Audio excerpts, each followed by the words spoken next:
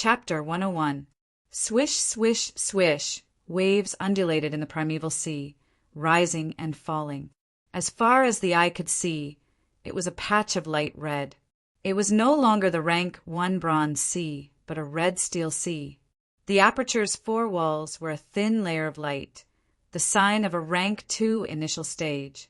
The entire red steel primeval sea took up 44% of the aperture. In the air above the sea, the spring-autumn cicada appeared. After close to a year of recuperation, it had already shown signs of improvement. Originally, its body did not have any luster. It was rough and dull, like a rotten firewood. But now, it looked like it was stained with oil. Originally, its wings were like withered leaves in the autumn wind, and there were many gaps at the edges. But now there was a hint of green, and a black line was drawn at the edge of the wings, forming a complete arc without any gaps. Spring-autumn cicada, spring and autumn, so that's it. For it to recover, it needs to experience spring and autumn. Since rebirth, a year has passed, which is also a cycle of spring and autumn, so it has recovered. Fang Yuan stared at the spring-autumn cicada, and his mind could not help but start to think. His understanding of the spring-autumn cicada deepened. Gu masters refine gu, nurture gu, and use gu. The use was categorized into thousands of categories. Fang Yuan interacted with the spring-autumn cicada day and night, and his understanding of the spring-autumn cicada slowly accumulated and deepened. But the spring-autumn cicada is still very weak and only managed to crawl a few steps forward from the precipice of death. It can only use its aura to suppress goo worms and increase the effect of the single refinement. As for the fusion of goo worms, it cannot help. There were other mystical goo worms that could increase the success rate of fusion. Everyone had their specialties, and the spring-autumn cicada only had the ability to rebirth. Other than the spring-autumn cicada, on the sea surface, the chubby liquor worm had curled up into a ball, floating in the sea, having fun. The ladybug-like white boar goo and the jade-like jade skin goo flew around each other. Fang Yuan slowly opened his eyes and slowly opened his right palm. In the center of his palm, there was a crescent moon and 2 pentagonal stars. It was the little light goo and the moonlight goo residing there. Fang Yuan sat cross-legged on the bed and shifted his gaze to the bed. There were 3 money pouches on the bed, 2 bulging and the other half deflated. Other than that, there was also the snow-white tusk of a king boar. It looked like an elephant's tusk, lying quietly on the bedsheet next to Fang Yuan's leg. After Sickly Snake's team tried their best to kill King Boar, they were attacked by a pack of lightning wolves. Most of King Boar's flesh was devoured by the lightning wolves, leaving only 2 snow-white fangs as the most valuable spoils of war. According to the rules of the tribe, as one of the members who killed King Boar, Fang Yuan received one of King Boar's fangs for free. Fang Yuan looked at the items in front of him with a solemn expression.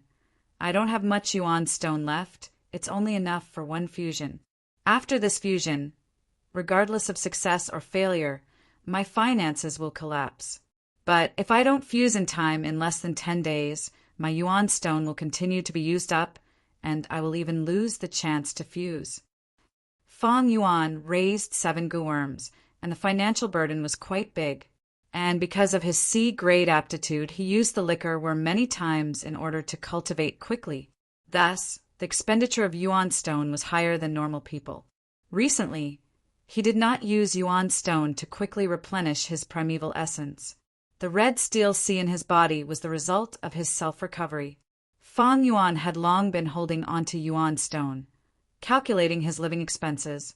Yuan stone could not be casually used. The current situation was like he was about to fall off a cliff and was relying on the wild grass in his hand to temporarily maintain his body at the edge of the cliff. But as time passed, the wild grass in his hand began to crumble. If he did not make any risky efforts, he would fall off the cliff soon. What he needed to do now was to use the wild grass in his hand to climb up the cliff. If he succeeded, he would be able to obtain the family assets and ascend to another level, and everything would have a new look. If he failed, he would fall off, And if he wanted to climb back up, he would have to spend a lot of time and energy. No matter what, let's begin.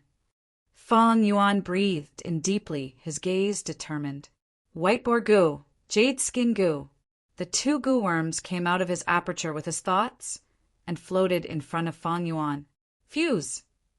Fang Yuan shouted in his heart, and the white boar goo and jade skin goo suddenly burst out with a piercing white light and collided with each other. This collision was soundless, but it produced a ball of light. The white light was even more dazzling than before. This meant that Fang Yuan's two consciousnesses were fusing. Fang Yuan used his consciousness to maintain the white ball of light, and at the same time took out Yuan's stone from his bag and threw it into the ball of light. The ball of light swallowed the Yuan stone, and only powder was left, falling on the bed. Every time it swallowed a piece, the edge of the ball of light would expand a little. The ball of light absorbed the natural primeval essence and became bigger and bigger. Slowly, it went from the size of a wash basin to the size of a stone mill. It's about time. Fang Yuan squinted his eyes and grabbed the king boar's snow tusk in his hand and threw it into the ball of light. If anyone saw this, they would scream in shock, because the recipe of white boar goo and jade skin goo to refine the white jade goo was known by everyone for thousands of years, but no one had ever heard of adding king boar's snow tusk. However, not having it in the past did not mean not having it in the future. 150 years later, a goo master improved this recipe and found that adding a wild boar's tusk would greatly increase the success rate of the fusion. Fang Yuan had been reborn 500 years ago and naturally knew of this trick. Once the snow tusk was thrown into the ball of light, a miraculous change occurred. The originally dazzling white light instantly became gentle. Originally, it was just blindly shooting in all directions, but now there was a kind of rippling light and the natural rhythm of changing between light and dark. Under Fang Yuan's gaze, the ball of light slowly shrunk and finally dissipated into the air. The jade skin goo and white boar goo were gone, and a brand new goo worm quietly floated in front of Fang Yuan. It was like an oval pebble, completely white. But this white was not the white of rice paper, nor the milky white of milk, but a kind of white with a jade luster. This was the rank 2 white jade goo. At this point, Fang Yuan let out a breath of turbid air, and the stone in his heart settled. Don't look at this process, it seemed very simple, but it was not. First, to fuse the consciousness, one must be able to multitask. Ordinary people draw circles with one hand and draw squares with the other. This is multitasking. Many people found it hard to do this, not to mention the higher difficulty of multitasking. One must have countless accumulations, painstaking cultivation, and endure countless failures and setbacks, as well as a certain amount of talent to be able to multitask. Fang Yuan could do this with ease. It was all because of 500 years of thick accumulations, and not the slightest bit of it could be faked. Second, it was the understanding and knowledge of goo worms. The deeper the goo master's understanding of goo worms, the higher the success rate of the fusion. This was also a penetrating insight that would be widely recognized in about 300 years in the future. Thus, the longer a goo worm is used, the higher the success rate of fusion. Third, it was the correct and unique recipe. For example, this time the addition of the snow tusk was like a finishing touch, suddenly raising the success rate by 20%. The effect was truly extraordinary. Some recipes were widely spread in this world, but there were also many recipes that were treasured and not spread. For example, Guyua Village's moonlight goo. The recipe to refine it was only in the hands of a few clan elders, as well as generations of clan leaders. This was especially true for those secret recipes that could reach the 5th revolution and above. They were hidden by goo masters, treasuring them as much as their lives. Many goo masters would not impart them until they were on the brink of death. But even with these 3 points, there was no way to achieve absolute success. Even a person like Fang Yuan, with his 500 years of memories, extremely rich experience, deep understanding of goo worms, able to multitask and know many recipes. But there was still a chance of failure when he fused goo worms. It could only be said that his failure rate was relatively low. The fusion of goo worms could be said to be a kind of sublimation of life, a kind of creation. It condensed time to the limit, allowing the long evolution process to blossom in an instant. On Earth, the only ones who could do this were the gods. No doubt this was a miracle of life. Goo masters using mortals to create miracles. How could they succeed every time? If they succeeded every time, they would not be humans but gods. Chapter 102. In the blink of an eye, more than 10 days passed. Inside the mountain, in the underground stone forest. Squeak, squeak, squeak. Dozens of jade ice stone monkeys appeared in the air, their blurry figures flashing. They leaped and jumped, launching fierce attacks at Fang Yuan. If it was before, Fang Yuan would definitely retreat. But now he stood on the spot, his expression cold and unmoving. The stone monkeys rammed, scratched, and bit Fang Yuan's body, giving off crisp sounds, as if they were not attacking a person, but a sturdy jade pillar. A faint white jade light stuck closely to Fang Yuan's body. This layer of light was much thinner than the jade skin Goo's jade green light, but its defense was more than twice as strong. The jade skin Goo's defense could at most withstand the simultaneous attacks of 16 stone monkeys, but now Fang Yuan was facing more than 30 stone monkeys alone. On the stage, I could break Fang Zheng's jade skin Goo's defense with my bare hands, but if Fang Zheng were to use this white jade goo, even if I break my bones, I would not be able to break this defense. Fang Yuan pondered, and at the same time he split a portion of his attention to his aperture's primeval sea. In the red steel primeval sea, the white jade goo was at the bottom of the sea, absorbing primeval essence. Its surface was also emitting a faint white jade light like a light bulb. Every time the stone monkeys attacked Fang Yuan, this oval-shaped white jade goo's surface would flash slightly. At the same time, Fang Yuan felt that his primeval essence expenditure had increased. The white jade goo's defense is the same as the jade skin goo, requiring constant primeval essence. At the same time, the more attacks it receives, the more primeval essence expenditure. Fang Yuan concluded in his heart. At the same time, he launched his counterattack. Punches and kicks created a gust of wind. His moves were simple and ruthless, swift and fierce. Although the white boar goo had disappeared, the power it gave to Fang Yuan was still in Fang Yuan's body. More and more stone monkeys were struck by Fang Yuan. Some were sent flying and crashed into stone pillars, while others were killed in midair. After turning into stone, they fell to the ground and broke into pieces. At the same time, as Fang Yuan waved his hand, moon blades flew out one after another. They were like the scythe of the grim reaper, harvesting the lives of the stone monkeys. Under the activation of the red steel primeval essence, the rank 1 moonlight goo's every attack dealt the greatest damage to the stone monkey.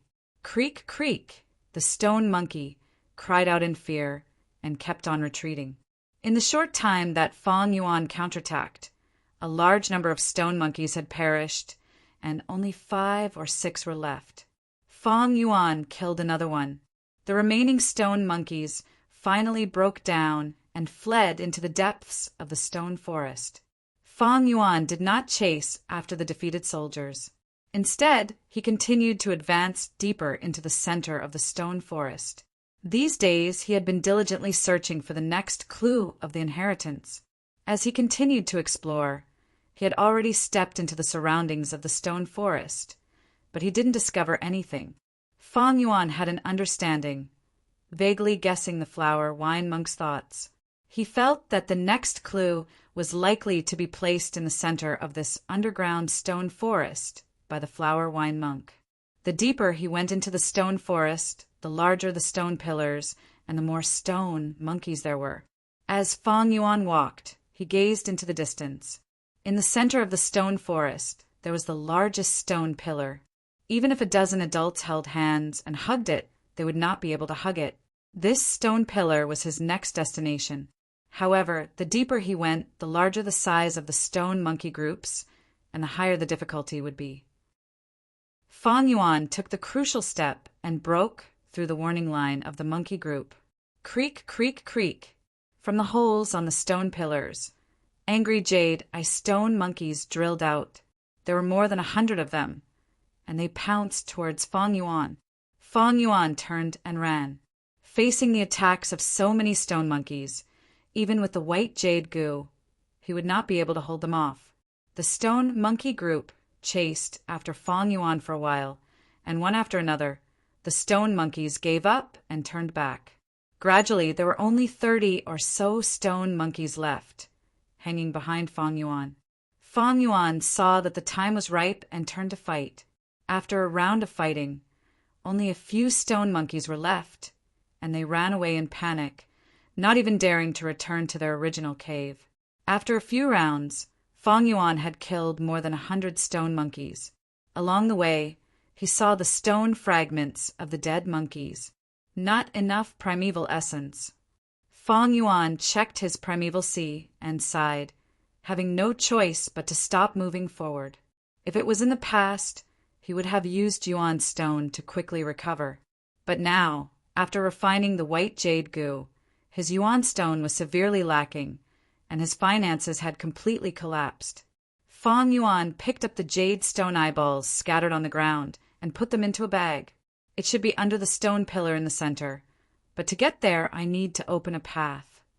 This feeling was getting stronger, and Fang Yuan looked back one last time and opened the stone door, returning to the second secret room.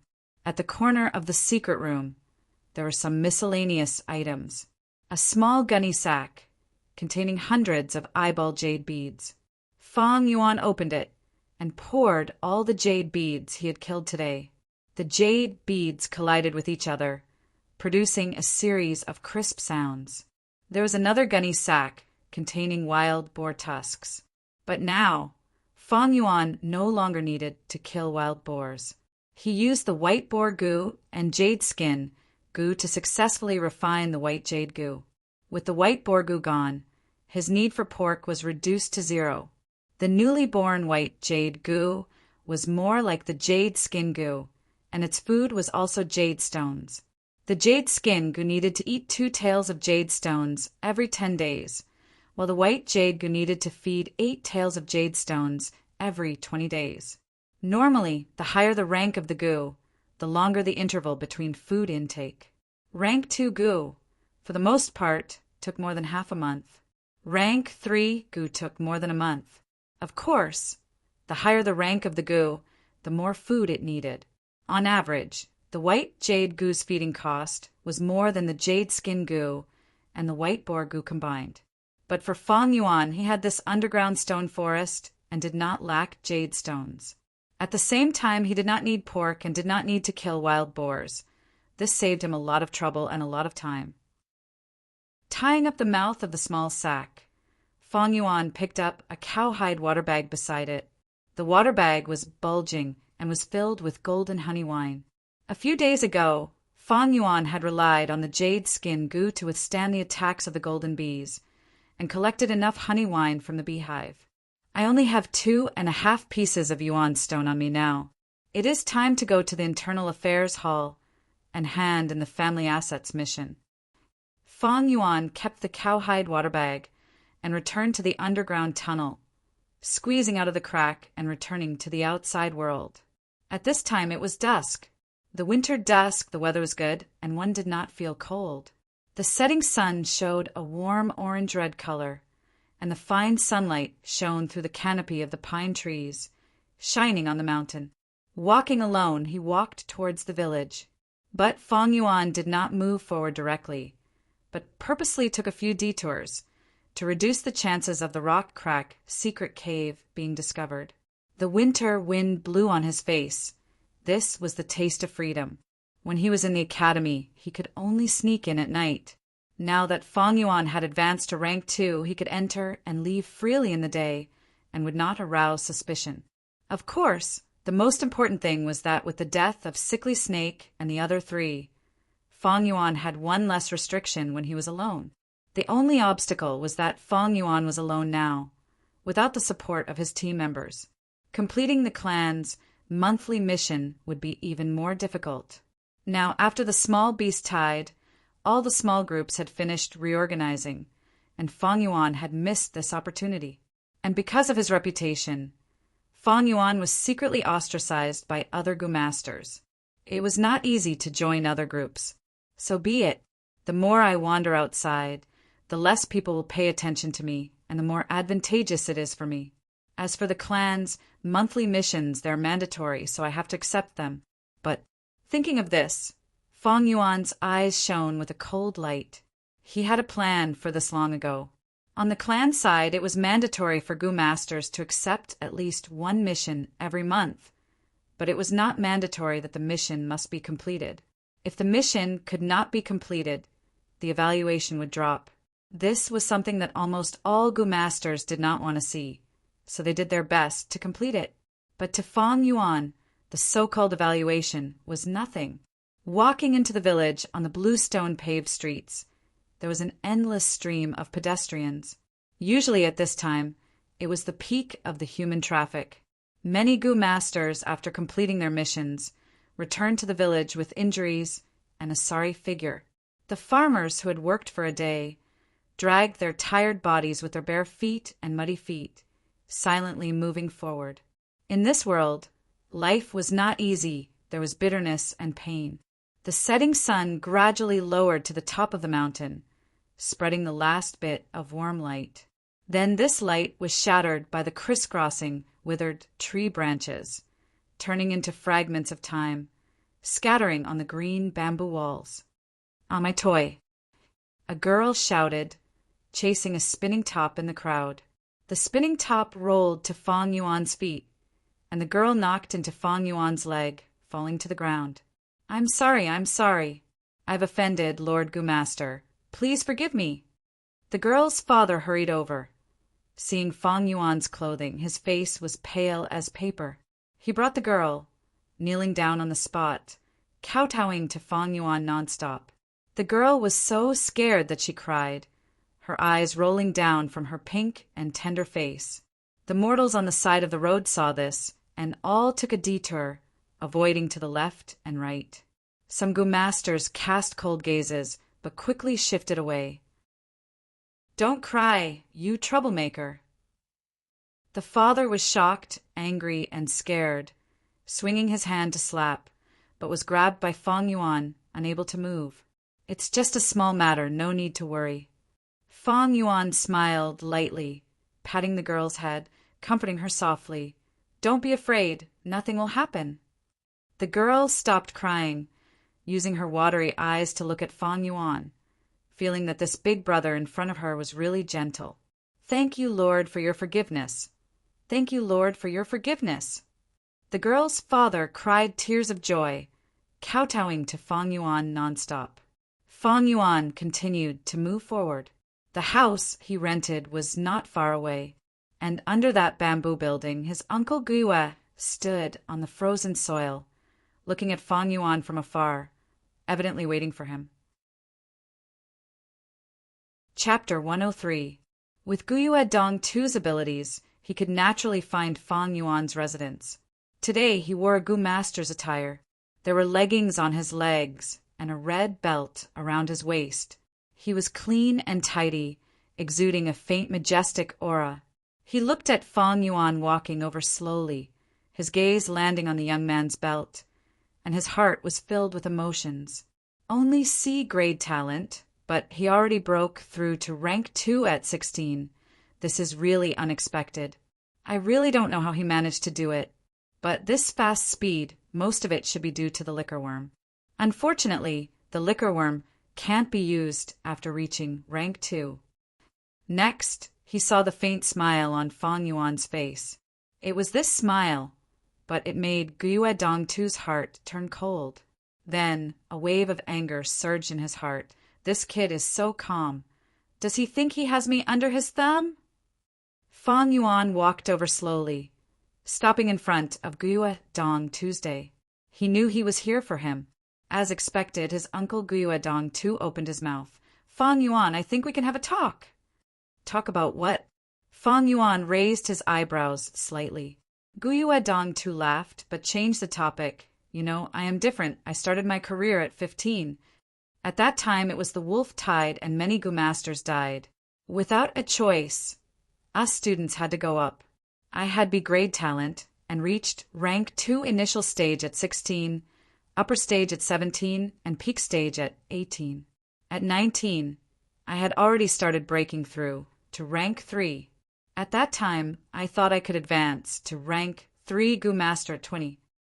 I was too frivolous and looked down on everyone, always thinking I could do anything. I was even omnipotent, not knowing the immensity of heaven and earth. At the age of 20, I went out on a mission and was defeated by a Xiong clan Gu Master. At that time, I was on the verge of death, and luckily the medicine hall elder helped me, saving my life. But after that, my talent was wasted and I fell to C grade. I was unable to recover for 8 whole years. On my 29th birthday, I started to reevaluate myself and this world. I realized that a person's power was limited. So what if I advanced to rank 3? Living in this society, the most important thing was not personal strength. It's about socializing with others. I started over when I was 30. He retired to the second line at 45. During this period, dozens of times, hundreds of Gu masters submitted petitions to elect me as clan elder. Although my cultivation is only at the peak of the second transition, and I won't be able to take that step in my lifetime, there's no need for me to do so. I have succeeded. My clansmen call me Hidden Elder. Most of my peers are dead, but I'm alive and well. Towards those Gu masters who are struggling outside, my influence still exists. At this point, Gyue Dong Tu finally returned to the main topic. He looked at Fang Yuan and smiled. Fang Yuan, you're still too young and inexperienced, just like me back then.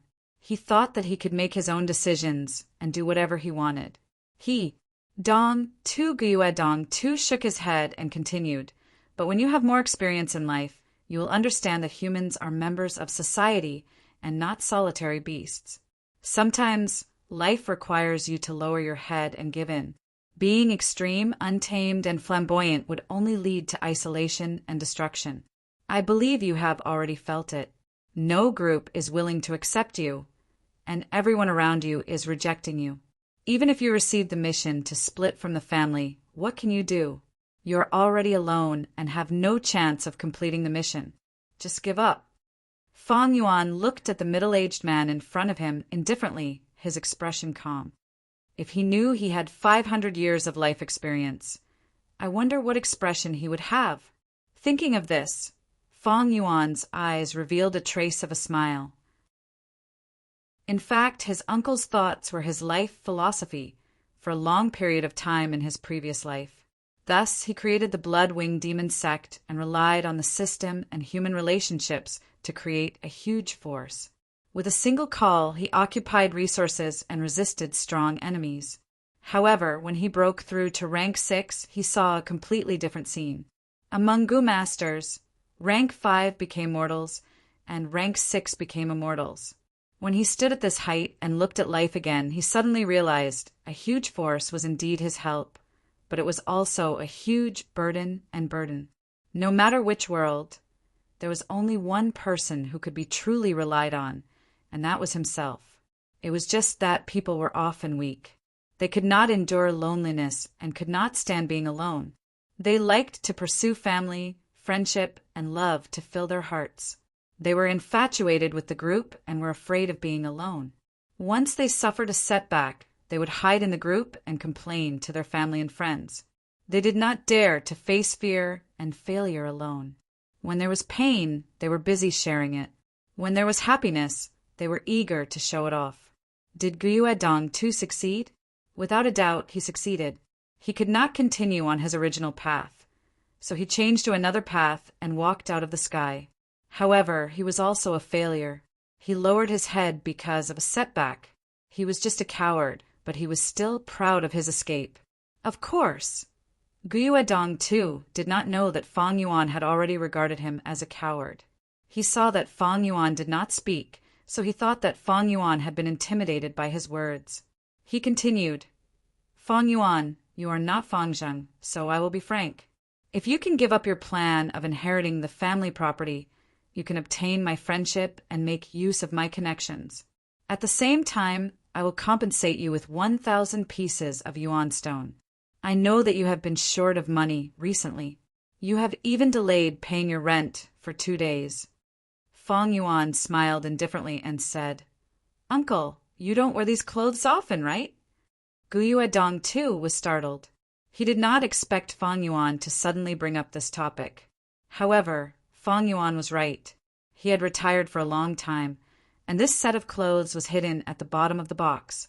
Today, when she came to meet Fang Yuan, she purposely wore this to increase her persuasiveness and deterrence. Fang Yuan sighed. He looked at Guyue Dong's 2 clothes and said slowly, A Gu master's clothes are not this clean and tidy. It needs to be stained with sweat, mud, and blood. It needs to be tattered. Only then will it have the smell of a Gu master. You're already old. Lord Uncle, you lost your ambition when you were young. He had lived a comfortable life these years. Has corrupted your heart. You fought for the family property not to cultivate, but to maintain a prosperous life. How can you possibly stop me with such a mentality? Guyue Dong Tu's face instantly turned pale, and anger rose in his heart. In this world, there would always be a group of old people. They went around peddling social experiences, treating other people's ideals as fantasies, treating other people's enthusiasm as frivolity, and treating other people's persistence as arrogance. They often found their own sense of existence and superiority in teaching their juniors a lesson. Without a doubt, Guyue Dong too was such a person. He wanted to teach Fang Yuan a lesson, but he did not expect that not only did Fang Yuan not listen to him and submit to him, he even came to teach him a lesson. Fang Yuan, he shouted, as your elder, I guided you with good intentions. I tried to persuade you, but you didn't know what was good for you. Humph, since you want to go against me, then bring it on. I'm not afraid to tell you. I already know the details of your family separation mission. Young man, you don't know how high the sky is and how deep the earth is. Hee, I want to see how you complete this mission. Fang Yuan laughed mockingly. There was no need to hide now. Since the conflict was irreconcilable, he might as well enjoy Guyue Dong Tu's interesting expression. Thus, he took out a cowhide water pouch and opened the lid. A hint of honey wine's unique sweetness floated out. What do you think is inside? He asked. Uncle turned pale with fright, his heart sinking to the bottom. How is this possible? Where did you get this honey wine? He shouted, an incredulous expression appearing on his face. Fang Yuan ignored him and closed the lid, putting the water pouch back into his pocket, and walked towards the internal affairs hall. Uncle's head was covered in cold sweat, his thoughts churning intensely. Where did he get this honey wine? I've already told him that as long as he finds another group, I will get the news immediately. Did he do it alone? No. How is that possible? He doesn't have any defensive goo-worms. Someone must have helped him. No. The important thing now is not to find the reason. Fang Yuan already has the honey wine. He is going to hand in that mission. Thinking of this, Guyue Dong Tu's heart was already flustered. He no longer had the calmness he had earlier. He quickly caught up to Fang Yuan. Fang Yuan, wait. Everything can be discussed. Fang Yuan did not speak. He continued to walk. Guyue Dong Tu could only follow closely beside him. If 1,000 yuan stone is not enough, then 2,000, no, 2,500. Guyue Dong Tu kept increasing the price. Fang Yuan turned a deaf ear, but in his heart he had some expectations for this family. Guyue Dong Tu was so anxious that he kept increasing the price. It seemed that the family's true assets were very valuable. Guyue Dong Tu was sweating profusely. Seeing that Fang Yuan was not moved, his face turned sinister, and he threatened in a low voice. Fang Yuan, you better think carefully. What will happen to you if you offend me? Humph, if you lose an arm or a leg in the future. Don't blame me for being ruthless. Fang Yuan laughed. This Guyue Dong too was such a pitiful person. He was bound by the rules. The water pouch was clearly in front of him, but he did not dare to snatch it. He was so cowardly, yet he still wanted to fight for benefits. How could he succeed? No matter which world, if you want to obtain something, you must pay the price. Fang Yuan, don't think that everything will be fine just because you got the family's assets. Let me tell you, you're still too young. You don't know what society is, what danger is. Guyue Dong too roared in a low voice in Fang Yuan's ear. Fang Yuan shook his head and ignored him. He stepped into the Internal Affairs Hall under Dong Tu's angry glare. Actually, he did not hate this uncle of his. He did not even hate him. He had seen many people like this. He could understand this kind of person. If Fang Yuan had enough yuan stone to support his cultivation, he would not even fight for this family's assets. However, it was just a small profit, so what if he gave it to his uncle? What was the purpose of his rebirth? It was not to fight for a short period of time, but to reach the peak of the strongest. This kind of passerby, as long as they did not interfere with this matter, and let them roar at the side, Fang Yuan, would not even bother to step on them. However, this Guyue Dong too just happened to obstruct Fang Yuan's advancement. Since that was the case, he would just step on you to advance. Fang Yuan, Uncle Guyue Dong too watched as Fang Yuan stepped into the Internal Affairs Hall.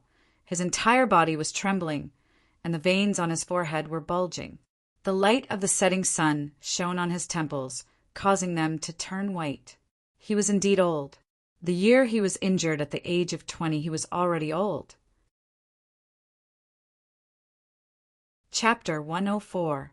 Fang Yuan went to the Internal Affairs Hall and handed in the golden honey wine. The middle-aged male Gu-master in charge of receiving him was shocked, asking, "You completed the family inheritance mission?" "What do you think?" Fang Yuan asked back. The middle-aged male Gu-master frowned. He had specially chosen this mission to make things difficult for Fang Yuan. To think Fang Yuan completed it so quickly. He looked at Fang Yuan, his eyes shining with a sharp light, as he said solemnly, "Young lad, you have to answer whatever I ask you. If you don't answer clearly, it will affect your evaluation. Let me ask you, did you complete this mission alone? Be honest, we will investigate it." "Of course, I did it alone," Fang Yuan replied. "All right, I will note it down." The middle-aged male Gu-master accorded as he sneered in his heart. He is just a newbie. How could he complete this mission alone?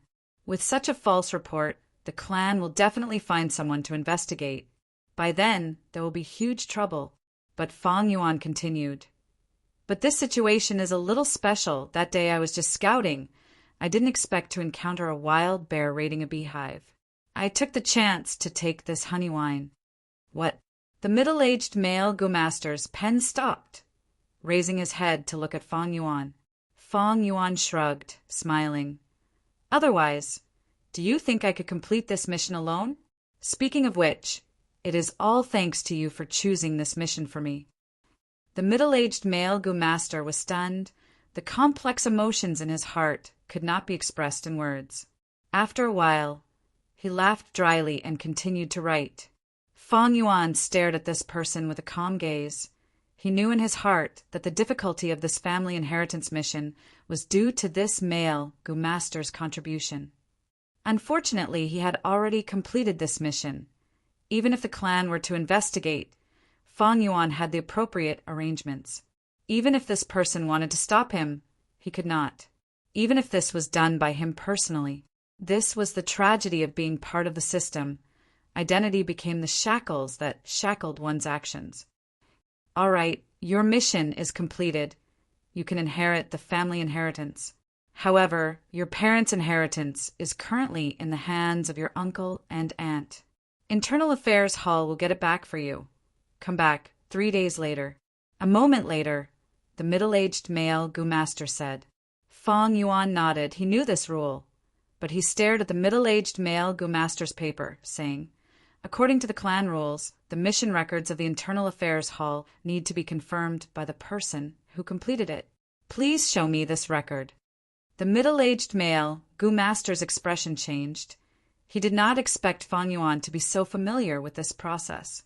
He snorted lightly and handed the record to Fang Yuan. Fang Yuan took it and looked at it. There was nothing wrong with it. There were a few hundred words, and at the end was the evaluation. Good. He instantly saw the intimacy between Master Gu and Gyue Tundra. This evaluation was very pertinent. It could be seen that the middle-aged Gu Master did not give up his professional principles just because of Gyue Dong Tuesday. The reason why he helped Gyue Dong Tu was probably because of their friendship, and it was a transaction. It was the kind of person who took someone's money to get rid of a disaster. After returning the record to the middle-aged Gu Master, Fang Yuan left the Internal Affairs Hall. When he walked out of the door, Gyue Dong Tu was nowhere to be seen. Fang Yuan could not help but laugh coldly. Gyue Dong Tu's influence was not big enough to affect the Internal Affairs Hall's operations. Even clan leader Gyue Bo had to withstand the huge pressure from the clan elder group and pay a huge price in terms of political benefits to achieve this. There was a saying on Earth, "In the pugilistic world, one cannot do as he pleases." The rules in the pugilistic world were actually a kind of system. Once you enter the system, no matter who it was, you would be a chess piece that restricted each other and had no freedom, unless the individual's strength could reach the stage of resisting the entire organization. Otherwise, it would be a wishful thinking to want unrestrained freedom after joining the organization. With the help of the clan system, it was already a fact that Fang Yuan would take back the family inheritance. Not to mention Gyue Dong Tu. Even the clan leader would not pay the price for such a small matter. In the guest hall, "Brother Dong Tu, I really can't help you with this matter." The middle-aged Gu Master sighed and stood in front of Gyue Dong Tuesday. Gyue Dong Tu's expression was dark as water. He sat on the main seat and did not speak. "Is there really no other way?" At the side, his aunt asked in panic, her tone filled with anxiety and unwillingness. The middle-aged Gu Master shook his head slowly. "This matter is already settled and has entered the Internal Affairs Hall's process. Only the 2 clan elders in power or the clan leader have the ability to stop it. Brother Dong Tu, this is the Internal Affairs Hall's list. It has the details of the inheritance. Please return it all. Don't make things difficult for me." As he spoke, he handed over a list. The list was densely packed with records, ranging from large properties to small tables and chairs. Other than that, there were also the Gu worms left behind by Fang Yuan's parents. After a Gu Master died in battle, if their Gu worms were retrieved, they would be left as inheritance to the Gu Master's heir. This was also one of the clan's policies. His aunt glanced at the list and screamed, "Damn it, you can't do this. These are all our things, ours. Master, why don't you say something? Quickly think of a way. Without these assets, what will our family have left? I'm afraid we will have to fire most of the servants. We won't be able to provide for them." Uncle Gyue Dong Tu suddenly stood up and gave his aunt a slap, causing her to fall from her seat onto the ground. "What are you yelling for?" Uncle flew into a rage. He was flustered and exasperated. "Ignorant thing, the clan's rules are there. You think you can refuse to return it just because you don't want to? Ignorant, stupid." His aunt covered her face with her hands. She was stunned for a moment. She collapsed on the ground and stared blankly at her husband. "Humph." Gyue Dong Tu snatched the list, gritted his teeth, and looked through it. His eyes were bloodshot. He panted like a bull and said hatefully, "Return. I will return all of these things. I will definitely return them all."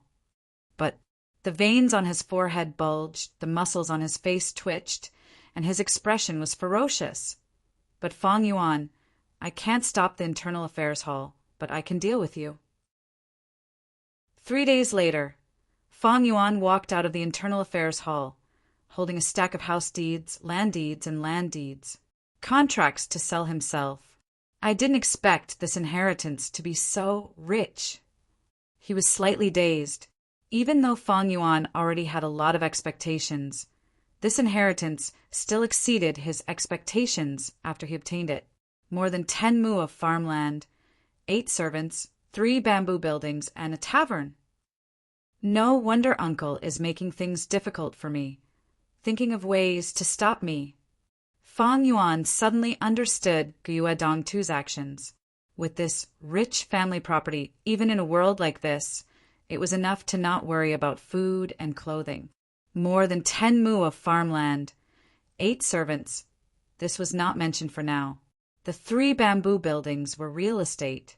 Just for rent, the monthly rent was enough to support Fang Yuan's current cultivation. Other than that, there was also a tavern. One had to know that in the entire village, there were only 4 taverns. This kind of family property, if it was on Earth, would be a small, wealthy family with a few villas, a hotel, and servants. It was worth mentioning that the living environment in this world was harsh and difficult, and the village was the safest place, so the housing prices were more expensive than on Earth. It is said that in my Fang family 3 generations ago, there was a powerful elder who left behind a lot of family property for his descendants. With this family property, not to mention 7 gu insects, even if the number of insects were doubled, I would still be able to afford it. But the most important thing is not the family property, but this grass goblet. At this moment, in Fang Yuan's arms, there was a grass goblet lying quietly. It was small and exquisite. Its emerald green roots were like ginseng roots. Some of the translucent roots were like emerald. The 9 round leaves were emerald green and surrounded the rhizome, forming a circular shape. This was the 9-leaf vitality grass, a rank 2 gu insect with healing effects. But if it was just an ordinary healing effect, then it was not much different from the vitality grass. Its true value lay in the fact that each and every one of its leaves, if torn off, would be a vitality leaf. Vitality leaf was also a type of grass goblet. Rank 1, it was a consumable type, disappearing after 1 use. It had another flaw. That is, after using a vitality leaf to heal within an hour, the other vitality leaves would not have any healing effect. But the flaw did not obscure the beauty. It was easy to refine, instant healing, cheap to feed, and was the most popular healing method for rank 2 gu masters. Every team only had 1 healing gu master, but if the team members were injured at the same time, how could 1 healing gu master take care of them? If the healing gu master was the first to die, or was separated from the healing gu master, what would happen? Thus, gu masters often prepared some healing methods, and the vitality leaf was the best and most basic one. Basically, gu masters who were traveling outside would have 1 or 2. After I refine the 9-leaf vitality grass, every leaf I tear off is a vitality leaf. Infusing primeval essence into the vitality grass, it will grow new leaves. It can be said that this 9-leaf vitality grass is a moving gold mine. It is the most important inheritance. There is no other. Controlling the 9-leaf vitality grass is equivalent to controlling a business vein. This world's living environment is very harsh, which gu master who goes out on missions would not be injured. The demand for the vitality leaf had never stopped. No wonder Gyue Dongtu is known as the Hidden Elder. Although he has retired these years, he still has influence on the outside. So the root cause is this 9-leaf vitality grass. Gu masters need vitality leaves, and Gyue Dongtu sells vitality leaves. With such a demand, it allowed Uncle's influence to be maintained. Fang Yuan was enlightened. It is in this world that the values of familial love have been raised to a whole new level, restricting uncle and aunt. If it was on Earth, with such high profits, Fang Zheng and I would have been assassinated by them long ago. Not good. It seems there will be more trouble. Uncle and aunt will not be willing to give up like this. But now that I have grown up, I have rank 2 cultivation. They want to deal with me, but they also have to consider the clan rules, so their hands and feet are bound. No matter what methods they use, just bring it on. I will deal with whatever comes my way. I will take it all on. Fang Yuan walked on the street, his eyes shining with uncertainty. A gust of winter wind blew, bringing a chill to his face. It was still far from spring, but Fang Yuan knew that he had already welcomed the spring of his life. Chapter 105. The wine shop was not big, but its location was very good. It was located on the east side of the village, next to the east gate. The east gate and the north gate were the two gates with the most traffic.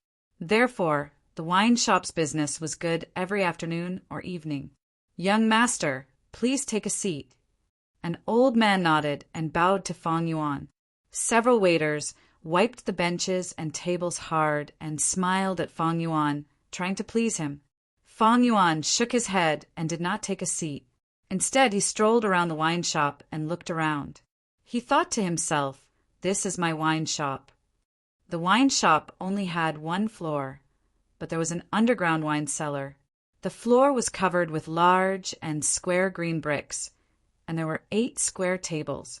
2 of the tables were against the wall, while the other 6 tables were surrounded by 4 long benches. After entering the wine shop, one could see a dark brown long counter. On the counter were ink, paper, inkstone, and an abacus. Behind the counter was a wine cabinet with large and small wine jars on it. Some were large black pottery wine jars. Some were small, bright porcelain wine bottles.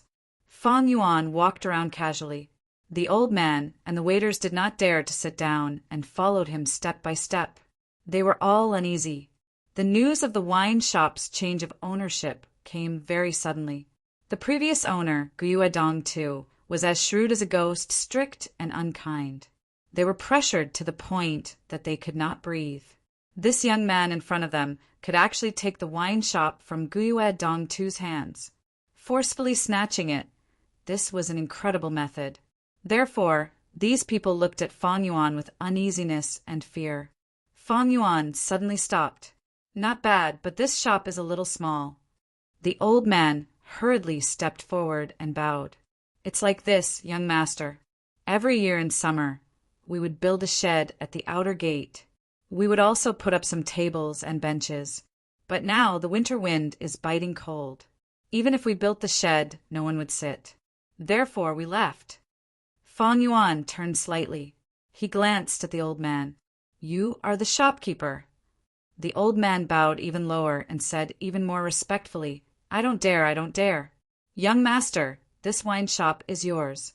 Whoever you want to be the shopkeeper will be the shopkeeper." Fang Yuan nodded and glanced at the other workers. They all seemed to be smart and capable, if they were on Earth. He was worried that the shopkeeper and the waiter would collude to deceive him, the master. But in this world, Gu masters were high and mighty. They could kill mortals with just a thought, even if his uncle and aunt urged him to do so. These mortals would never dare to target Fang Yuan. "All right, go get the account book and pour me a pot of tea." Fang Yuan sat down. "Yes, young master." The shopkeeper and the waiters were all flustered. There were a total of 16 account books, and each book was made of bamboo paper that exuded a faint green hue.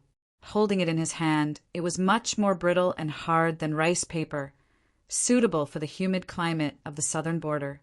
Fang Yuan casually took out a few books, browsed through them, and asked a few questions. The shopkeeper hurriedly answered. Not long later, his head was covered in sweat. Fang Yuan had founded the Blood-Winged Demon sect in his previous life and had hundreds of thousands of followers. He was naturally experienced and had sharp eyes. Others might be confused and dazzled by a mere account book, but in his eyes, all doubts were clear to him, and he could see through them as clearly as looking at a fire. This wine shop was the second biggest source of income after the 9-leaf vitality grass. Fang Yuan naturally had to hold on to it tightly. The problems in this account book were not big, just some mistakes and omissions. These mortals did not dare to be presumptuous.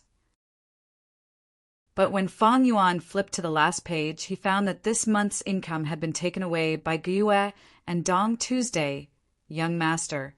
The previous master personally came to make this request. "We don't dare to disobey." The shopkeeper replied while wiping his sweat. His aged body was already trembling slightly, and his face was very pale. Feng Yuan was silent.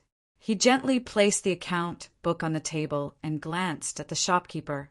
The shopkeeper immediately felt an enormous pressure, like a mountain pressing down on him. He was frightened and knelt on the ground with a thud. Seeing the shopkeeper kneel, the other waiters were also smart and immediately knelt down one by one. Feng Yuan sat calmly and turned his gaze to sweep across them. The waiters instantly felt as if they were in a world of ice and snow. They could not resist Feng Yuan's aura, and all kept quiet out of fear. To mortals like them, working in the wine shop was not only stable but also safe. It was the most ideal job, so they did not want to lose this job. Feng Yuan saw that the effect of establishing his authority had been achieved. Going too far was as bad as not going far enough, so he slowly said, "Let bygones be bygones." I looked at the account book. Your wages are a little low. In the future, the waiters' wages will be increased by 20%, and the shopkeepers' wages will be increased by 40%. Do your work well, and you will all be rewarded. With that, Feng Yuan stood up and walked towards the door. Everyone knelt on the ground and was stunned for a while before they understood. Tears flowed down their faces.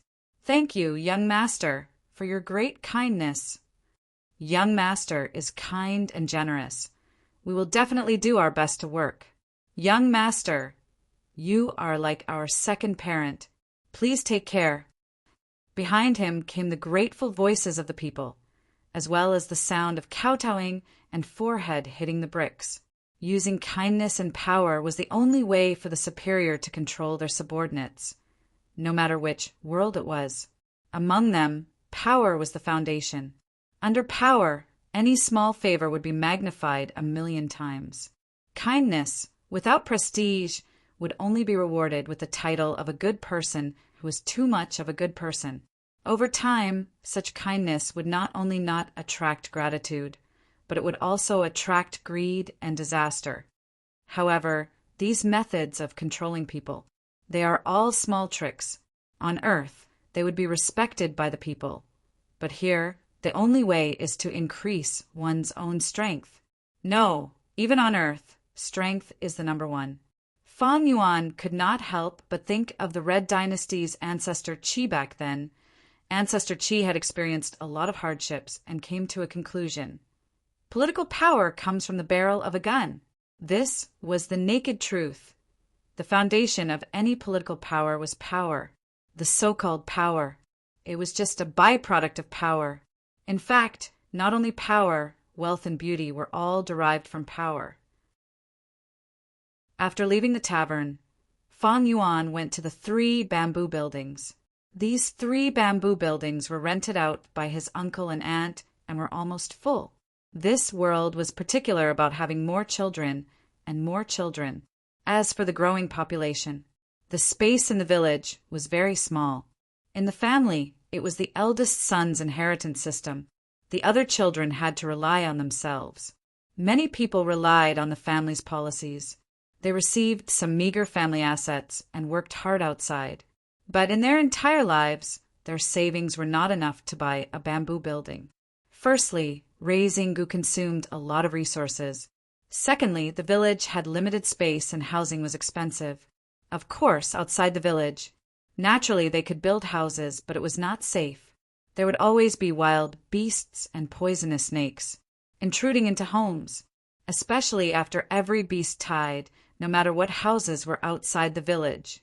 They would all be destroyed. Expanding the village was the only solution. But once it was expanded, there would be more places to defend. When the beast tide came, the village's strength would not be enough to defend. Moreover, if the place was big, if Gu masters from other villages sneaked in, it would be hard to search. In history, Gua village had expanded several times, but they were all destroyed by the beast tide. After learning from the experience, the current village was at its largest scale. Feng Yuan browsed through it, and after understanding the situation, he had an idea. These 3 bamboo buildings were well managed by his uncle and aunt, and the rent was also set to a good price. so he decided to develop it like this. He calculated these 3 bamboo buildings brought him profits. Although not as much as the tavern, it was about the same.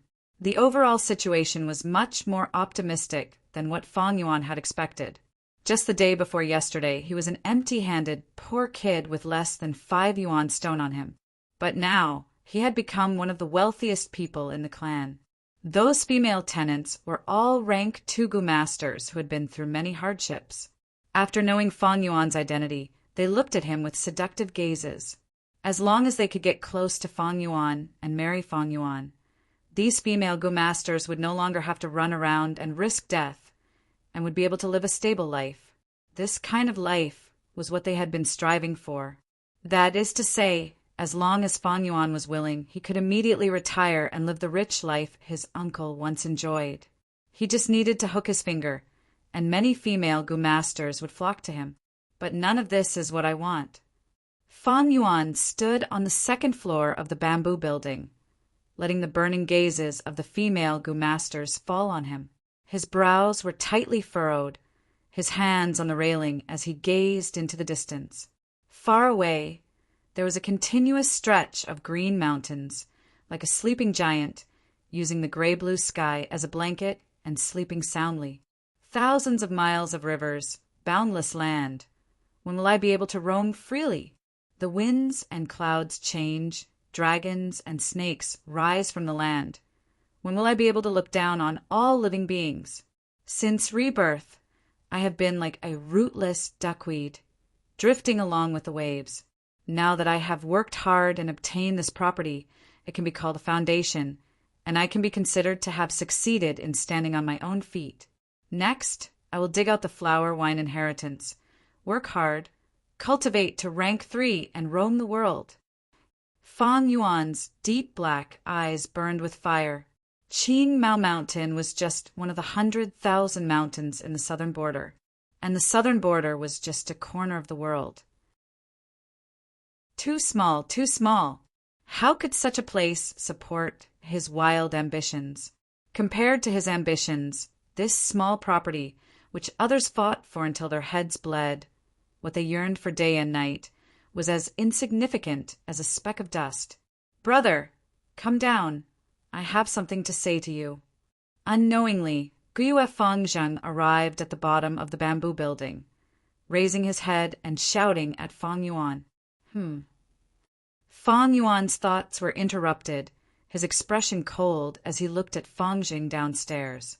The 4 brothers looked at each other, speechless. His younger brother, Fangzheng, was standing downstairs, shrouded by the shadow of another building. He looked up and frowned, his eyes shimmering with light. Big brother Fong Yuan stood upstairs, the sunlight shining on him. His slightly lowered eyelids, his pupils were as dark as the night. Their similar faces were reflected in each other's eyes. With regards to his younger brother's appearance, Fong Yuan was not surprised at all. Fangzheng was a weapon used by his uncle and aunt to fight for the family property. But what could he do? Fong Yuan looked down at Fangzheng from above, his heart letting out a soft sigh. So what if you have a great aptitude? You are just a chess piece, really insignificant. Chapter 106. In the end, Fong Yuan did not go downstairs, and his younger brother did not take the initiative to go up. Their persistence and the distance between them seemed to indicate that the gap between the 2 brothers was getting bigger and bigger. The conversation was not pleasant. Brother, you're too much. I can't believe you're this kind of person. Downstairs, Fangzheng stood with a frown, loudly reprimanding.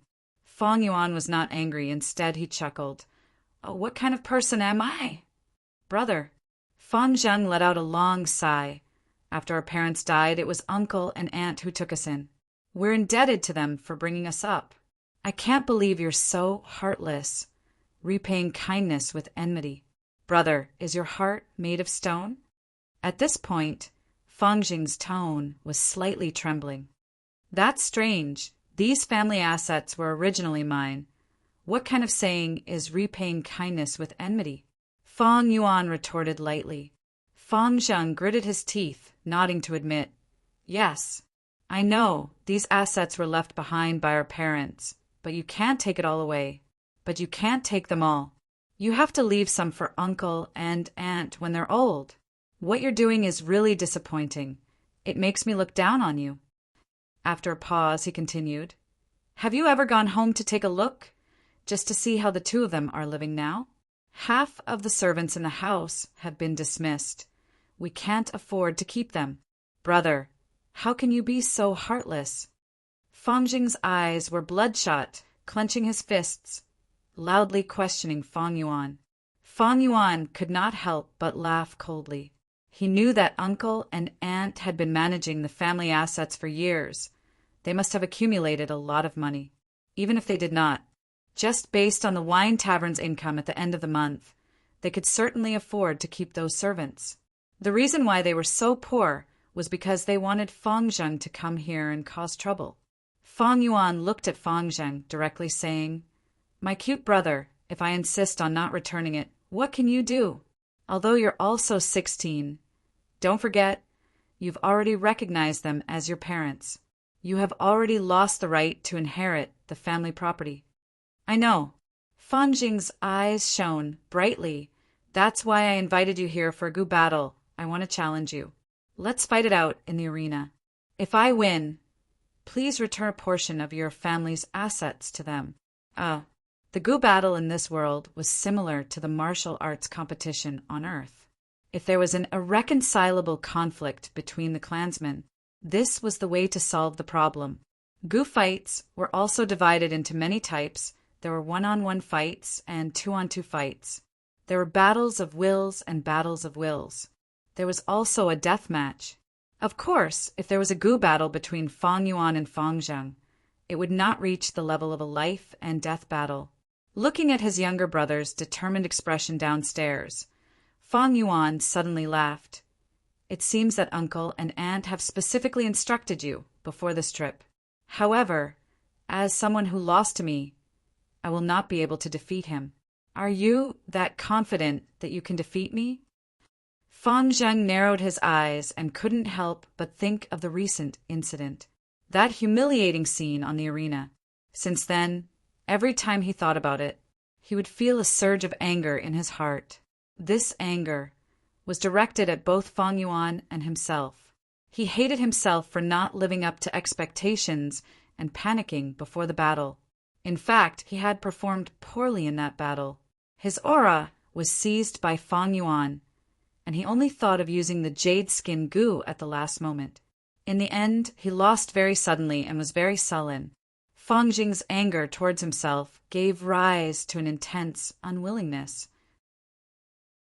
Thus, he couldn't help but have this thought: if I could do it all over again, I would definitely perform better and defeat brother.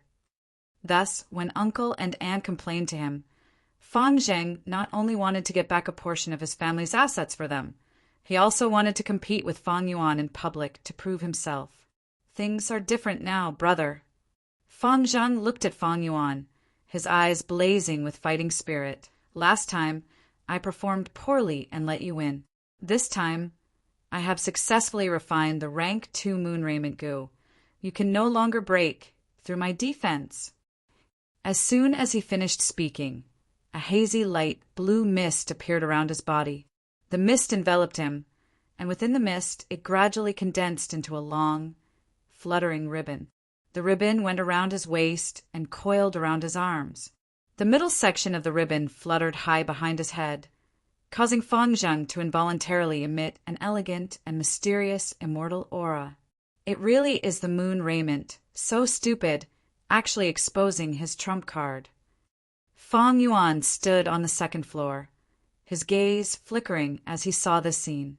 Moon raiment Gu was a rank 2 Gu, a defensive type. Although in terms of defense, moon raiment Gu was inferior to the white jade Gu, it had the ability to help others defend, and when fighting in small groups, it contributed greatly to the whole team. With this Gu in Fang Jing's possession, Fang Yuan could no longer use his fists to break through his defense. When the fists hit, it was like hitting a thick layer of cotton, completely losing its explosive power. Even if he used the moonlight Gu, it would not work, unless it was the moon-glow goo.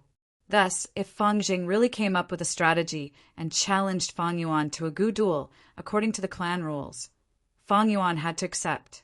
Under the situation where he could not expose the white jade goo, Fang Yuan might really lose. A great aptitude was, after all, and with the clan leader's meticulous nurturing, Fang Jing grew very quickly. If it was said that in the academy, Fang Yuan was suppressing Fang Zheng, but now he had to admit that Fang Zheng was gradually showing the brilliance of a genius and was gradually becoming a threat to Fang Yuan. But do you think I didn't expect this? Fang Yuan looked at his younger brother downstairs, the corners of his lips curling up. He said to Fang Zheng, "My stubborn younger brother, of course you can challenge me, but have you asked for your team members' permission? If during the duel your team has to go out for a mission, how would you choose?" Fang Zheng was stunned. He had not thought about this aspect. He had to admit that his brother Fang Yuan's words made sense. The team naturally had to move together, and if the team members wanted to move alone, they had to report in advance. "So, why don't you go back and find your team leader, Gyue Qingshu, and tell him about the situation? I will wait for you at the East Gates Wine Tavern," Fang Yuan said. Fang Zheng hesitated for a moment and finally clenched his teeth. "Brother, I will go now, but I have to tell you, delaying tactics are useless." He arrived at Gyue Qingshu's residence, and a servant led him in. Gyue Qingshu was practicing using goo. His figure jumped and moved on the martial arts field in his courtyard, extremely vigorous and vigorous. "Green vine goo!" He shouted lightly, and with a whoosh, a dark green vine appeared in his right palm. The vine was 15 meters long, and Qingshu grabbed it in his hand, using it as a whip to swing, chop, lift, and sweep. Crack, crack, crack. Whip shadows crisscrossed. It swept across the ground, cracking the bluestone tiles. Pine needle goo. He suddenly kept his vine whip and swung his long green hair. Immediately, a dense rain of pine needles shot out from his long hair. A fluffy needle hit a wooden puppet not far away, instantly piercing through its entire body, creating a dense number of needle holes. Moon whirl goo. Next, he stretched out his left hand. There was a green crescent moon imprint on his palm, suddenly emitting a green glow. Qingshu swung his hand. A green crescent blade was flung away. Different from normal moon blades, this was a straight line attack. This green moon blade's arc was even more curved, and as it flew in the air, it drew a curved line, making it harder for the enemy to defend against it. Senior Qingshu is indeed the #1 rank 2 Goo master in our village. Under such an attack, I can't even last 10 breaths. He's really too strong. Fang Zheng was dumbstruck. For a moment, he forgot his reason for coming here. "Oh, Fang Zheng, why are you here? The last mission just ended. You need to rest more and strike a balance between work and rest." Gyue Qingshu noticed Fang Zheng. He retracted his stance and smiled warmly. "Senior Qingshu." Fang Zheng bowed respectfully towards him. This respect came from Fang Zheng's heart. Since joining the group, Fang Zheng had received Qingshu's careful care.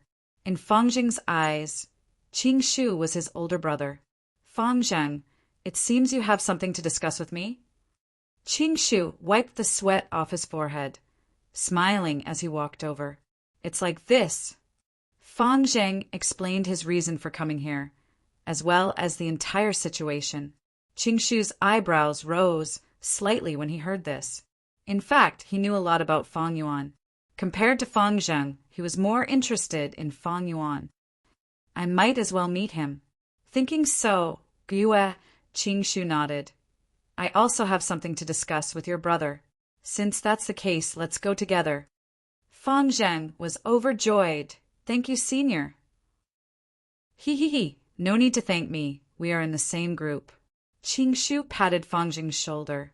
Fang Zheng immediately felt a warm feeling in his heart, and his eyes reddened uncontrollably. The two arrived at the entrance of the tavern, and a waiter was already waiting for them. leading them into the tavern. On a square table by the window, there were a few dishes, 2 wine cups, and a jar of wine. Fang Yuan sat at the side, and when he saw Gyue Qingshu, he smiled and gestured, "Please sit." Gyue Qingshu nodded at Fang Yuan, sat down, and said to Fang Zheng, "Fang Zheng, just stroll around. I want to have a talk with your brother." He was a smart man, seeing that there were only 2 wine cups. He knew that Fang Yuan wanted to talk to him alone. In fact, he had the same intention. Fang Zheng responded with an "Oh," and reluctantly left. "I know you, Fang Yuan." Qingshu smiled, opened the jar of wine, and poured a cup for Fang Yuan and another for himself.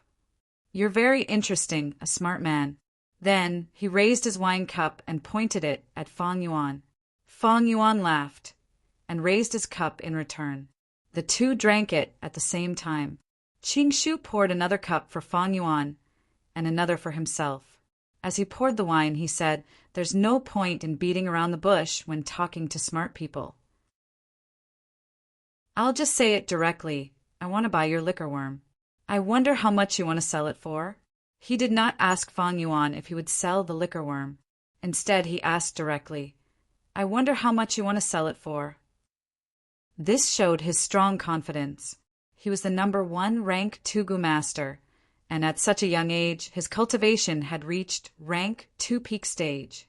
He was able to suppress the rank 2 upper stage Qi Shan and Mo Yen. Once he appeared, he took the initiative, pouring wine for Fang Yuan, toasting and taking the initiative. His confidence, coupled with his gentle smile, formed a unique temperament. It was not overbearing and made people feel disgusted, but it made people feel his persistence. He had a head of long green hair, and the winter sun shone through the window, shining on his fair skin and gentle face. Fang Yuan could not help but think of the beautiful spring scenery. He is an outstanding person, but it's a pity. Fang Yuan thought. He didn't care about Qingshu's sudden change of position. He sighed softly with some admiration.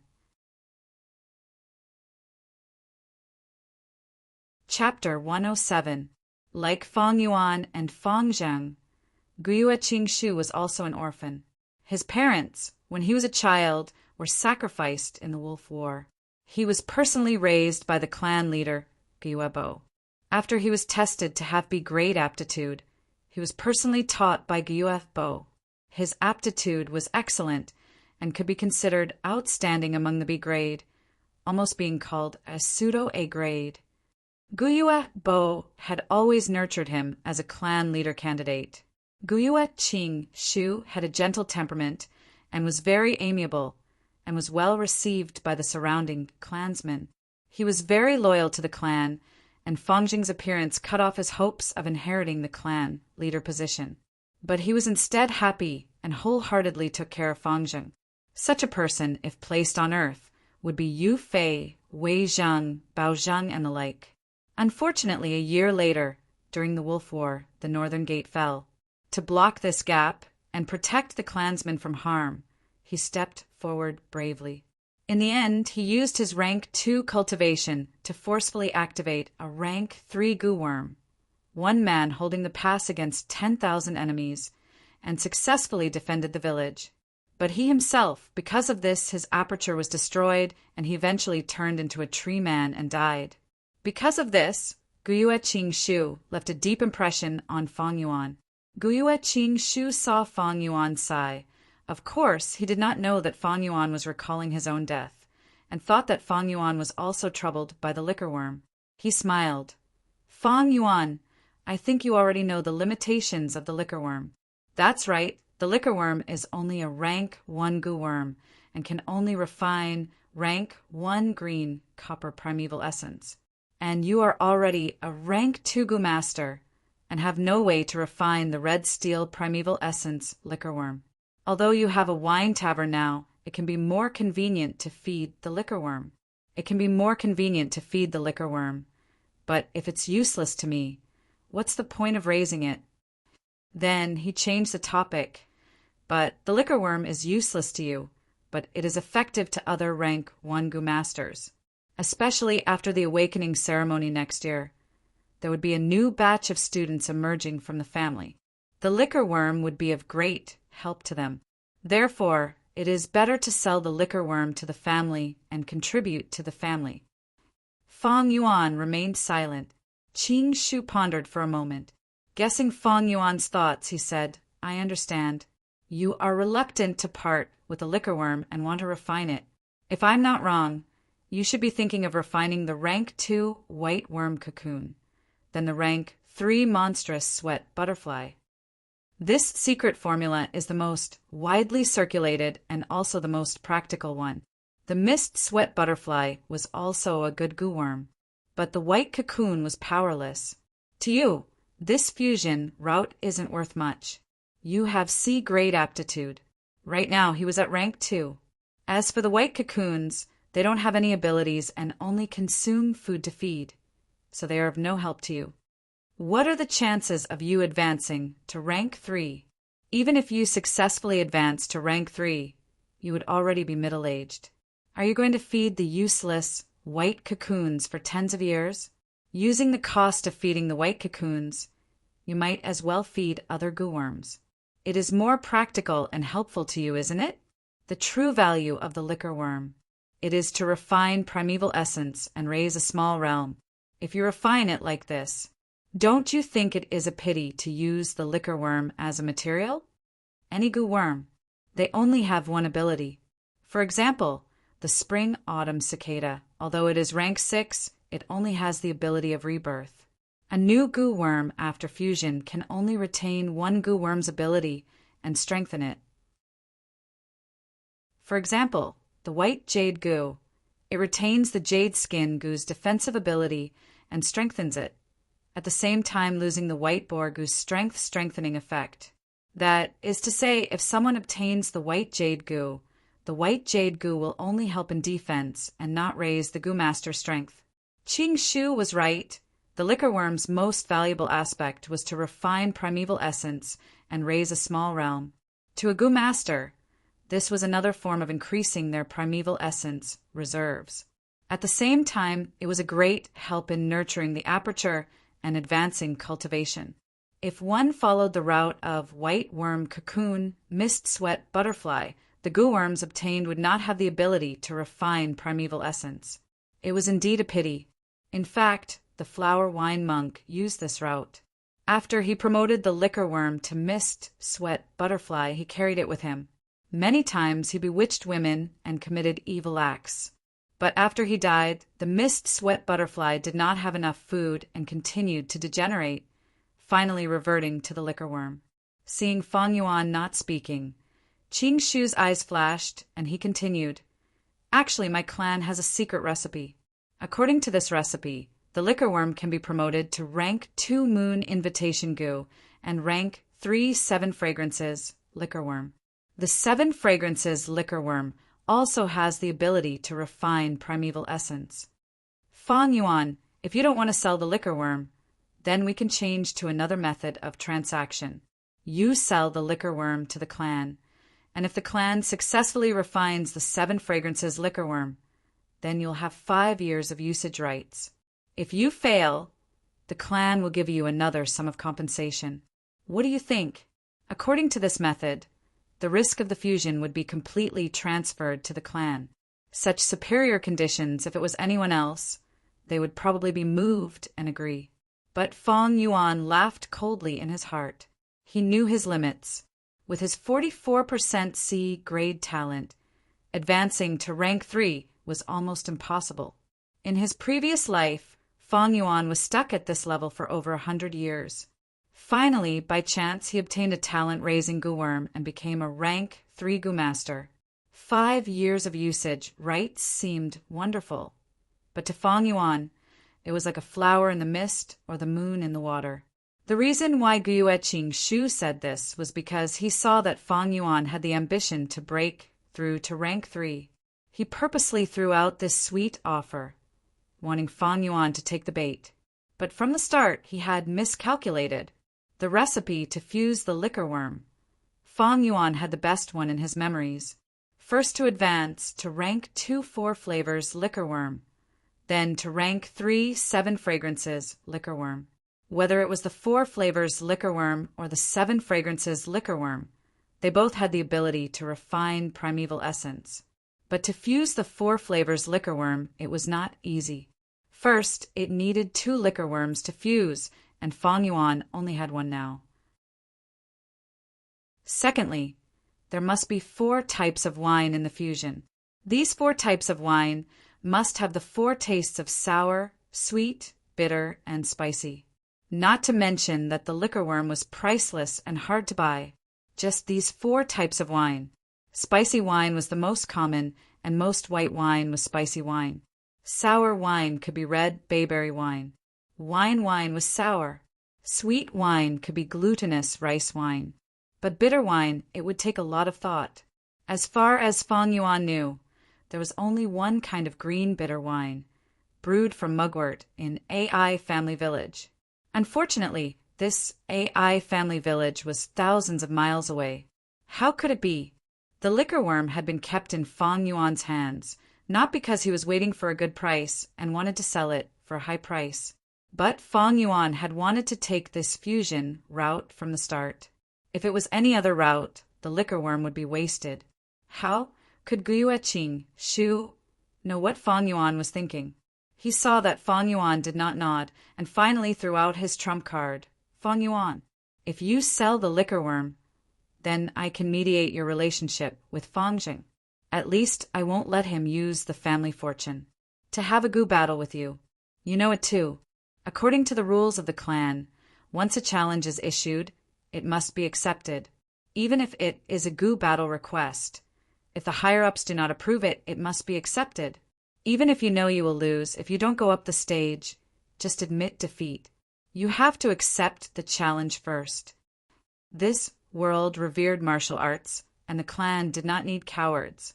Once a challenge was issued, the gu master had to accept it. Accepting it proved that you were not a coward. Even if you admit defeat in public, that was a courageous act. This was a value formed naturally under the pressure of the cruel natural environment, and the clan's higher-ups would act as an arbitrator according to the results of the gu battle, resolving problems and disputes. Of course, the prerequisite for a gu battle was that there must be a reason for it. The challenger must be confident and reasonable, or both sides must reach an agreement similar to a bet. Only then would the gu battle be approved. Feng Zheng's request for a gu battle is reasonable and should be approved. This way, no matter the result, win or lose, it will be decided by the clan elders. Between you and Feng Zheng, who do you think the clan elders will favor? Qing Shu's smile became wider, his eyes shining as he stared at Feng Yuan, continuing to exert pressure. Feng Yuan, if you win, you will only have to return less family fortune. But if you sell the liquorworm to the clan, it will be a contribution to the clan. The clan will remember you. I guarantee here, Feng Zheng will not use the family fortune as a reason to challenge you. In other words, Feng Zheng would still look for Feng Yuan for a gu battle, but with a different reason. This was something that Qing Shu and Guiyue were happy to see. They naturally hoped that Feng Zheng could defeat Feng Yuan, dispelling the shadow in his heart and establishing his self-confidence. Feng Yuan smiled. He had been listening to Qing Shu's incessant persuasion from the start. Only now did he speak. If we fight, do you think I will lose? Feng Yuan asked Qing Shu. Qing Shu also smiled, replying, It's a battle. It is full of variables. No one can predict it. But I need to remind you, Feng Zheng has already refined the rank 2 moon raiment.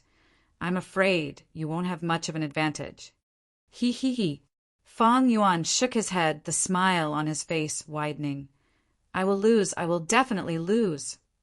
Qing Shu was stunned. Feng Yuan stared at his eyes, continuing, Not only will I lose miserably.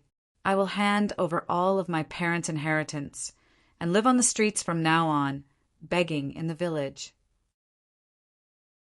Qing Shu was a smart person.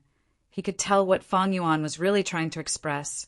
His expression immediately changed. No longer maintaining the confident demeanor he had since they met, his expression turning grave. Fang Yuan's words were a naked threat.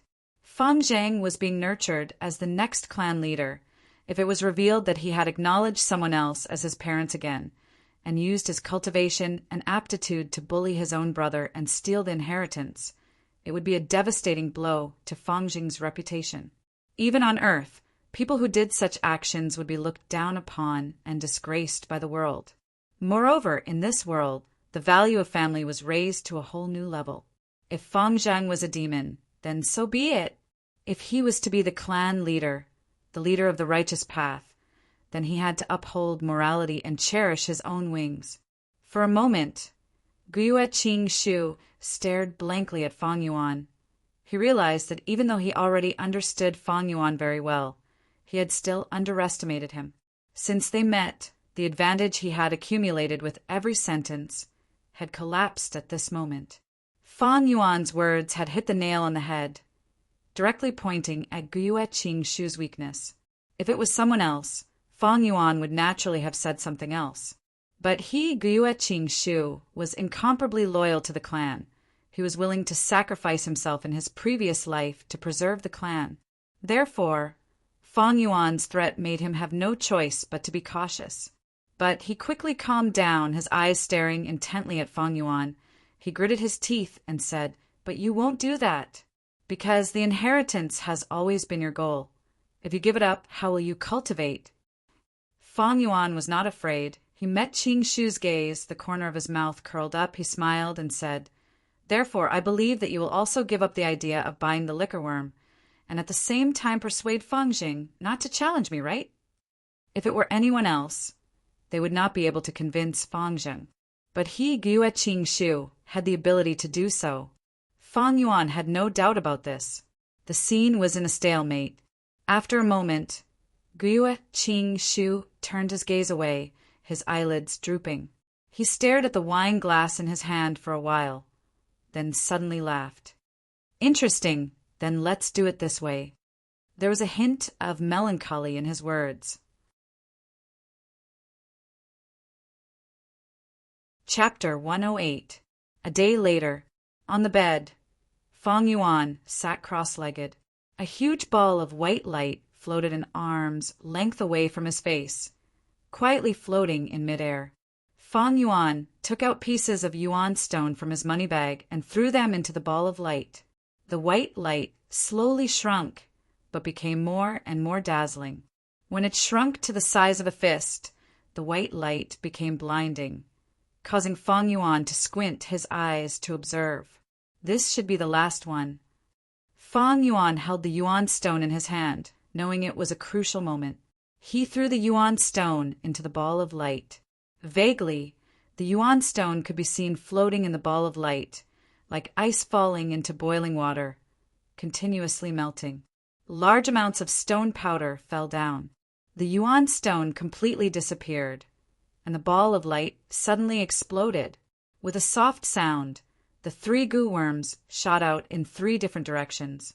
One fell on the bed, while the other 2 hit the wall and fell to the floor. The fusion of the moonlight goo failed. Fang Yuan's heart sank. He quickly hooked his finger and recalled the goo worms.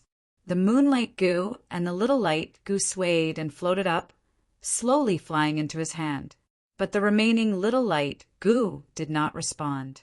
It lay quietly on the floor, its milky white, star-shaped body beginning to gradually dissipate into the air.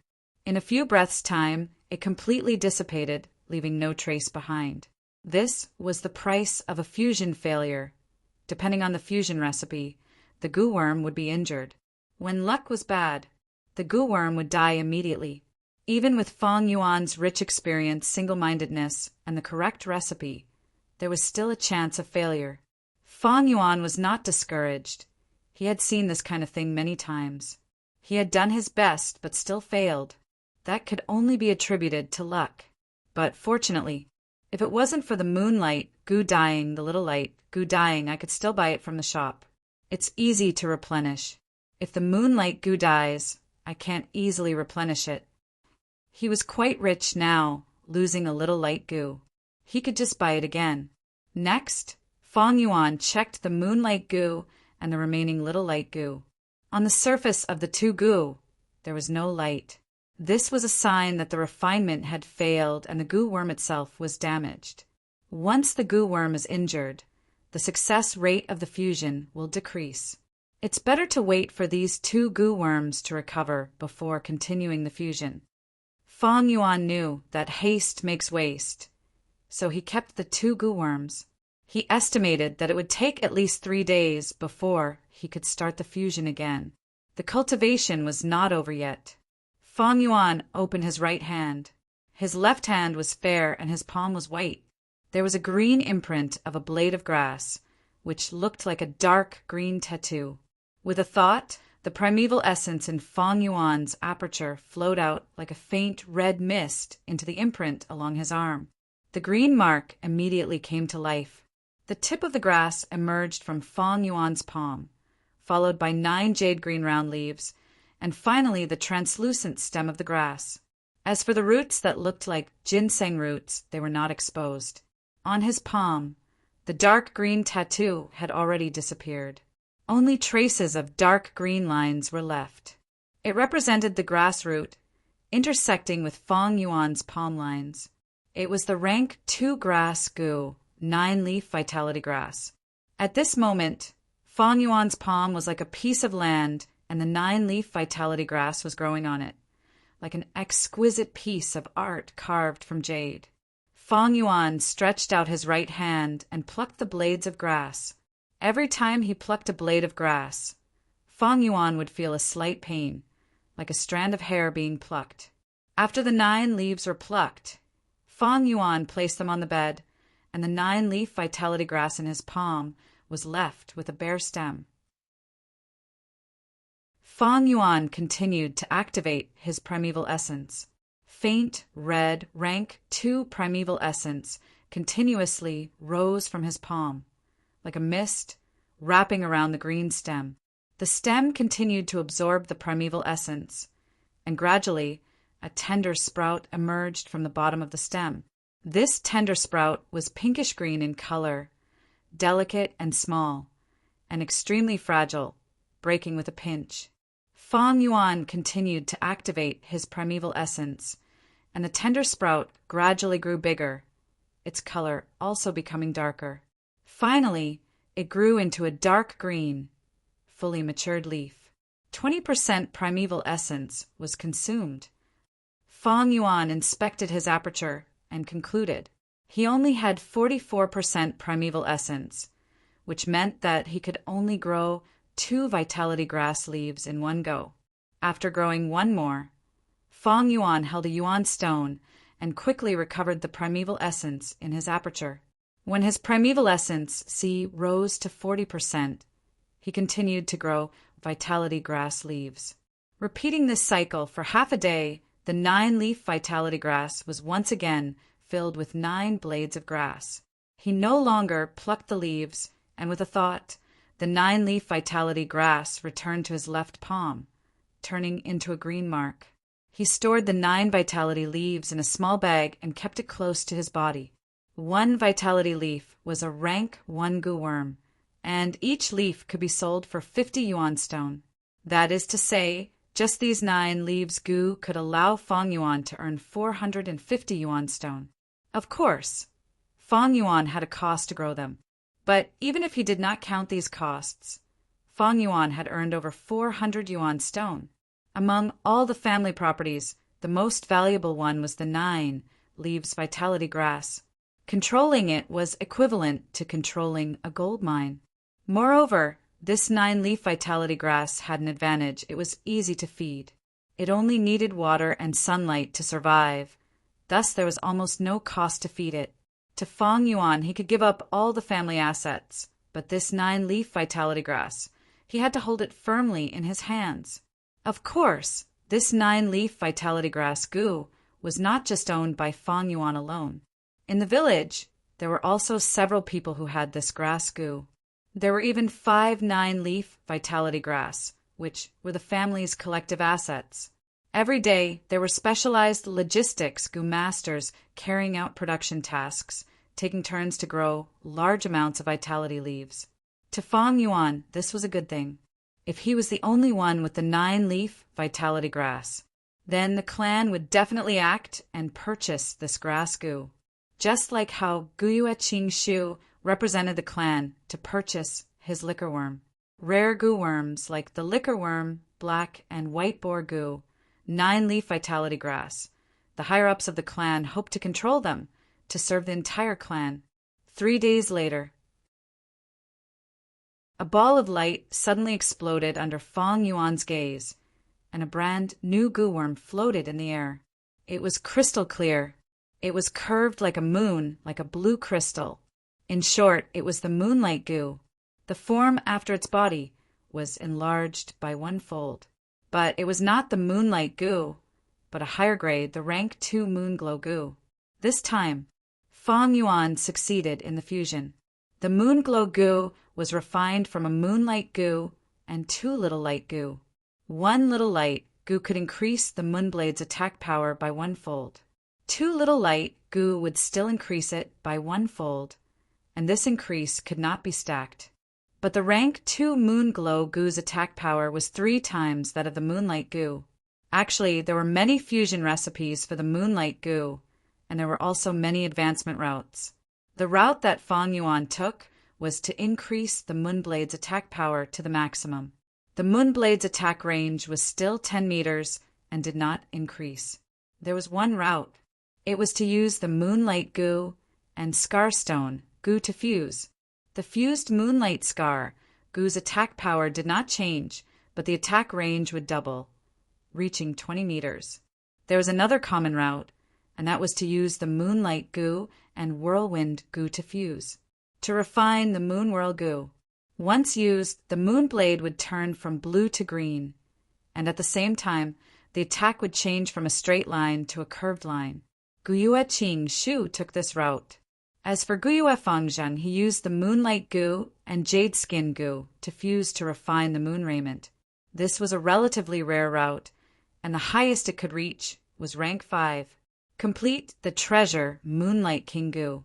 However, having a rank 5 recipe did not mean that one would definitely be able to refine a rank 5 goo. Many rank 5 goo masters did not even have a single rank 5 goo on them. The biggest reason for this awkward situation was not the lack of materials, but the success rate. Fusing goo was not 100% success rate. The higher the level of the goo, the lower the success rate. In Fong Yuan's previous life, when he refined the spring-autumn cicada, the success rate was less than 1%, and he failed countless times. Sometimes he was lucky and fewer goo died.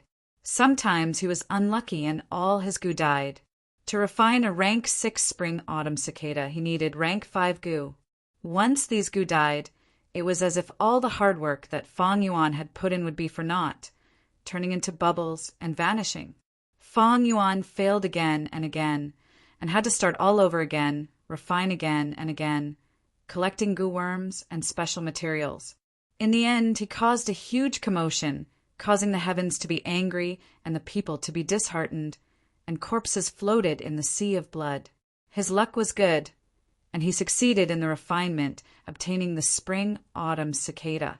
But once he got this rank 6 goo, he was attacked by the righteous people who had been coveting it, and before he could even warm up the treasure, he self-destructed. For thousands of years, it was this terrible failure rate that caused countless high-ranked goo masters to fail at the last moment and return to their original state. There was only one way to slightly restrain this failure rate. That was vital goo. No matter if the fusion result was a success or failure, a goo master's vital goo would not die. At most, it would be injured. Why was it like this? Many people guessed that it was because the vital goo was a goo master's first goo worm and was intertwined with the goo master's life, forming a mysterious life connection. As long as the goo master was still alive, after the vital goo failed the fusion, it would at most be in a dying state. Of course, the other goo worms that were fused with the vital goo still had the possibility of dying.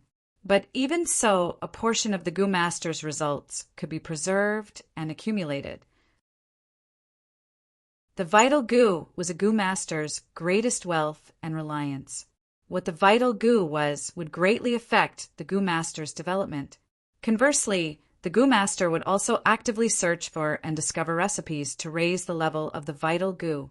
Some rank 2, rank 3 low-level recipes to the gu master would instead reduce their development prospects. When Fong Yuan found out that the spring-autumn cicada had become his vital gu, why was he so happy? The reason was this. The spring-autumn cicada was a rare and precious gu worm, able to revive people, and its ability was heaven-defying. No matter how it was refined, it would not die. If it was in Fong Yuan's previous life, the spring-autumn cicada was not his vital gu, and if he continued to refine it, there would be the danger of dying. The spring-autumn cicada, reaching rank 6, was already an achievement that most gu masters could not reach in their lifetime. Many gu masters did not even have a rank 6 recipe and were bitterly searching for it. Although the spring-autumn cicada could not be used to its full potential, it was his greatest treasure. The flower wine monk's strength inheritance, compared to it, was like the difference between heaven and earth. Chapter 109. The plum blossoms in the cold snow, the willows in the spring wind return. Unknowingly, winter had passed and spring had arrived. The frozen mountain stream began to flow again. The icicles under the eaves of the bamboo houses, the tree branches, all dripped crystal clear water under the sunlight. In the morning, the tavern was a little quiet. There were not many customers. Fong Yuan sat inside, close to the window. At his request, wooden screens were erected around his seat, making it into a compartment. A light breeze blew in from the window, carrying with it a fresh and fragrant smell of the earth, making people feel relaxed and happy. Jiang Yi sat opposite Fong Yuan, his face full of smiles. "These are the primeval stones for this trip. Please accept them." He placed 4 full money bags on the table and pushed them towards Fong Yuan. Naturally, the money bags were filled with yuan stones. Fong Yuan did not open them one by one, but weighed them in his hand. He had been doing business for more than 100 years in his previous life. He knew how many yuan stones there were in his hand. He could immediately sense if a yuan stone was missing. There was nothing special about this skill. On Earth, there was an oil seller who placed a copper coin at the mouth of a bottle and dripped oil into it. The oil formed a line and passed through the small hole in the middle of the coin. Not a single drop spilled out. There was also a godly archer who could shoot leaves from 100 steps away. Every shot was accurate. An old butcher who had been working for many years could weigh the meat with his hands and would know exactly how much it weighed with a scale. How did he train to this level? There was no other reason. Practice makes perfect. The accumulation of experience. Sometimes a miracle could be created. After his rebirth, this kind of feeling that came from experience naturally came with him. Fong Yuan weighed them with his hands, and after confirming that there were no problems, he took out a small cloth bag and handed it to Jiang Yi. Jiang Yi quickly took it with both hands, opened the bag, and checked carefully. Although Fong Yuan had the 9-leaf vitality grass, he did not directly sell it. If Gue was in the tundra, he would be eager to do so. He was eager to do so. It was good for maintaining social relations and increasing his influence. But Fong Yuan was not willing to do so. This was a waste of time and energy. Thus, he sold the vitality leaves to Jiang Yi, and as the shop owner, Jiang Yi sold these rank 1 healing grass gu. Jiang Yi was Jiang Yi's younger brother. While Fong Yuan was looking for the liquor worm, Jiang Yi's eyes lit up. I've met him before. His brother, Jiang He, was half an ally to Fong Yuan. Therefore, he was asked to be the agent. Appear to sell. It was relatively safe and reliable. 1, 2, 3, 9. There are indeed 9 vitality leaves, not bad. Jiang Yi counted 3 times before closing the bag and carefully putting it away. Then he raised his cup and toasted Fong Yuan. Sir Fong Yuan, it's been a pleasure working with you. Let me toast you. The way he looked at Fong Yuan had a strong sense of envy. It even turned into a trace of jealousy. Just a year ago, it was also spring. The first time he met Fong Yuan Fang Yuan was just a student in the academy. He did not even have the qualifications to wear the Gu Master uniform. But now, not only was Fang Yuan wearing the uniform, he was also wearing a red belt with a square metal plate in the middle. He was already a rank 2 Gu Master, and now he was still a rank 1 wearing the green belt. Forget about these. What made Jiang even more envious was that after Fang Yuan obtained the inheritance, he jumped from a poor kid to a rich man. The wine tavern, bamboo building, and 9-leaf vitality grass that he controlled. These were all wealth that Jiang Yi could not obtain even if he worked for his entire life. But Jiang Yi did not dare to show his jealousy. Fang Yuan sold the vitality leaves to him, and he earned the difference in price. Fang Yuan had already become his sugar daddy, and Jiang Yi did not dare to offend this junior in front of him. Sigh, comparisons are odious. Jiang Yi raised his cup, his face full of smiles, but in his heart he sighed deeply. Fang Yuan also raised his cup and drank it all in one gulp. Although Jiang Yi's expression was obscure, he was old and experienced. How could he not see through it? Fang Yuan did not take it to heart. If Jiang Yi was not jealous, it would mean that he had great ambitions, and on the contrary, it would make Fang Yuan look up to him. But he was envious of Fang Yuan's fortuitous encounter, and just this scheme was too small, not worth mentioning. Drinking a cup of wine with him was only because he currently had some value to him. Jiang Yi put down his cup and said excitedly, "The vitality leaves in the clan. Each one sells for 55 yuan stone. After listening to your instructions, our grass Gu only sells for 50 yuan stone. As expected, the supply cannot meet the demand. Lord, why don't you grow some vitality leaves every day?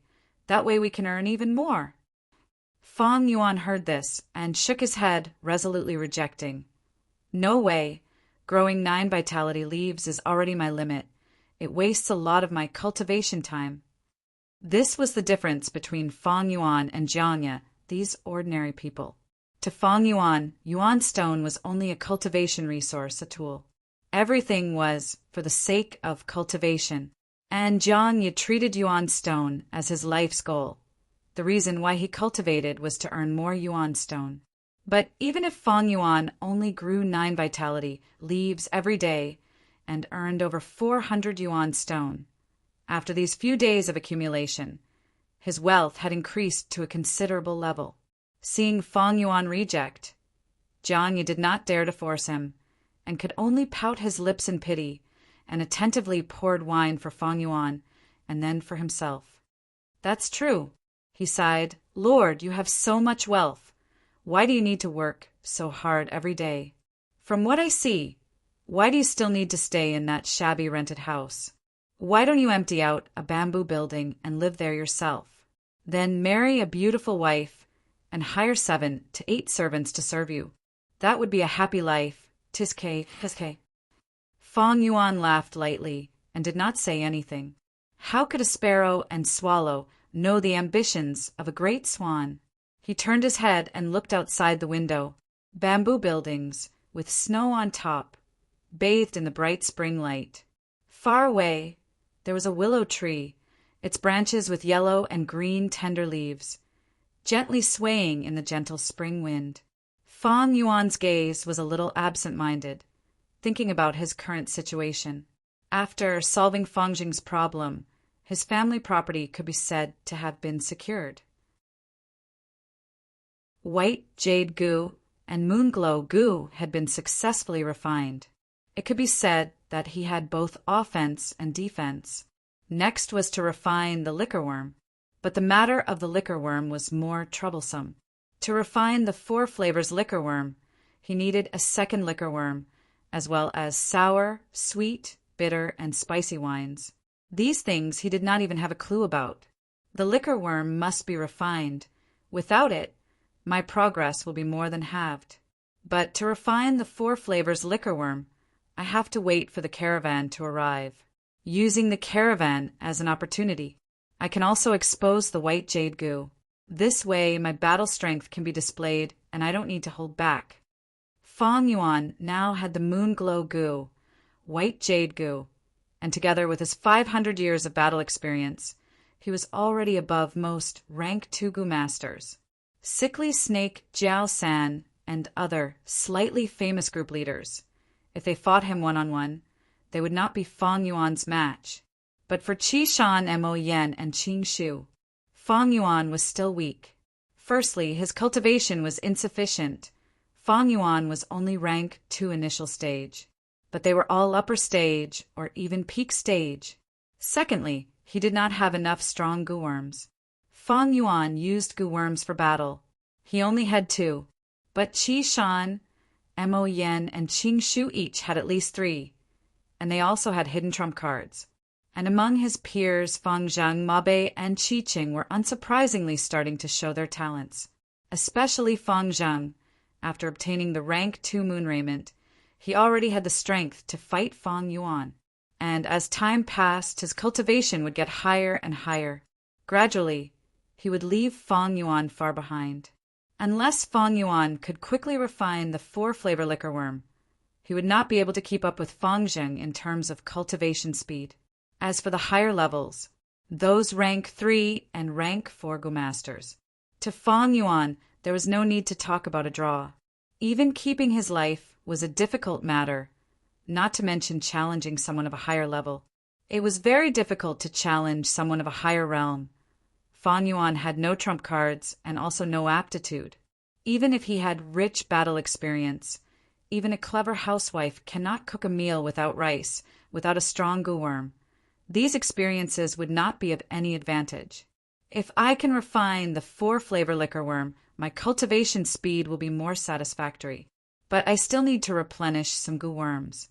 I have the white jade gu for defense, the moon glow gu for offense, and the 9-leaf vitality grass for healing. I still lack detection and movement type gu worms. Although these 2 gu worms are only supplementary, once I have them, I can make up for my shortcomings and increase my battle strength by at least 3 times. Fang Yuan pondered. He did not need to learn step by step through practice. His rich life experience had already let him know his exact position. Jiang Ye's voice sounded in his ears. I heard that recently there seems to be someone looking for trouble with Lord? Specifically causing trouble in the bamboo building and wine tavern you rented out? Fang Yuan frowned. His train of thought was interrupted. But Jiang Ye was right. Fang Yuan had already investigated clearly. It was his uncle, Gu Dong too, who was stirring up trouble in the background. After being warned by Gu Qing Shu, he no longer dared to use Fang Zheng to cause trouble. But after a period of silence, he was filled with unwillingness and resentment. Using his connections, he hired some gu masters to cause trouble at Fang Yuan's place. Businessmen were most afraid of this kind of trouble. So recently he had taken some time out to check on the place. Young master, someone is causing trouble again. At this moment, a waiter walked into the room with an anxious and fearful expression. Oh! Fang Yuan's brows relaxed, to think he would bump into him today. Not waiting for Fang Yuan to make a move, Jiang Ye suddenly stood up, eagerly saying, "Lord, please wait for a moment. I will go take a look." He walked out of the screen and turned around in a blink of an eye. "It's Guyue Man, sure." Jiang Ye's face turned pale, saying in a low voice. His eyes were also filled with fear and worry. "Guyue Man, sure?" Fang Yuan acted cautiously, knowing the importance of information. In this period of time, he had already gathered information on all the rank 2 gu masters in the clan, and had memorized most of them. Guyue Manshur was a gu master with some reputation, good at defense and had some strength, taking up the role of Manshur's group leader. In terms of reputation, he was slightly higher than Sickly Snake Jiao San. Bam! From outside came the sound of wine jars smashing on the ground. Then a rough and arrogant voice sounded. "Pfft, what kind of wine is this? It's like horse piss. You dare to sell it to me?" "Humph." Fang Yuan's eyes flashed coldly, standing up. Chapter 110. Jiang Ye saw that Fang Yuan had the intention to leave, and quickly stopped him. Lord Fong Yuan. A wise man knows better than to fight when the odds are against him. This man sure is very strong. He was once able to escape from Bai Ningbing's hands. He cannot be underestimated. Publicizing his defeat as glory. What is there to fear from such a person? Fong Yuan laughed lightly and pressed his hand on Jiang Ye's shoulder. Just sit here and drink. Lord. Jiang Ye opened his mouth, wanting to persuade him again, but met Fong Yuan's cold gaze. The coldness in Fong Yuan's eyes made his heart shudder. He was tongue-tied and was at a loss as to what to do as he was pressed back onto his seat by Fong Yuan. Fong Yuan took a few steps, going around the screen and into the hall. At the center of the table, a rank 2 Gu master had one foot on the bench and the other on the table. His body was short, but his waist and arms were thick and strong. A thick black beard extended down from his cheeks, converging at his chin. His whole body seemed to be emitting a fierce aura. On the ground nearby, there were broken wine jars. Most of the wine had seeped into the ground through the cracks between the bricks. Only 2 to 3 puddles of wine were on the surface of the bricks or in the broken wine jars. The old man, who was the shopkeeper, hung his head very low and apologized while trembling with fear. Sir, please don't be impatient. If you are not satisfied with this jar of wine, I will give you another jar of our best wine for free. Humph, I don't want wine. Your wine is so disgusting. Why are you still opening a tavern? Compensation. You must compensate.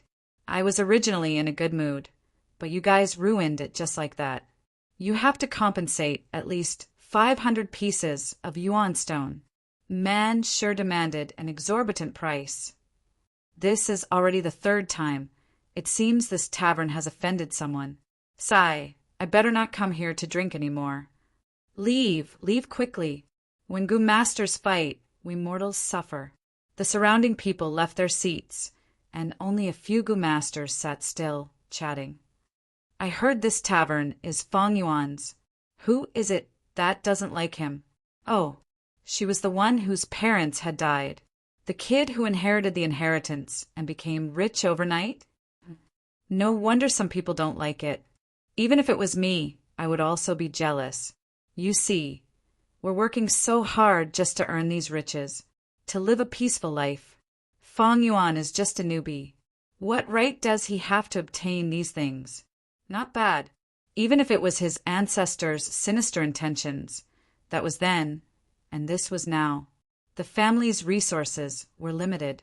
Everyone was only given a small amount. How could he, a mere C-grade talent, enjoy so much wealth at such a young age? How preposterous! Man sure isn't trying to provoke him into betting, is he?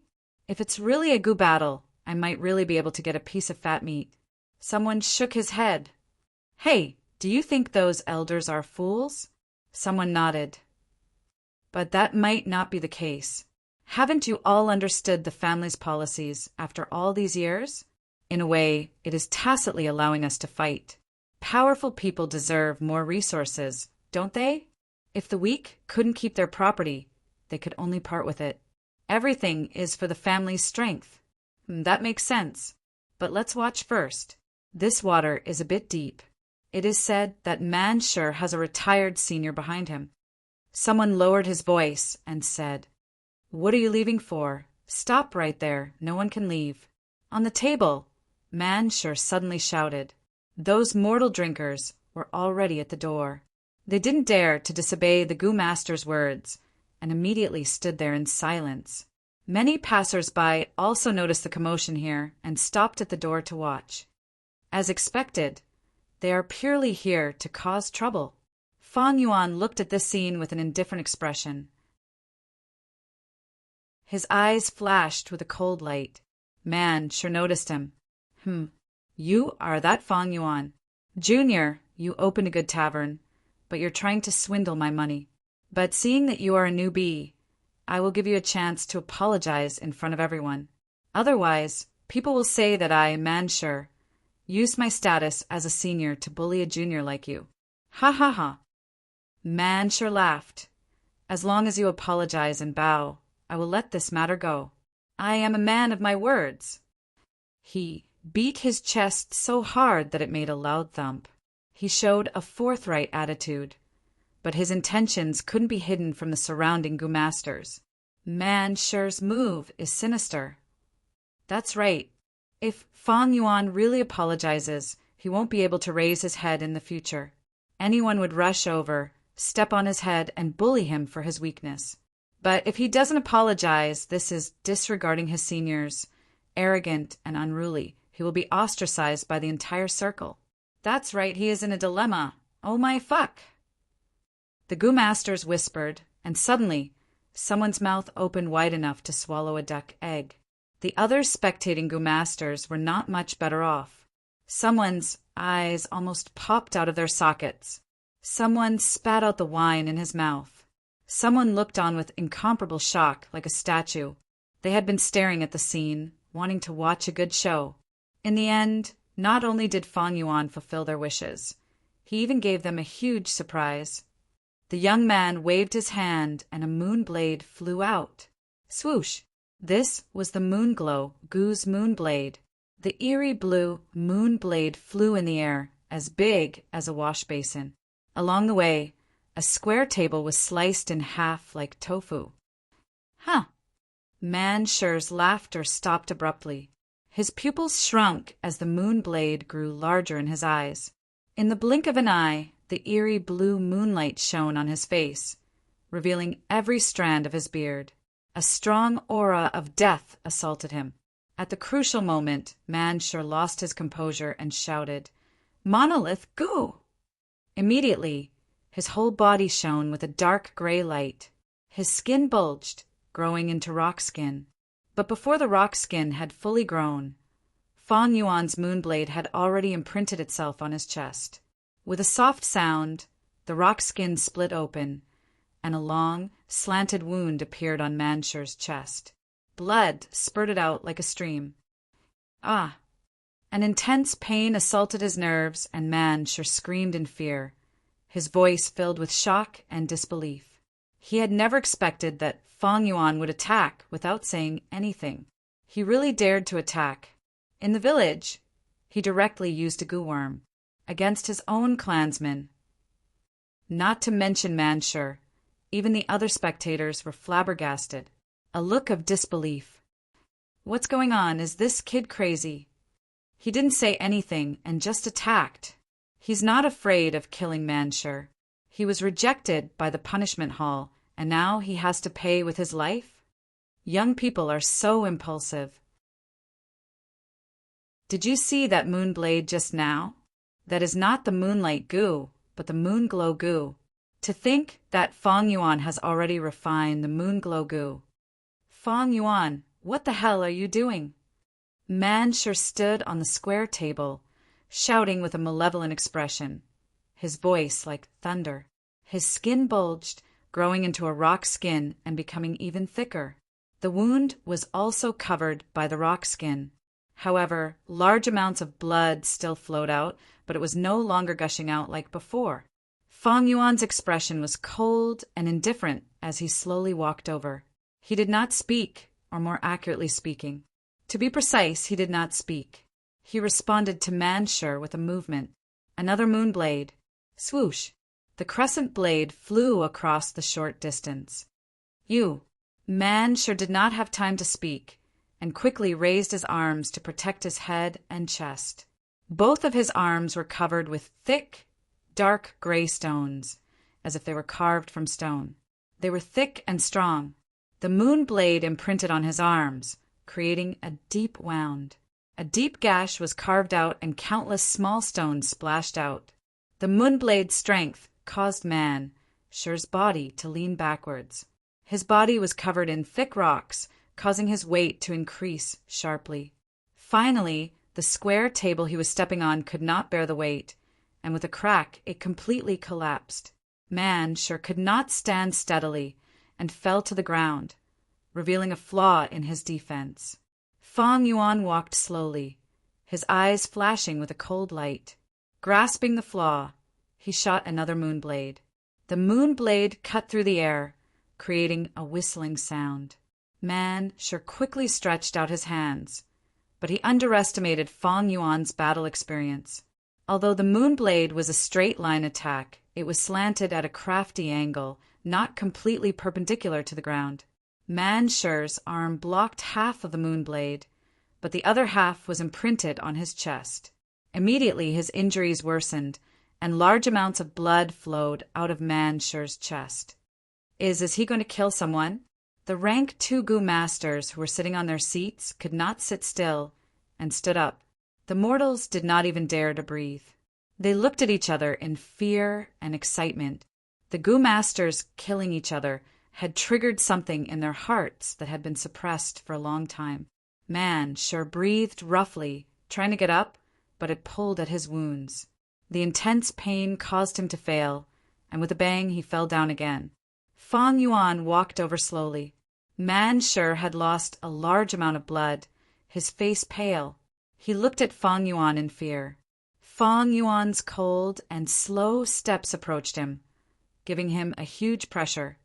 Fang Yuan, you can't kill me. If you kill me, you will be arrested by the punishment hall. Man Sure's legs scraped against the ground, moving backwards. His blood flowed out, following his body, drawing a bright trail on the green brick floor. Everyone was silent. Everyone was stunned by Fang Yuan's cold aura, holding their breaths as they watched. No one felt that Man Sure was useless without any style. If it were them, they would not be any better than Man Sure. Fang Yuan walked in front of Man Sure, raised his leg, and fiercely stomped on the wound on Man Sure's chest. Man Sure sucked in a breath of cold air from the pain. Fang Yuan stomped on the ground again, and Man Sure felt like he was being rammed by a wild boar, trampling on his body as it continued to trample over him. He could not bear it anymore and screamed in pain. Even with the protection of the thick rock skin, his chest was being crushed by Fang Yuan, and blood flowed out of his wound. More importantly, Fang Yuan's right hand was covered in a layer of eerie blue moonlight, condensed and not released. This was the sign of the Moonblade's attack. Man Sure was anxious and did not dare to move. You can't kill me. He stared with his eyes wide open and shouted with difficulty. I won't kill you. Fang Yuan said his first words since he appeared. His tone was very calm. In the dead silence of the wine tavern, his words clearly entered everyone's ears. But I can cripple you, break one of your arms or one of your thighs. According to the clan rules, I will have to compensate you with a large amount of yuan stone, and I will be imprisoned. But you can only spend the rest of your life in bed. Your disability has greatly reduced your battle strength. You can no longer go out to carry out missions. Do you think this kind of result, can you accept it? Fang Yuan looked down at Man Sure and said slowly. A cold voice entered Man Sure's ears. It made his heart stop and his body trembled. He opened his mouth and gasped for breath. His mind became even more chaotic. The power of Fang Yuan's foot made him feel like he was being pressed by a huge rock, and he felt that breathing was becoming more difficult. Damn it. If I had taken precautions, if I hadn't been caught off guard and been seriously injured from the start, how could it be? Man Sure's voice stopped abruptly because his gaze met Fang Yuan's eyes. He laid on the ground and looked up. Fang Yuan's eyelids were half closed, and his dark eyes were looking down at him. What a pair of eyes! If it was filled with killing intent, Man Sure would not be afraid. But this pair of eyes, it was filled with a kind of coldness. This coldness was arrogance towards reality. It was disdain towards the people of the world. It was trampling on life. And it was abandoning the rules. This pair of eyes. Man Sure's pupils shrunk to the size of a needle, and the deepest memories in his heart surfaced. That was the nightmare of his life. 2 years ago, a moonlit night in the bamboo forest, a white-clothed youngster, similarly stepping on him. Damn it. If I had refined the monolith Gu, how could you have broken my defense? Death was approaching. He screamed hysterically, filled with unwillingness. "Oh, since it is like this, I will not kill you this time." The white-clothed youngster's lips curled, showing an interested smile. "After you return to the village, cultivate well, and refine the monolith gu, then we will fight. He. I hope in the future you can add some excitement to my life." Saying so, the youngster lifted his foot, letting him go. Man sure breathed roughly, lying on the ground. He did not expect such a sudden turn of events. He stared blankly at the white-clothed youngster. The youngster looked at him like he was looking at an ant, speaking indifferently. "Still not scramming?" Man sure's body trembled, and he quickly got up, stumbling as he escaped. This white-clothed youngster was none other than by village's #1 genius, by Ningbing. Back then he was only rank 2, but he could already kill a rank 3 clan elder. Man sure managed to escape with his life, and thus his reputation rose. In these 2 years, Bai Ningbing's face had already become a blur in his memory. The only thing he remembered was his eyes. The pair of indifferent eyes, high and mighty, hid a pride that mortals could not hope to understand. To think that he would see this pair of eyes in his own village. At this moment, Mansher's heart was filled with fear. The unwillingness and anger in his heart disappeared, and he had no fighting spirit left. Mansher's change in expression was seen by Fang Yuan.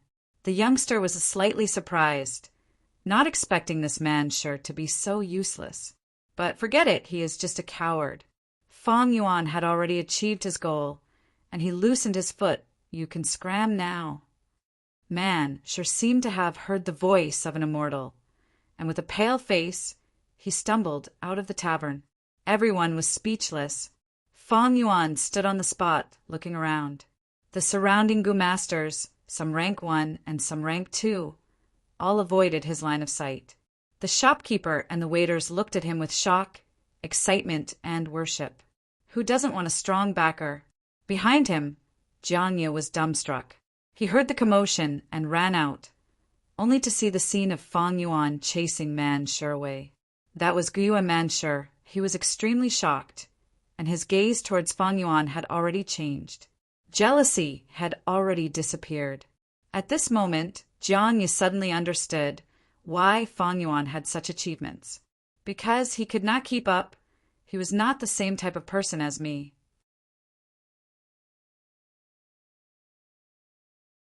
Chapter 111. Guiyue Mansher was defeated by the newbie Fang Yuan. This news quickly spread, causing a small wave among the rank 2 gu masters. Everyone was familiar with the 2 main characters of this incident. Mansher was a slightly famous rank 2 gu master. 2 years ago, he had escaped with his life from Bai Ningbing and was not to be underestimated. And Fang Yuan was this year's #1. During the year-end exam, many people saw him defeat Fang Zheng. After that, because he inherited the inheritance, he became rich overnight, causing everyone to be envious. The difference between the 2 should have been obvious, but the strong Mansher lost to the weak Fang Yuan. Such a contrast caused people's jaws to drop. Many people inquired about the incident, and Fang Yuan's reputation rose. The rank 2 gu masters started to pay attention to this young junior. He actually made a move without saying a single word. He is young and impulsive. He has wealth on hand, and after refining the Moonglow gu, he can be considered to have some ability. This is a madman. His actions are ruthless. I heard that after Guiyue Mansher was defeated, he rested on the bed for 3 days. People commented on Fang Yuan. Although he suddenly attacked during the battle with Mansher and took the initiative, heavily injuring Mansher and establishing a huge advantage, it seemed like he had an unfair advantage. But victory was victory and defeat was defeat. The result spoke for itself. Maybe on Earth, there were many people who focused on the process and not the result. But in this world, life was tough and filled with fatal dangers. Winning often meant that they were still alive. Defeat meant death, losing everything. The concept of the winner being king and the loser, being a bandit, was strongly acknowledged by almost everyone. Fong Yuan won. No matter the process, that was the truth. A newbie rose, stepping on Man Shu's shoulders, officially stepping into everyone's field of vision. And Man Shu became a stepping stone, his reputation ruined. After returning, he resigned from his position as the group leader. This was the outcome of a loser. Relatives would sympathize with such a loser, but they would worship and acknowledge the winner. The winner represented strength, and strength meant that people's lives were safer. After this incident, Guyue and Frozen Earth also wisely stopped their little tricks. The fate of Guyue and Man Shu finally made the shrewd uncle realize the reality. Fong Yuan's growth made him feel helpless, resentful, and unwilling. He knew that it was impossible for him to get this inheritance back. It was meaningless to persist any longer. Using his connections to hire others to cause trouble for Fong Yuan was a waste of yuan stone. As for Fong Yuan, he was rolling in money. If the stalemate continued, even if he had a large amount of yuan stone, he would still be the one to lose in the end. Because he had lost the bamboo house, the wine tavern, and the 9-leaf vitality grass, he had become like water without a source. It would be very difficult to replenish the yuan stone that he had consumed. On the other hand, Fong Yuan, although there was a shortage of yuan stone, it was increasing day by day. More importantly, Guyue Tundra discovered to his dismay that this stalemate had no benefits to speak of. So when he heard the news of Man Shu's defeat and escape, he immediately stopped this pointless action. In fact, when Fong Jing's trouble was resolved by Fong Yuan, it meant that Guyue and Frozen Earth had lost. Thus, Fong Yuan's wine tavern could operate as usual, which was a happy event. There was another happy event, which was the early arrival of the caravan. March. The spring sun shone brightly, and the light song of spring came with a cheerful beat. Spring flowers bloomed. The grass grew long, and the orioles flew. On Qingmao Mountain, as far as the eye could see, it was all green. On some of the hillsides facing the sun, wild flowers bloomed, forming a colorful and gorgeous sea of flowers. The gurgling flowers bloomed like raging flames, interweaving with the sunlight. The newborn dragonpill crickets slowly grew from the thin eggs, forming new swarms of insects, and began to be active at night. During the day, large flocks of colorful parrots appeared, circling in midair, chirping. Spring brought light to all living things. Under such a scenery, a caravan slowly entered Qingmao Mountain. The black skin, fat beetle wriggled slowly. It was filled with people and goods. Proud ostriches with colorful feathers pulled carts after carts. Mountain spiders ignored the terrain. Winged serpents twisted their bodies and moved forward, occasionally spreading their wings and flying for a distance. A treasure brass toad, too, 5 meters tall and orange in color, led the way. Sitting on it was the rank 4 Gu master, Jia Fu.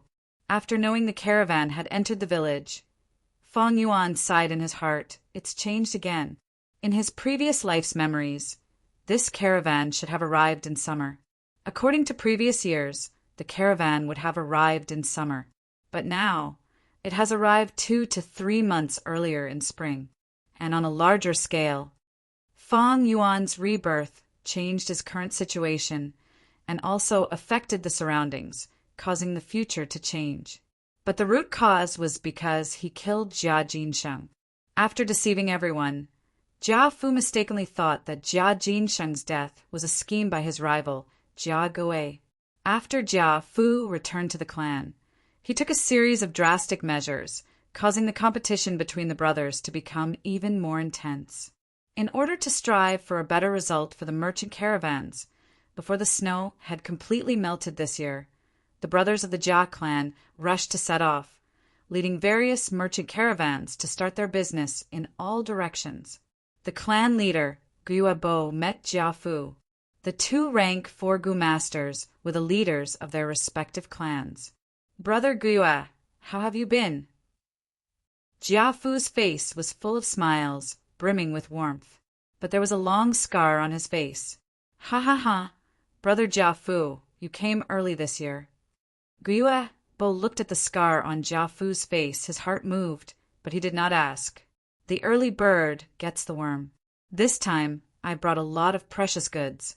I believe that the noble Gyue clan will need them in large quantities. In order to fight for results, Jia Fu had gone all out this time. "Oh, that's good news." Gyue Bo's eyes flashed. He continued, "It just so happens that the day after tomorrow is the awakening ceremony of my clan, and I would like to invite you to attend." "Haha, it is my honor to witness the prosperity of the Gyue clan." Jia Fu cupped his fists and said sincerely, to be able to invite outsiders to the awakening ceremony of their own clan meant that they were treating outsiders as distinguished guests. From this invitation, Jia Fu, he felt the sincerity of the Gyue clan.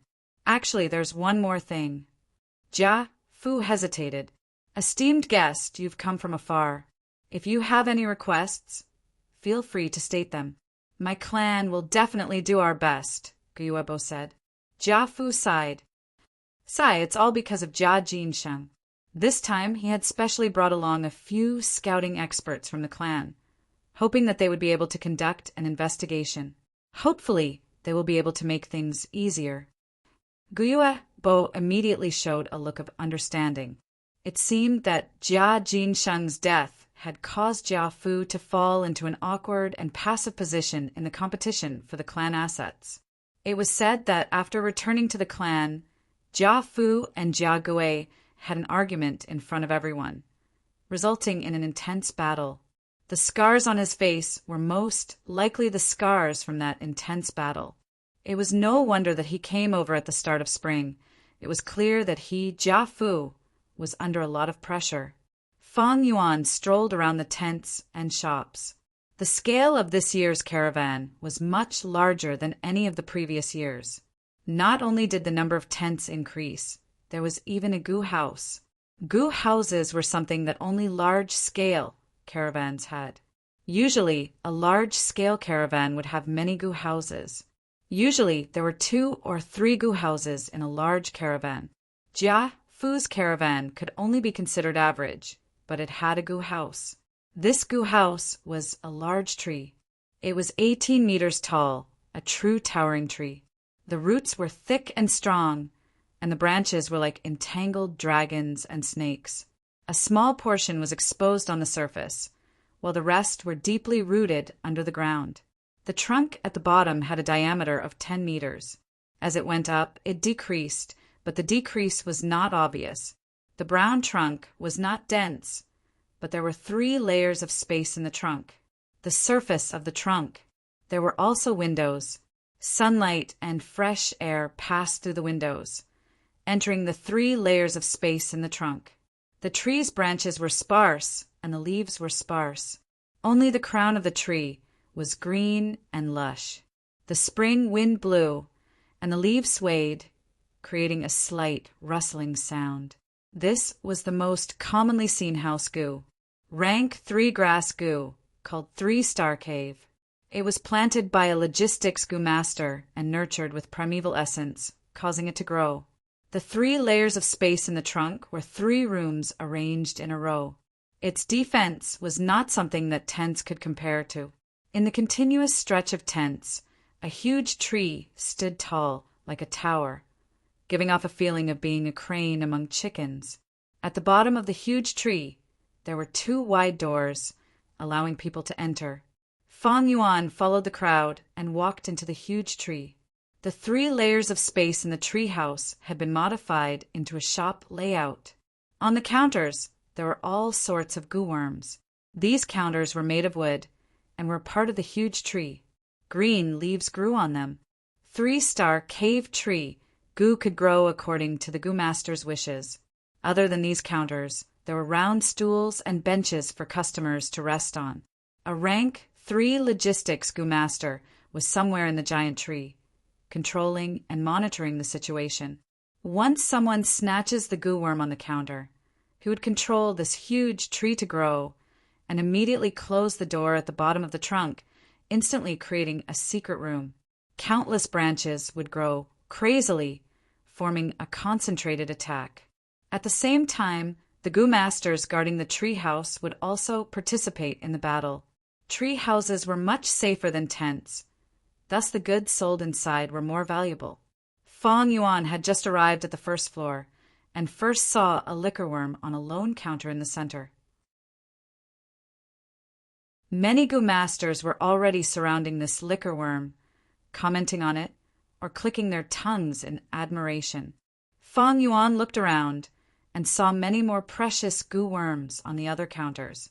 There was the Jade Skin Gu, Whirlwind Gu, Scarstone Gu, and so on. These Gu worms could be used with the Moonlight Gu to fuse into higher-ranked Gu worms. Although Jia Fu was not completely clear about these fusion recipes, after so many years of business, he had accumulated experience and knew which Gu worms the Guyue clan needed more. Jia Fu's business is naturally not targeting the Guyue clan. From this, it can be seen that he really went all out this time. It seems he was provoked after returning. Fong Yuan saw this and his heart jumped.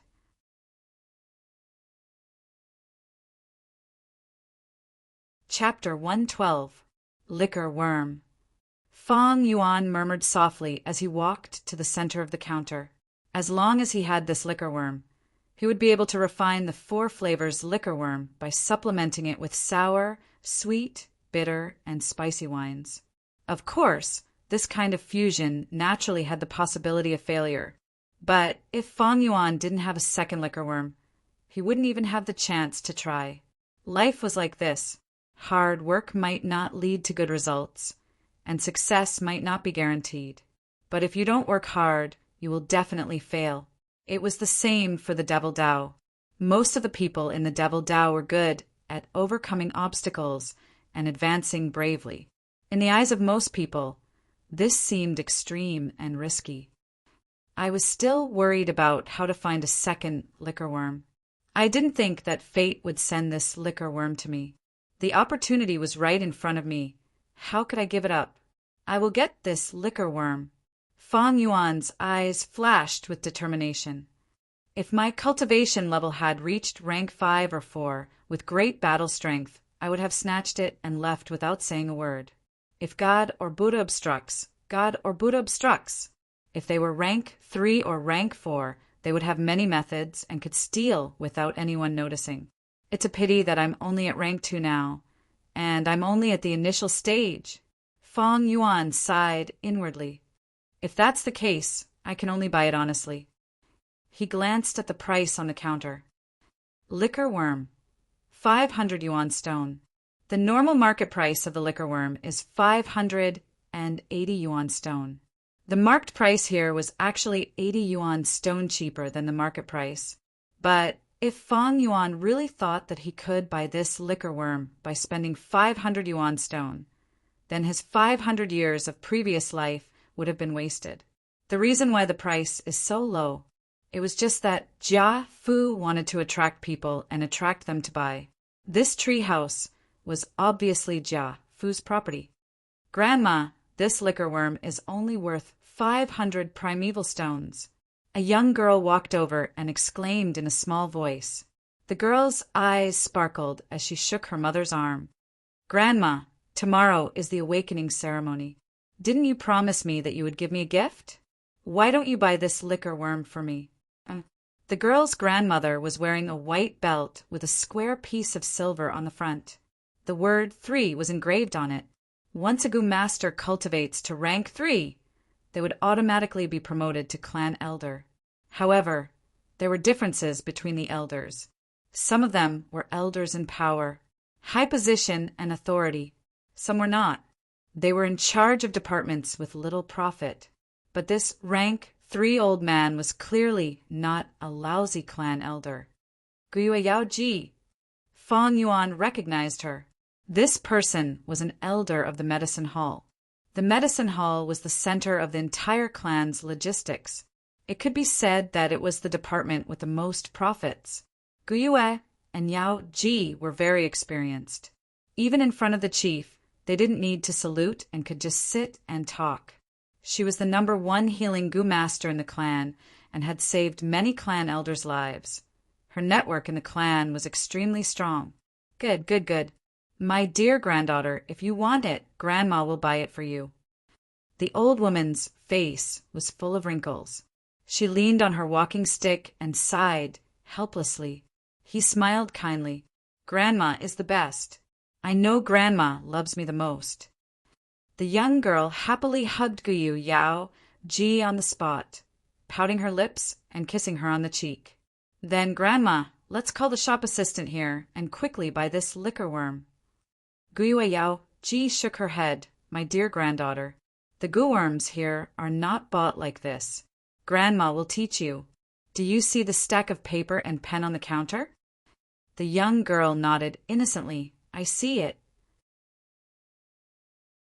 Guyu Yao Ji, go take a piece of paper and write down your price for this liquor worm. Then stuff it into the hole on the side of the counter. If your price is the highest among all the people who want to buy it, then this liquor worm will belong to you. So it's like this. Quite interesting. The young girl took a bamboo paper and held the pen, but when she was writing, she hesitated. She furrowed her cute brows and thought hard for a while. Finally, she pouted and asked, Grandma, how high should I write down the price? I'm afraid if the price is too low, the liquor worm will be bought by someone else. If the price is too much higher than others, you will suffer a loss. Oh, Guyu Yao Ji laughed and deliberately teased. How can it be so easy to buy a liquor worm? It's up to you, my dear granddaughter. Grandma. The young girl acted like a spoiled child, hugging Guyu Yao Ji's arm and shaking it. Okay, stop shaking. My bones are about to fall apart. The old woman sighed. Grandma will help you fill it in. The young girl jumped up and shouted, I knew Grandma is the best to me. Guyu Yao Ji wrote down a price and attached her name. The young girl stared at her from the side. After the old woman finished writing, she folded the paper and winked at the young girl. Go! Put the paper in! The young girl obediently took it and found a hole on the side of the counter and stuffed the paper in. She returned to Guyu Yao Ji's side and asked with some worry, Grandma, is this enough? The old woman nodded. It should be enough. But life is hard to predict. Maybe someone will offer a higher price than the price. But that price will be too high. If the price is really higher than the price, then the person who bought this liquor worm is really a fool. Don't worry, this matter is already in the bag. Oh, the young girl nodded with a cute expression. Let's go. Accompany Grandma to the upper floors. Yes, Grandma. Looking at the grandmother and granddaughter's departing figures, Fang Yuan's eyes flashed with a trace of seriousness. This Guyu Yao Ji to him was indeed a strong competitor and could not be ignored. But this situation, Fang Yuan had already expected and prepared for it. The liquor worm was precious, although it could only be used on rank 1 goo masters. But the liquor worm could refine primeval essence. This was really outstanding. Primeval essence refining and advancing by a small realm. This meant that the primeval essence storage would increase, and at the same time it would have a strong effect on the goo master's cultivation progress. The only flaw was that the liquor worm's development prospects were not great. According to the most widely circulated secret recipe, the liquor worm was only used as a fusion material, and the new goo worm that was fused would not have the ability to refine primeval essence. This was really a pity, even to the point where the loss outweighed the gain. Thus, many clans who had the liquor worm would not use it to fuse and advance, but use it in the academy, especially for the new students to use. If Fang Yuan handed over his advancement recipe, he would not be able to do so. Then the liquor worm's market price would definitely skyrocket. It is not easy to get this liquor worm. This grandmother and granddaughter pair is only one of the competitors. I wonder how many other competitors have already placed their pieces of paper in this counter? The liquor worm was a good thing, and good things were naturally wanted by everyone. But among these competitors, some were sincere in wanting to buy, some just wanted to try their luck. Some were rich, like Guyue Yaoji. Some were poor, like Fang Yuan. Luckily, I took back my family property, and these days I sold the rank 1 vitality leaves, as well as renting out the tavern and bamboo buildings. I accumulated some yuan stone. Otherwise, I wouldn't even have the qualifications to compete. But the time he had accumulated was too short, and on the other hand, he had many gooworms to feed. In terms of wealth, how could he be a match for elders like Guyue Yaoji? Sai, let's go. Lord Yaoji had just placed her piece of paper in front of everyone. I saw it too. It seems this liquor worm is not fated to be with me. The Gu masters around this counter all left dejectedly. Only Fang Yuan was still standing. His eyes were like a deep spring, shining with cold light. The Gu masters who left were all frightened by Guyue Yaoji's imposing manner, taking the initiative to leave. But how could Fang Yuan be frightened? Sometimes the opportunity is right in front of you, but people just give it up. I still have a chance. Fang Yuan's thoughts churned in his mind, sinking into deep thought. In terms of wealth, Fang Yuan was definitely not Guyue Yaoji's match.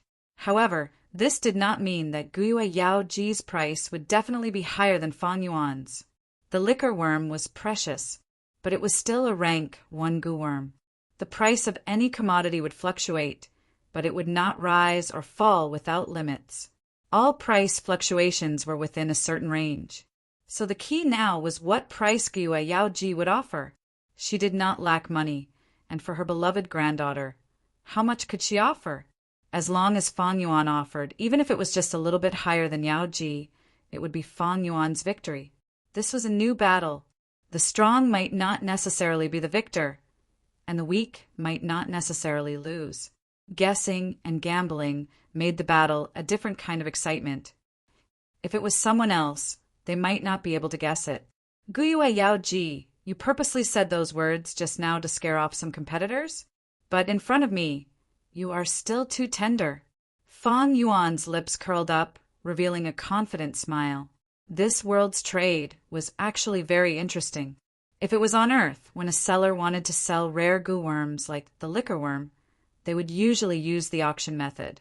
But in this world, auctions were not popular. One important reason was the supreme value of kinship, which was the cohesiveness of the clan. If an auction was held, the clan members would subconsciously feel a sense of common hatred towards an outsider like Jia Fu. Once the price of the auction goods rose a little, many competitors would automatically withdraw. They would even negotiate with each other on the spot, making some compromises, exchanges, and compensations. In this world, almost everyone had a point of view. Losing to a family member was nothing, but to let an outsider earn money, that was a humiliation to the entire clan. Unless several clans participated in an auction at the same time. Like this, there would be competition and the smell of gunpowder.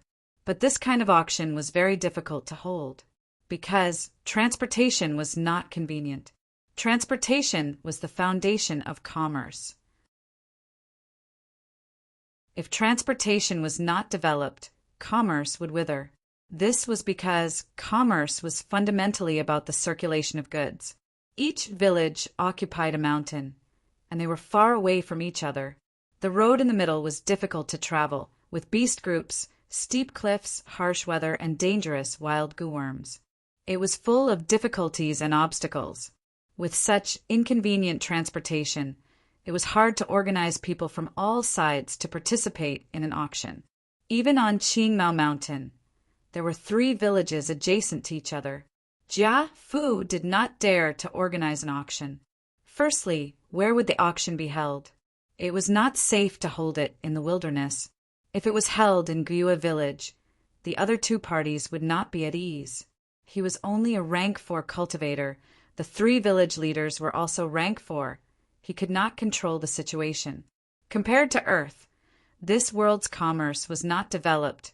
It had its own unique rules. In his previous life, Fang Yuan relied on the business theories he learned from Earth. He had earned money, but also suffered losses. After experiencing many lessons of blood and tears, he gained true knowledge from practice, combining the rich business theories from Earth together with his personal experience, it was not an exaggeration to say that Feng Yuan's understanding of this world's commerce was definitely at the top of the world. Just an old woman who lived in a village and had never left Qingmao Mountain wants to stop me from getting the liquor worm? Old woman, you are too inexperienced.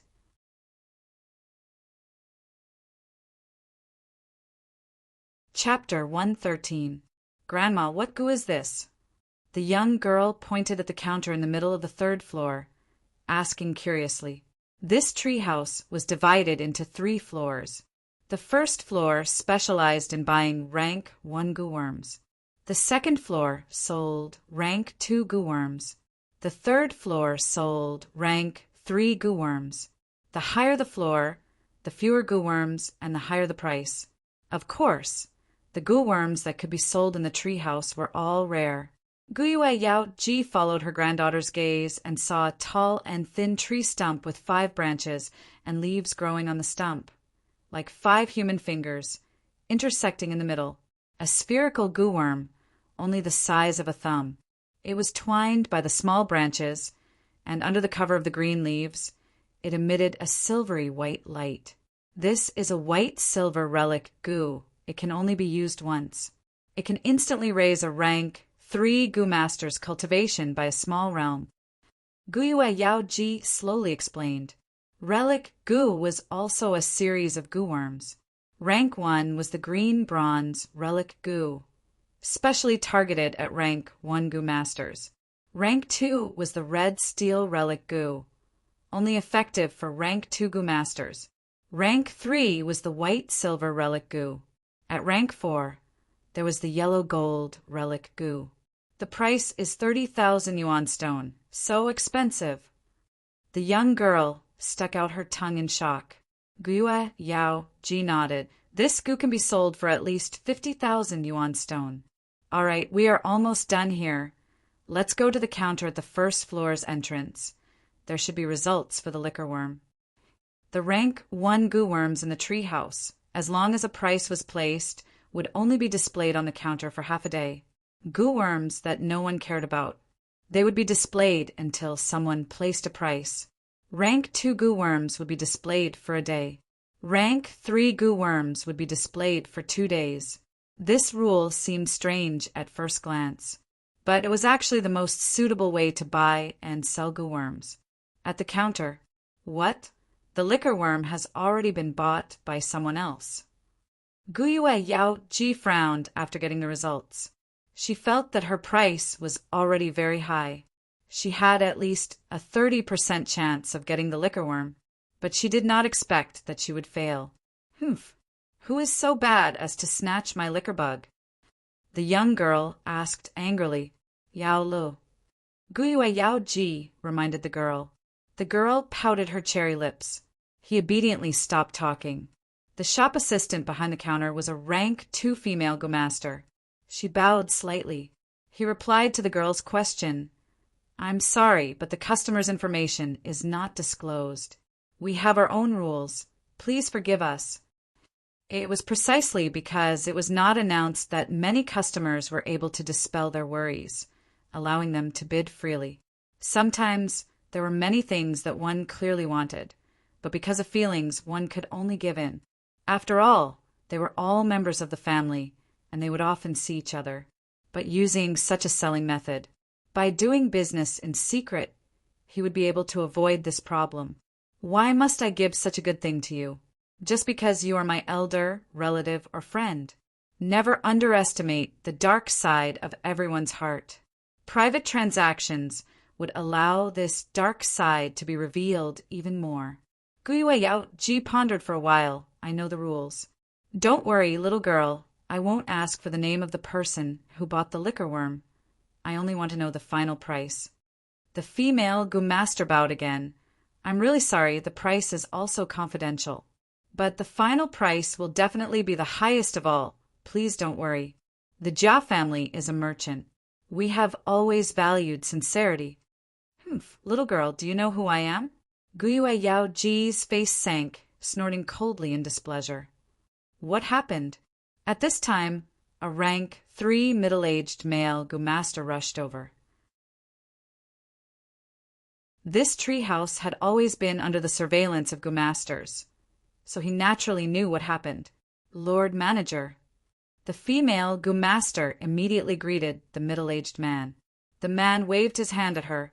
You can leave first, I'll handle this. He then turned to face Gua Yaoji, smiling. So it's Lord Yaoji, this must be your granddaughter.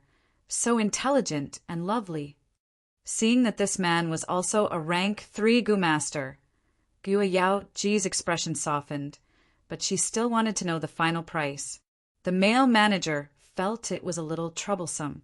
He was an old member of the caravan and also Jia Fu's trusted aide. He had been a merchant for many years and had a deep understanding of the situation in the Gua village. He knew the background of this old man in front of him. To them, they would rather offend Guilian or Guamochin than offend Gua Yaoji. The latter's influence was second only to clan leader Guabo. The male manager thought for a while, saying, How about this? Since Lord Yaoji wants to buy the liquor worm so much, then I'll make the decision and secretly transfer one over. To be honest, there are 3 liquor worms in the storage, and the selling location of each was decided by Lord Jia Fu himself. Lord, you should know how precious the liquor worm is. As for the price of yuan stone, we'll calculate it according to your price. Gua Yaoji shook her head slightly and slammed her walking stick on the ground, making a light sound. She said, I don't want to take advantage of this. The price, we'll calculate it according to the final price of the liquor worm. This. The manager hesitated. Of course, he could see Gua Yaoji's motive. Gua Yaoji pretended to be unhappy and continued to pressure the male manager. What, is the price too high? And you're afraid I can't afford it? Of course I don't mean that. Sigh. All right then, we'll do as you say. The manager sighed and gave a price. The young girl heard it and sighed in relief, but soon became indignant. What? It's only 20 yuan stone more than us. Gua Yaoji narrowed her eyes, but didn't say anything. At the same time, Fang Yuan, who had left the treehouse, had already arrived at the wine shop. The second liquor worm was already in his hands, and now all that was left were sour, sweet, bitter, and spicy wines. I already have sweet wine. When I completed the family property mission, there was a lot of golden honey wine. Spicy wine and sour wine shouldn't be a problem. What I'm worried about now is the bitter wine. Fang Yuan thought to himself, faintly worried. If there was bitter wine, he could start refining the 4 flavors liquor worm tonight. If there wasn't, who knows how long he would have to wait. Many things in life, what you're afraid of will happen. Fang Yuan's worry came true. He spent several hours running through countless tents and found spicy and sour wine, but he couldn't find bitter wine. 10 out of 10 things in this world don't go your way. Fang Yuan was helpless. In this way, he could only shelve the liquor worm fusion plan. Without the 4 flavors liquor worm, his cultivation speed would be very normal. That afternoon, he came to the treehouse again. Many counters on the first floor were replaced with new goo worms. Many of the counters on the first floor were replaced with new goo worms. On the counter where the liquor worm was placed, it was already occupied by a cleansing water goo. The cleansing water goo was like a leech on earth, commonly known as a leech. But it was much cuter than a leech. Its whole body was light blue, emitting a watery glow. Cleansing water goo can eliminate the strange aura in the aperture. For Chicheng, this is a must-have goo. Seeing this cleansing water goo, Fang Yuan thought of Chicheng. He knew that Chicheng only had C-grade aptitude and relied on his grandfather Guo's primeval essence to forcefully raise his cultivation. Thus his aperture was mixed with Qi Lian's aura. If he did not cleanse it to Chicheng's prospects, the danger was huge. Qi Lian will definitely buy this goo for Chicheng. Let me calculate. His price should be between 630 to 640. This price was already more expensive than the liquor worm's market price. The main reason was that Chicheng really needed this goo. If I can bid 650, I should be able to get this cleansing water goo. If I add another 10, this cleansing water goo will definitely fall into my hands. As for the liquor worm I bought this morning, my price should be about 20 yuan stone more than Guiue's Yao Ji. Fang Yuan sneered in his heart. He had such confidence. This confidence was formed from his 500 years of experience, in addition to the business theories on Earth that were several times more advanced. It was already above the mortal world. According to Fang Yuan's experience in his previous life, when he had an extra 10 yuan stone, he had an 80% chance of getting the item. When he bought the liquor worm, the reason why he had an extra 10 was because of Fang Yuan's cautious style of doing things. Fang Yuan did not bid in the end. The cleansing water goo was not what he needed. At the same time, once he got it, it would attract Qi Lian's investigation. Of course, the main reason was that Fang Yuan needed to save his money and see what good goo worms he could get in the next few days. I am currently lacking 2 goo worms, one for scouting and one for movement. Next year, the wolf tide will erupt on Qingmao Mountain, and the caravan will not come again. Although there is the flower wine monk's inheritance, it was left behind in a hurry after the flower wine monk was injured. Who knows if it is complete or not, and what goo worms will appear next? In his memory, the next year's wolf tide would be very dangerous. Fang Yuan did not want to lack goo worms, causing him to be injured or even lose his life in the wolf tide due to his lack of goo worms. The current him, if he were to be surrounded by the wolf pack, it would be a disaster. Thus, before that, he needed to make the most preparations, and he could not be lacking in cultivation or goo worms. For the next 3 days, he came to the tree house many times. On the 3rd day, on the 1st floor of the tree house, he found a surprise, a black boar goo. Black and white boar goo were goo worms that could increase a goo master's strength. Fang Yuan had already used the white boar goo to increase his strength by 1 boar. If he continued to use a second white boar goo, there would not be any increase in strength. But the black boar goo was different. The strength of the black and white boar goo could be stacked together. Thus, when noon came, he had another goo worm in his hands. After that, there was nothing else. Some scouting and movement goo worms appeared on the counter, but they were not to Fang Yuan's satisfaction. These goo worms were displayed on the ordinary counter, and the market price was not good, so not many people bought them. Fang Yuan also heard that the caravan would be staying for 8 days, so he waited patiently and was not in a hurry, all the way until the 7th day. On the 2nd floor of the tree house, Fang Yuan found a red steel relic goo. When a rank 2 goo master uses it, they can immediately raise their cultivation by a small realm. The price was 3,000 yuan stone, attracting countless rank 2 goo masters to bid for it, throwing the paper into the counter, and the scene was extremely lively. If I get this red steel relic goo, I can immediately push my cultivation to the middle stage. With the middle stage crimson primeval essence, be it the moon glow goo or the white jade goo, I can activate them many times. Cultivation was a goo master's foundation.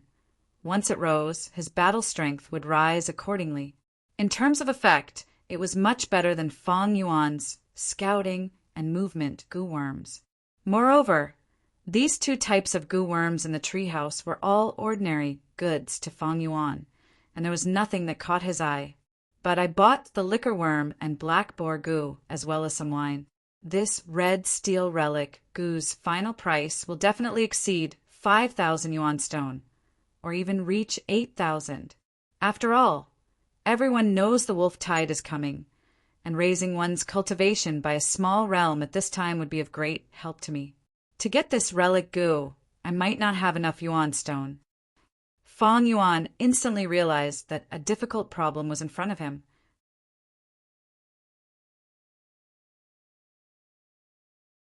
Chapter 114. Although he had inherited his parents' inheritance, to Fang Yuan, the amount of time he had accumulated was still too short. He could not produce vitality leaves every day, as it consumed a lot of time. Usually, the 9 vitality leaves that he produced would be used up in half a day. Fang Yuan pondered for a while.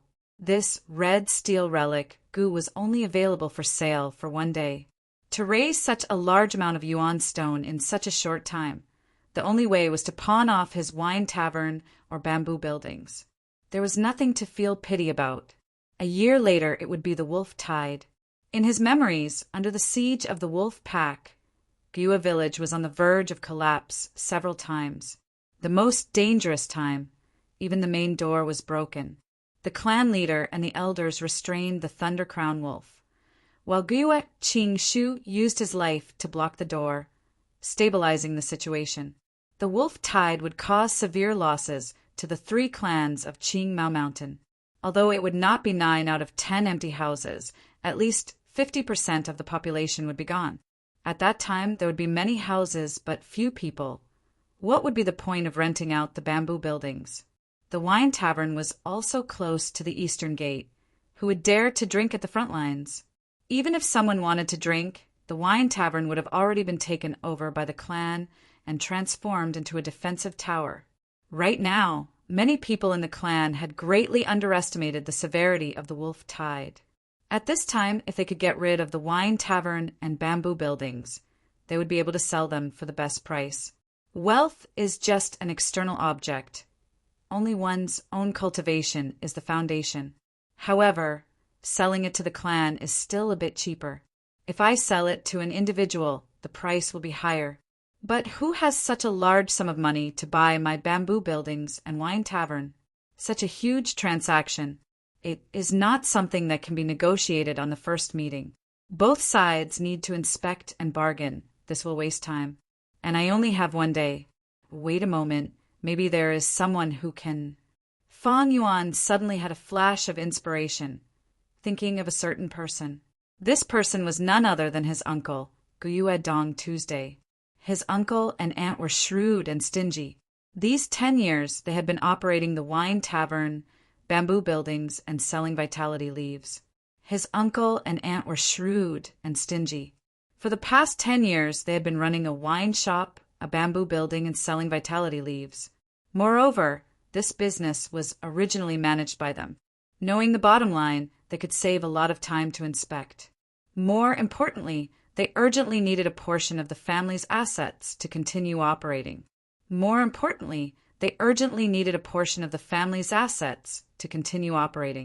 No matter how much money they had, it was like water without a source. Seeing their yuan stone dwindling, anyone would be worried. It could be said his uncle and aunt were the most suitable trading partners. Thinking so, Fang Yuan no hesitated. After leaving the treehouse, he walked towards Gyue Dong Tu's residence. The one who opened the door for him was Xin Chui. It's you. She was shocked. Soon, she realized that she had made a slip of the tongue, and her face paled in fear. Fang Yuan was now a rank Tugu master, but she was just a mortal. The difference between the two was like heaven and earth. More importantly, Fang Yuan even dared to kill the Mo family servants. Then, after dismembering the corpse, he would send it back to the Mo family. This servant greets young Master Fang Yuan and welcomes young Master Fang Yuan home. Xin Chui was so frightened that her whole body trembled. Her knees softened and she knelt on the ground. Home! Fang Yuan strode into the courtyard. He looked at everything that was familiar to him, and a hint of mockery appeared on his face. There was no nostalgia. After a year, he came here again. Compared to his impression, this place was much more deserted.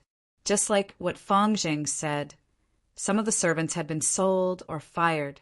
Fang Yuan's sudden arrival naturally alarmed uncle and aunt. As the housekeeper, Mother Shen rushed over immediately. She bowed and groveled as she welcomed Fang Yuan into the living room and personally served him tea. Fang Yuan sat on a chair and looked around the reception hall.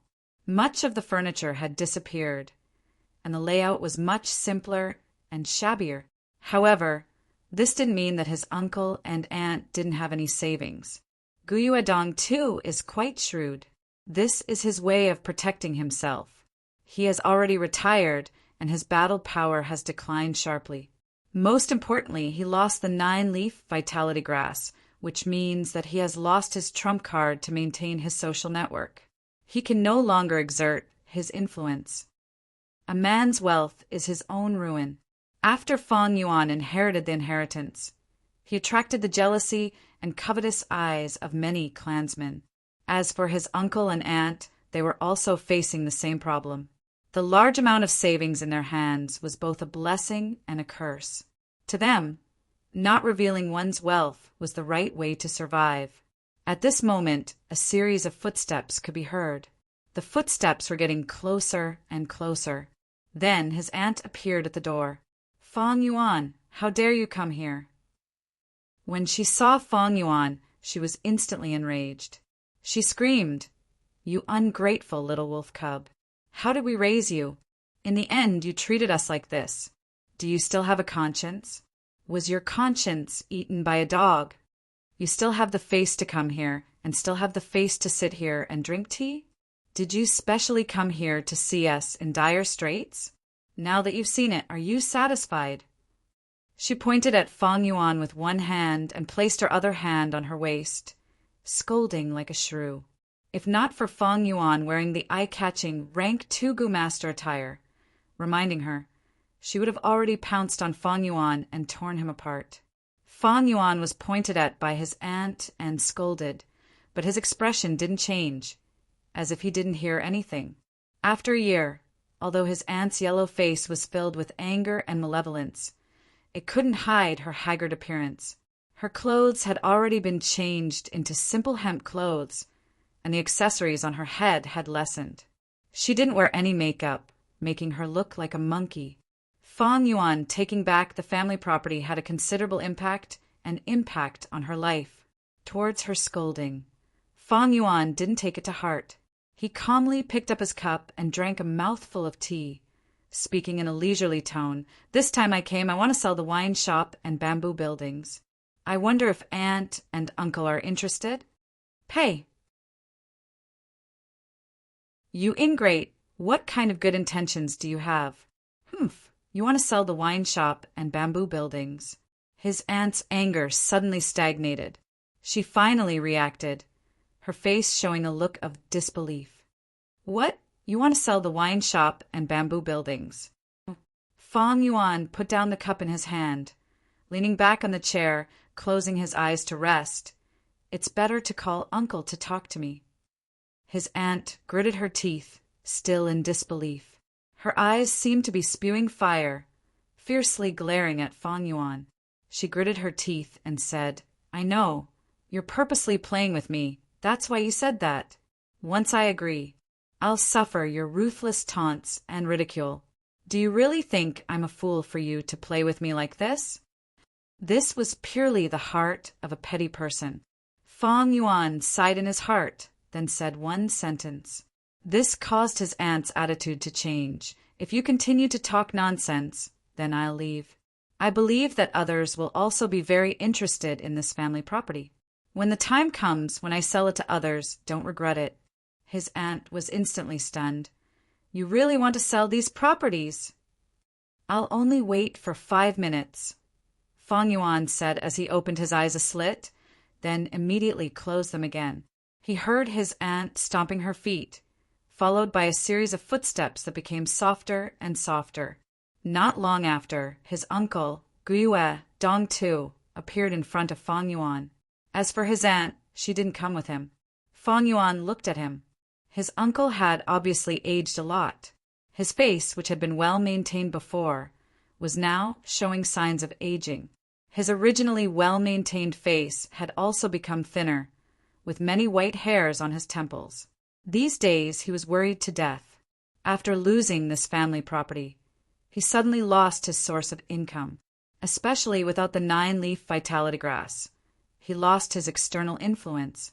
The so-called hidden elder title was no longer in name, although he had a large amount of savings. But without this layer of influence, these yuan stone seemed to be a bit of a hot potato. The family's policy was to encourage clansmen to compete with each other for resources, especially the policy of gu fighting. It seemed to be heartless and lacking in humanity. But this could prevent parasites and the appearance of hedonistic young masters, causing everyone in the family to maintain a sense of crisis.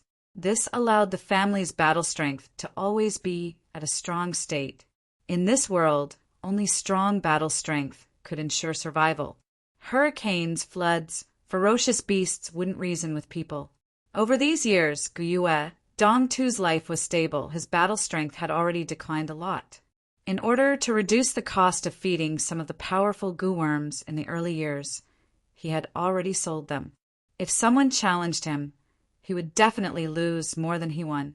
Facing his uncle, Feng Yuan directly stated the reason for his visit. Feng Yuan, then I'll be frank. There are some things I don't understand. Why did you sell the wine tavern and the bamboo building?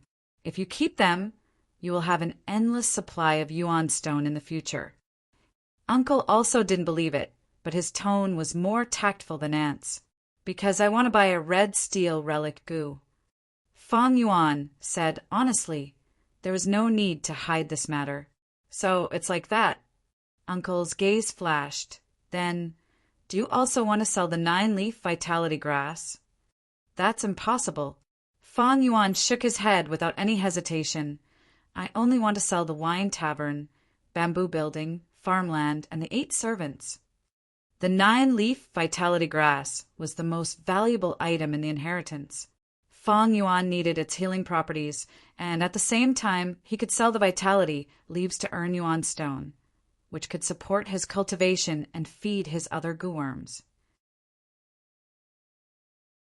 Moreover, with the wolf tide next year, the price of vitality leaves would definitely soar. With this 9-leaf vitality grass, Feng Yuan didn't have to worry about rank 2 yuan stone. But if his uncle obtained the 9-leaf vitality grass, then his influence as a hidden elder would recover. Feng Yuan didn't want to see this happen. Seeing Feng Yuan's firm attitude, Gyue Dongtu was very disappointed. At the same time, he was quite helpless. Both sides talked for more than 2 hours before they signed a strict transfer contract. Gyue Dongtu got the wine tavern, bamboo building, servants, and farmland again, while Feng Yuan led 3 servants, each carrying a chest filled with yuan stone, towards the treehouse. Both sides took what they needed. Aunt heard the news and rushed over. She looked at the stack of house and land deeds in Gyue Dongtu's hands, and her eyes widened, revealing an ecstatic expression. Master, that kid has become stupid from cultivating. He actually sold this money-making property. What an idiot. For eggs. He gave up the hen that laid the eggs. Will you die if you don't speak? Shut up. Gyue Dongtu, however, was somewhat irritated. Master, Aunt mumbled, I'm just happy. Don't get carried away. With this wine tavern and bamboo building, we need to be even more cautious and keep a low profile. A tall tree attracts the wind. Although Fangzheng is our adopted son, but we can't use this relationship arbitrarily. After all, Fangzheng hasn't grown up yet. Who knows what will happen in the future? Gyue Dongtu let out a deep sigh. Yes, master. His aunt listened as she took the deed and looked at it. She was grinning from ear to ear. Gyue Dongtu's expression, however, was gloomy. Although he would have an income if this deal was completed, it was not a big deal. The yuan stone he spent could be replenished after 2 to 3 years of business. But he didn't feel any happiness in his heart. His mind was filled with Feng Yuan's figure. Feng Yuan sold his property without hesitation for a relic goo. This was equivalent to giving up on his comfortable life in the future. Uncle Gyue Dongtu put himself in his shoes. Could he do this? He couldn't, even if he didn't like Feng Yuan and was filled with disgust and hatred. He couldn't help but sigh in his heart. Being able to give up, what great courage!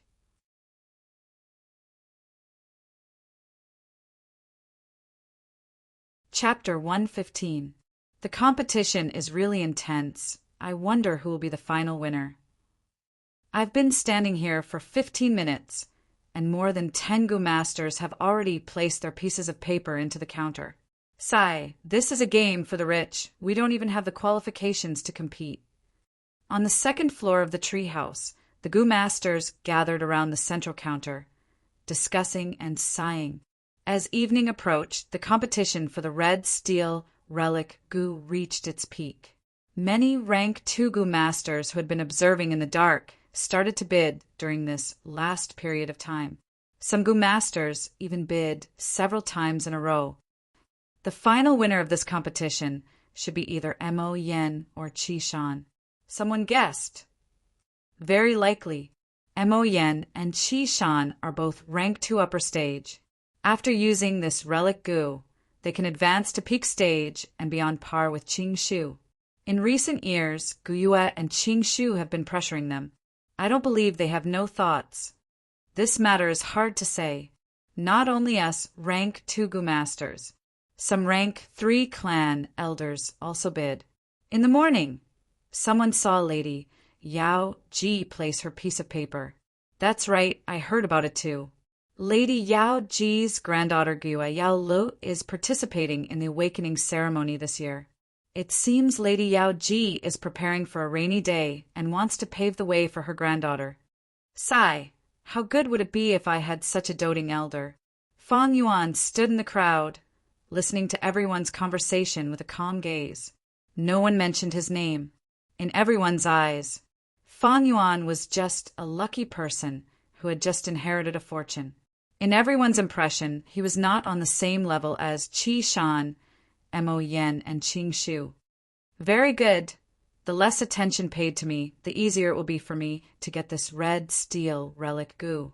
But my continuous purchases of Gu worms should have attracted his attention. Fang Yuan was confident that he could get this relic Gu, reaching 99%. He started to think about another problem. If the following events really developed according to his expectations, then his hard work these few days would have a perfect result. Time was up. The leaves on the counter suddenly grew. The relic Gu was tightly wrapped. The green leaves obstructed everyone's vision, and when these branches and leaves unfurled, the red steel relic Gu was no longer there, replaced by a revert Gu. Revert Gu's appearance was like a flat oval rock, palm-sized. There was a slight bulge on the surface of the stone. It was smooth and round, forming the pattern of an eye. The bottom of the stone was flat and rough to the touch. The stone was black. The eye pattern was made of white lines. Approximately every 2 seconds, the eyes on the surface of the stone would blink once, and the eyeballs depicted by the white lines would also move once. It gave people the feeling that this rock was rolling its eyes. Revert Gu's effect was very special. It targets Gu worms and can decompose rank 2 Gu worms into rank 1 Gu worms. For example, Fang Yuan's white jade Gu, if it was broken down by Revert Gu, it would turn back into white boar Gu and jade skin Gu. This process, it was called reverse refinement. Fang Yuan glanced at it and lost interest. He did not need Revert Gu. The surrounding Gu masters also started to clamor. Revert Gu could not replace the red steel relic Gu and become everyone's focus. Everyone was curious about the final owner of the red steel relic Gu. Some people went to the caravan Gu masters on this floor. Some even went to the main counter to wait. The crowd gradually dispersed, but Fang Yuan stood on the spot, not moving. Young Master Fang Yuan, please come to the 3rd floor. Our caravan's Lord Jia Fu would like to have a chat with you. A voice suddenly entered Fang Yuan's ears. Fang Yuan was not surprised.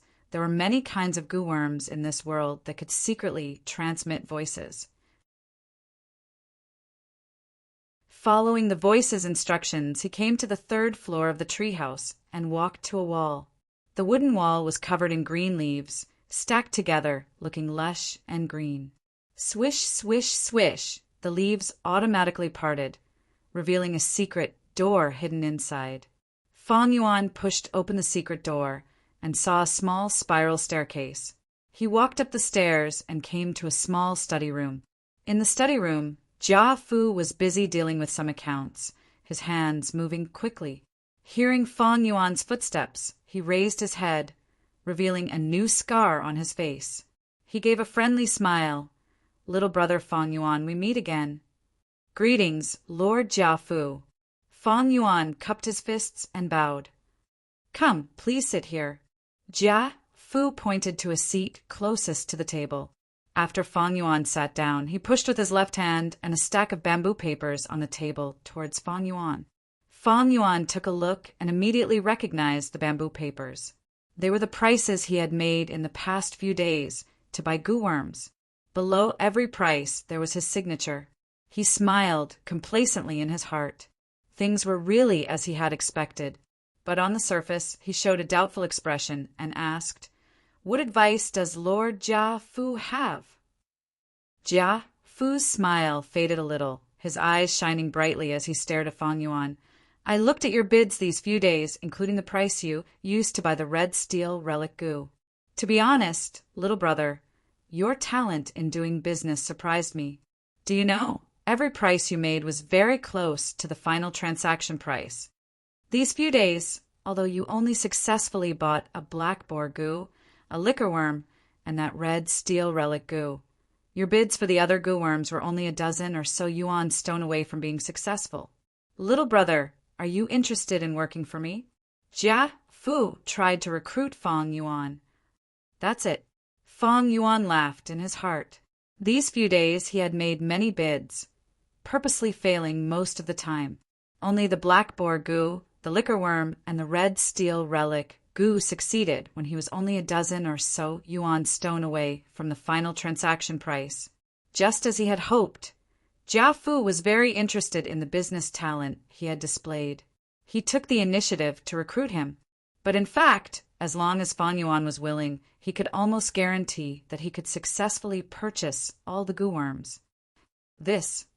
Fang Yuan hesitated, then shook his head. I am indebted to Lord Jia Fu's kindness, but I do not want to leave the clan. Oh, is that so? Jia Fu's gaze flashed. Little brother, you might have some misunderstandings about me. A year ago, I did suspect you, but after using that bamboo gentleman, you've been cleared of suspicion, little brother. Jia Jinsheng was my brother. I hope you can understand my feelings after his death. Let me tell you another piece of good news. I have already invited divine investigator Tai Shueleng.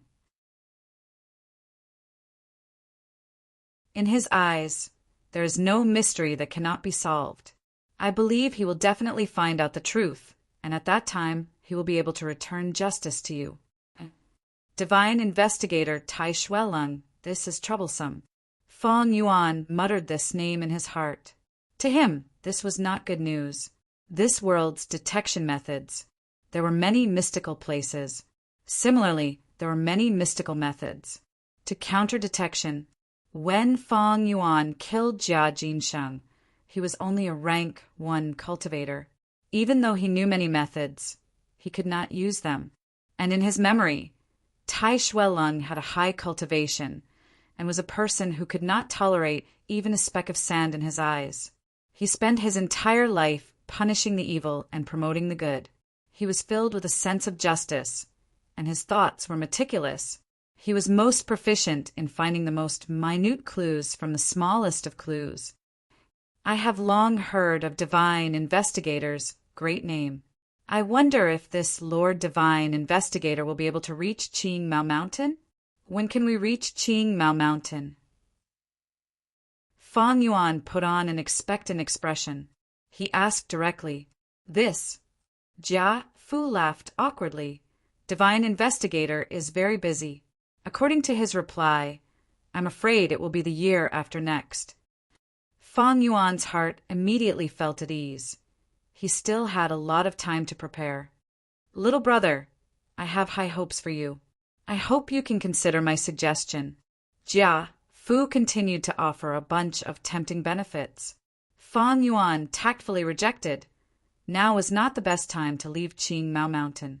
If he went to an unfamiliar environment without strength, he would definitely be bullied and ostracized. The caravan was also full of bullying and unwritten rules. That is a pity for your talent. How about this? You can take this token. If you want to rely on me one day in the future, this token is proof. I welcome you anytime. Jia Fu's failure was not surprising. He deeply understood the cohesiveness of a clan. If he knew now that Fang Yuan was Jia Jinsheng's murderer, who knows what expression he would have? Fang Yuan felt ashamed and took the token from Jia Fu, as well as the red steel relic gu. He hid these two items on his body and returned along the original path. A young female gu master was caressing the green leaves on the wall when she suddenly screamed. The branches and leaves suddenly parted, revealing a door inside. The door was pushed open from the inside, and Fang Yuan walked out expressionlessly. You.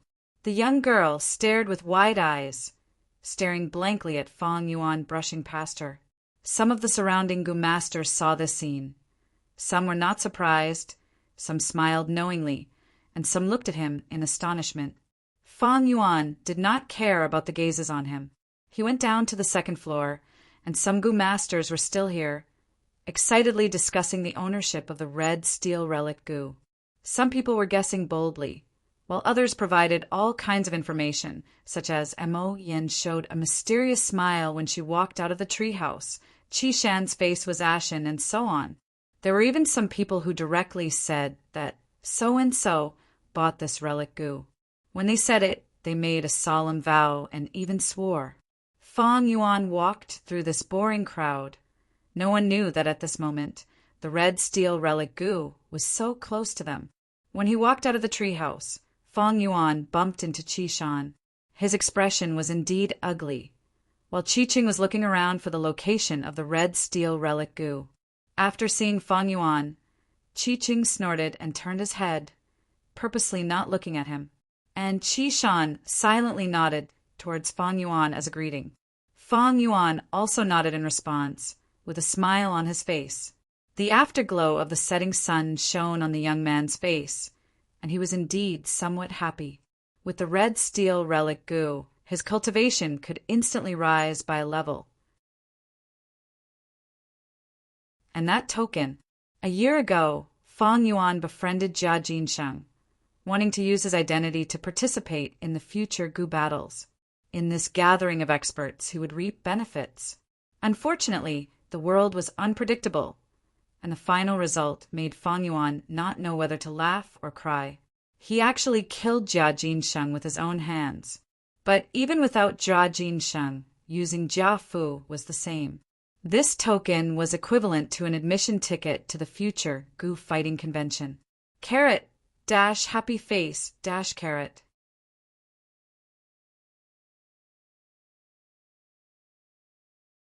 Chapter 116. 3 days after the caravan left the village. In the stone forest, a dark red light filled the area.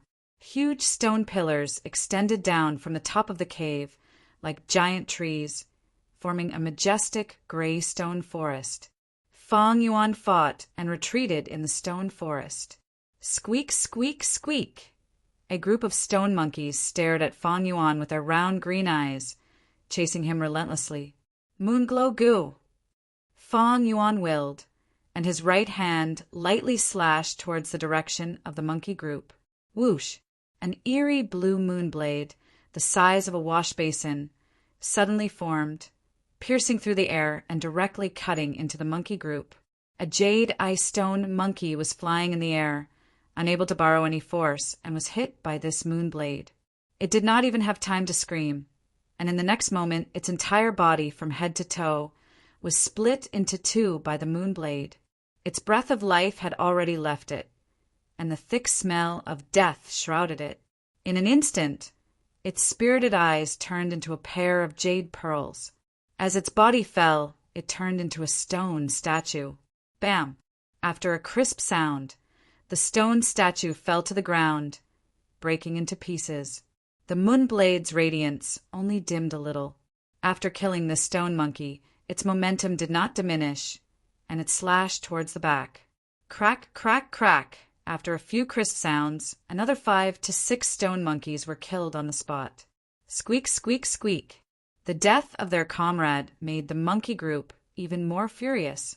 They screeched loudly, and their aura doubled as they charged towards Fang Yuan with an aggressive aura. Fang Yuan did not panic in the face of danger, his heart as cold as ice. He fought and retreated. As the stone monkeys got closer, he would use the moon blade to counterattack. The previous moonlight goo, even if he used the little light goo to increase its power, could only kill 1 or 2 stone monkeys with one moon blade. But with the current moon glow goo, as long as it was used once, it could often reap the lives of 5 to 6 stone monkeys. But there were pros and cons. To the current Feng Yuan, the moon glow goo's consumption was not low. The consumption was not low. Every moon blade consumed 10% of his red steel primeval essence. In Feng Yuan's aperture, his primeval C was at most 44%. This also meant that he could only unleash 4 moon blades in a single breath. If I refine the 4 flavors liquor worm and refine my true essence, I will be able to activate 8 moon blades in a row. It was a pity. Although I have obtained the second liquor worm, I have also collected 3 of the 4 types of sour, sweet, bitter, and spicy wine. I am stuck at the last step with only 1 left. Feng Yuan secretly sighed. After the 3 moon blades, there was only 14% of the light red primeval essence left in his aperture. To be safe, he no longer activated the moon blade, but the white jade goo. The group of stone monkeys surrounded them, and the one at the very front jumped to the side of Feng Yuan's feet, then suddenly jumped up. From the bottom up, it used its hard monkey head to hit Feng Yuan's chin. Feng Yuan snorted coldly and was just about to use his fist to blow up this little monkey who overestimated himself. But with a sudden thought, he stopped and used his chin to take the attack head-on. The moment before the collision, a cold, jade-white light appeared on his chin. There was a dull thud. The force of the collision burst forth, and Feng Yuan could not help but tilt his head backwards. And that stone monkey fell to the ground, holding its head, screaming and rolling on the ground. If not for the white jade goo, its chin would definitely have been smashed. But now, other than a slight dizziness, Feng Yuan was unharmed. But although he had the white jade goo's defense, he still had to bear the force of the collision. Feng Yuan retreated a few steps before regaining his composure, his eyes regaining clarity. He purposely endured the stone monkey's headbutt. The goal was to let his body get used to such an attack, to get used to the dizziness.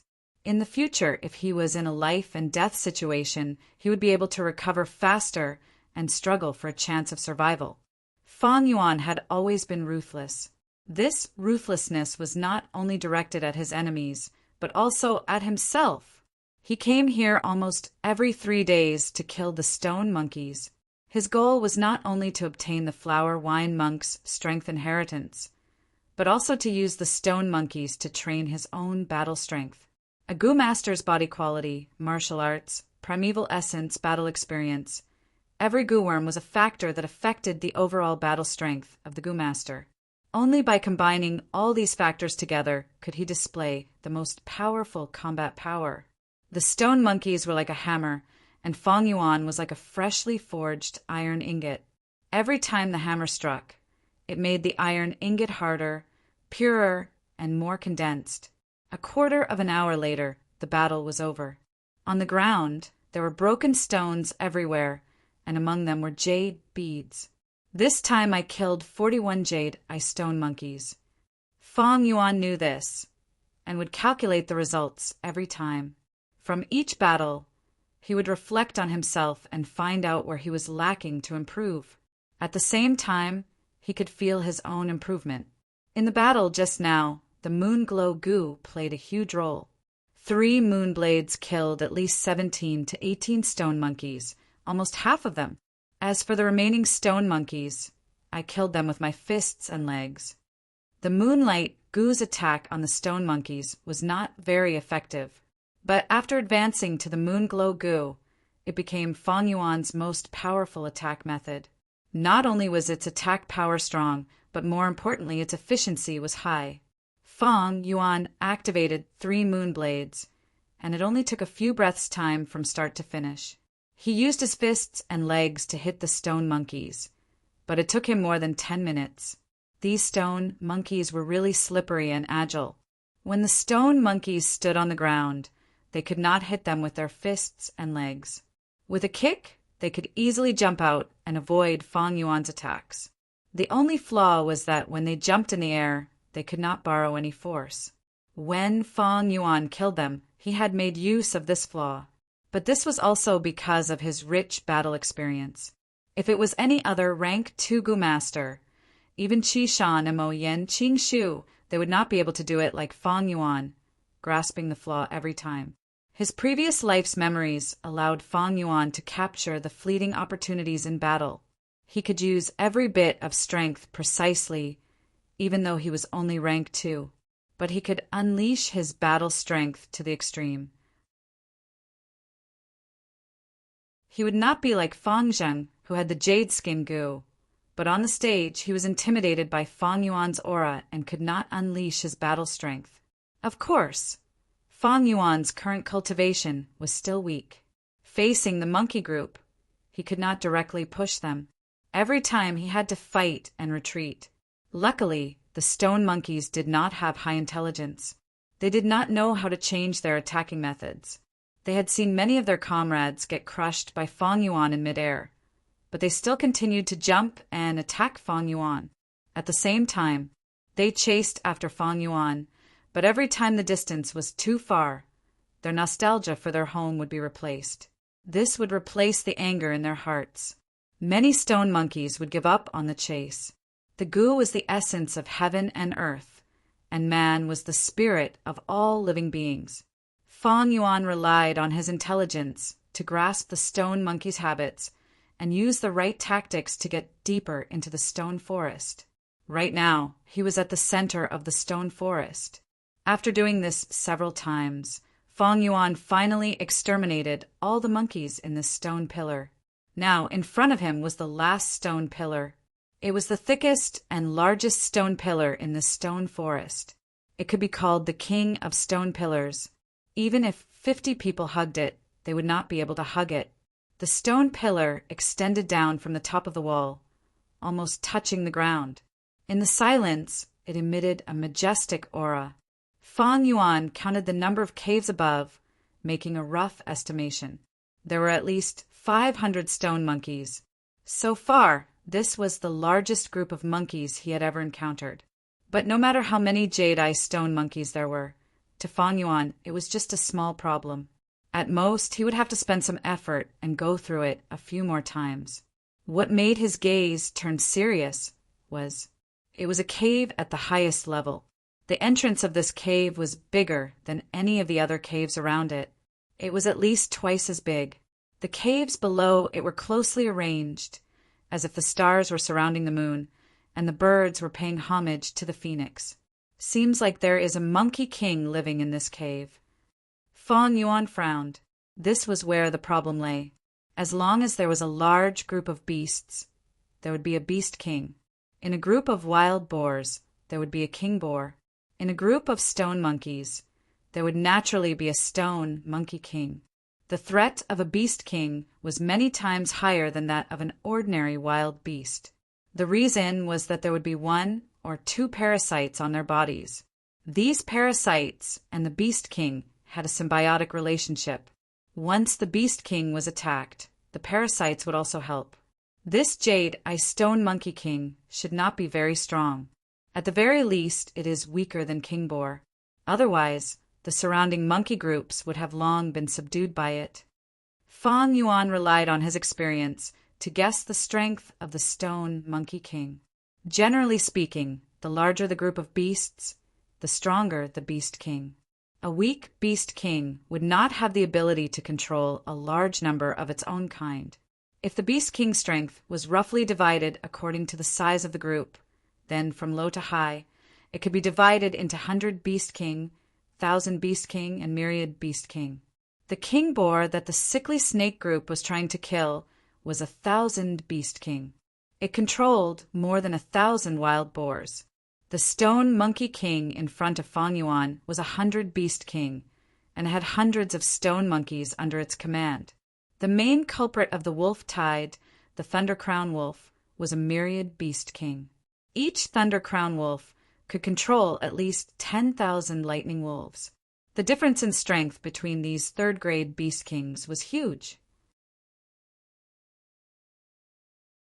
1,000 beast king usually required 3 groups to work together in order to hunt it down. The reason why the sickly snake group wanted to deal with King Boar was because King Boar was already heavily injured. The myriad beast king required the cooperation of the clan elders and clan leader to face it head-on. As for the 100 beast king, an ordinary 5-man group could take care of it. But Fang Yuan could not rely on external help to deal with this stone monkey king. He could only rely on his own strength. Rank 2 initial stage primeval essence is too weak. It seems it is time to use that red steel relic goo. Fang Yuan took a deep look at the stone cave before returning to the second secret room and closing the stone door. If the one blocking him was 1,000 beast king like King Boar, Fang Yuan would choose to retreat without a second thought. But now it was 100 beast king. If Fang Yuan had rank 2 middle stage cultivation, he could try. Of course, the result was hard to say. Even if he advanced to middle stage, there was a 75% chance of failure and a 30% chance of success. Carrot, dash, happy face, dash carrot.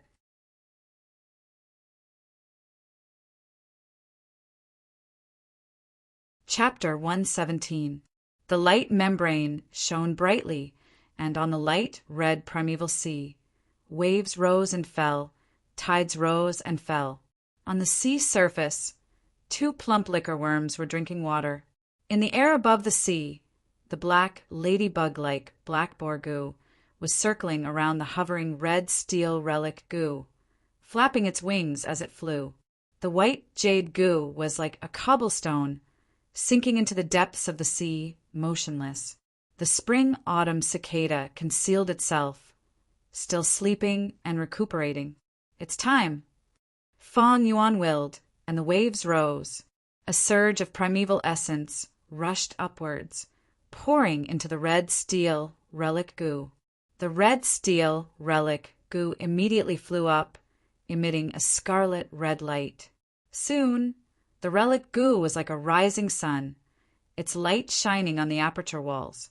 The light was as hot as fire and as piercing as a sword.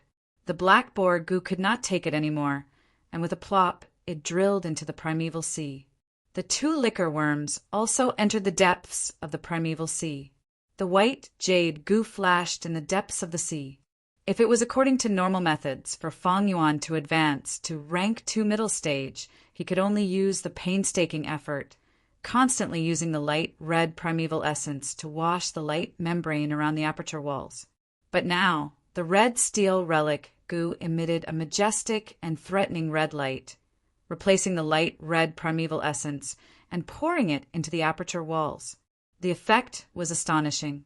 Under Fang Yuan's gaze, he could see the entire light membrane thickening at a speed visible to the naked eye. The light in the light membrane condensed into streams of light, and finally the light membrane gradually turned into a water membrane. White waves of light flowed on the surface. Sometimes it was bright, sometimes it was dark. At this moment, Fang Yuan advanced to middle stage, but the relic goo was still emitting a red light. The light filled the aperture, replacing the primeval essence and pouring its essence and foundation into Fang Yuan's aperture. The water membrane completely accepted it, and the light rippled like water, flowing more and more smoothly. This process continued for another 15 minutes or so. The red steel relic goo used up all its foundation, and its body became transparent. Then it completely disappeared in the red light. Once it disappeared, the threatening red light also dissipated. The aperture returned to its usual calm state. It was just that the water membrane became even thicker. The red steel relic goo's actions saved Fang Yuan a lot of time and effort. A trace of crimson true essence appeared in his primordial sea. This was rank 2 middle stage primeval essence. It was much more condensed than the light red initial stage primeval essence. It sank into the depths of the sea. It lingered around the white jade goo. Red steel relic goo could directly strengthen the aperture's foundation. This was reflected on the goo master. It was the effect of advancing by a small realm. It was naturally better to use this goo as early as possible. The higher the goo master's cultivation and battle strength, the higher their chances of survival, and the more missions they complete at the same time, the more yuan stone they earn. It had a beneficial effect on all aspects.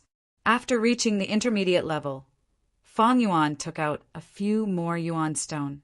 He quickly replenished his true yuan until the primeval essence sea in his aperture was filled to 44% middle-grade crimson primeval essence. Only then did he stop. Half an hour later, he stepped into the stone forest again, deep into the central Dita. Once he stepped into the monkey group's warning line. Angry jade-eye stone monkeys appeared from the stone pillars. They screeched loudly, pouncing towards Fang Yuan. Fang Yuan's expression did not change. Most of his attention was on the cave at the highest level. Ordinary jade-eye stone monkeys, as long as they did not fall into their encirclement, did not matter. The crux of the problem was this stone monkey king. What kind of goo worm was residing in its body? Fang Yuan could not estimate this. Fang Yuan slowly retreated as he observed. But this stone monkey king did not show itself. Fang Yuan felt strange in his heart. Don't tell me this monkey group doesn't have a monkey king? If there was a monkey king and its home was invaded, it would be the first to come out. Wait a minute, maybe it has already come out. Just as he thought of this, the spring-autumn cicada that had been sleeping in his aperture suddenly appeared, its body trembling nonstop, letting out a weak cry that only echoed in Fang Yuan's heart. Vital goo's warning. This was a phenomenon that would occur when the vital goo sensed that the goo master's life was under intense threat. In an instant, Fang Yuan's hair stood on end. He did not even think, subconsciously activating the white jade goo with all his strength. His whole body was covered in a layer of white jade light. At the next moment, a stone monkey king that was 3 times the size of a normal stone monkey suddenly appeared on Fang Yuan's left side, its sharp claws grabbing onto Fang Yuan's left shoulder. With a bang, the stone monkey king's attack was blocked by the white jade goo's defense, returning without any results. The moment he was attacked, the white jade goo in Fang Yuan's aperture suddenly lit up, absorbing as much as 5% of the crimson primeval essence. If this was Fang Yuan at rank 2 initial stage, 10% of his light red primeval essence would have been used up. From this, it could be seen how vicious the Stone Monkey King's sneak attack was. Even with Fang Yuan's calm temperament, he could not help but break out in cold sweat. If he had not worked hard to train himself these few days, polishing himself to a peak battle state, he would have really fallen into the Stone Monkey King's trap. If he had not reacted in time, Fang Yuan's left shoulder would have been in danger, and his entire left arm would have been useless. Fang Yuan's ending would have been as miserable as Guyue and Manchu not long ago. This Stone Monkey King actually has a wild goo worm that can make it invisible. Fang Yuan quickly retreated. He did not have the ability to detect invisible goo worms, and immediately fell into a disadvantage. That Stone Monkey King seemed to be more cunning than ordinary stone monkeys. After missing its attack, it hid its body again, and no one knew where it went. This undoubtedly brought a huge psychological pressure to Fang Yuan. He activated the white jade goo, forming a defense all over his body, expending primeval essence at every moment. He could not maintain it all the time. Even when he fought with the Stone Monkey group, he only activated the white jade goo at the crucial moment to defend himself. If he maintained this state, then not long after, his primeval essence would be completely exhausted. Over 500 stone monkeys charged towards Fang Yuan with an aggressive aura. Fang Yuan used his fastest speed to retreat, pulling apart the distance. Some of the stone monkeys' auras became weaker, and some stopped on the spot, turning their heads to look at their home. Squeak! Just at this time, the Jade Eye Stone Monkey King appeared again, giving a loud command. Squeak, squeak! The Stone Monkey group immediately responded, their confusion and hesitation disappearing, and they once again began their pursuit of Feng Yuan. Seeing over 500 Jade Eye Stone Monkeys persistently chasing after him, Feng Yuan did not panic, but instead revealed a cold smile. This turn of events was already within his expectations. He went deep into the stone forest, choosing the easiest route and opening up a passageway. Around the passageway, there were large numbers of stone monkey groups. This passageway, to Feng Yuan, was extremely familiar. But to these stone monkeys with low intelligence, how could they know? Under the supervision of the Stone Monkey King, the Stone Monkey group rampaged through the stone forest, naturally invading the warning lines of the other monkey groups, and soon attracted the counterattack of the other monkey groups. The stone forest fell into chaos. Countless Jade Eye Stone Monkeys stood on their side, protecting their home and country, and began to kill each other. If they waited for another 10 years, the Stone Monkey King might grow into 1,000 Beast King and completely unify the stone forest. But now it was only 100 Beast King and did not have the ability to control so many stone monkeys. Different groups of stone monkeys had sunk into a chaotic battle. For a moment, Feng Yuan's ears were filled with the screams of the stone monkeys. The 500 stone monkeys chasing after him were quickly held up by other stone monkey groups. However, that Stone Monkey King continued to chase after Feng Yuan relentlessly. Feng Yuan fought and retreated, and during this period, the Stone Monkey King ambushed him many times, each time causing him to expend a large amount of primeval essence. Luckily, he had advanced to the middle stage before this. Otherwise, how could the primeval essence of the initial stage support such consumption? Feng Yuan fell into an absolute disadvantage, and he could not find the Stone Monkey King's weakness. The only chance to counterattack was the instant the Stone Monkey King attacked him. But even if Feng Yuan reacted, he would not be able to make a counterattack. The Stone Monkey King had a stealth goo and firmly held the initiative. It could attack Feng Yuan whenever it wanted. Even if Feng Yuan injured it, it could use the stealth goo to escape safely and could be said to be in an invincible position. I don't have a stealth goo, and the chances of winning this battle are extremely small. If I had a large area of effect attack, I might be able to give it a try. But the Moonglow goo, unless I'm lucky and hit this Stone Monkey King, but the possibility is too small. Feng Yuan understood the situation and immediately wanted to retreat. However, the Stone Monkey King seemed to have steeled its heart to kill him. When Feng Yuan was 100 meters away from the stone door, he suddenly stopped. I only have a little more than 10% of my primeval essence left. I can't hold on for 100 meters.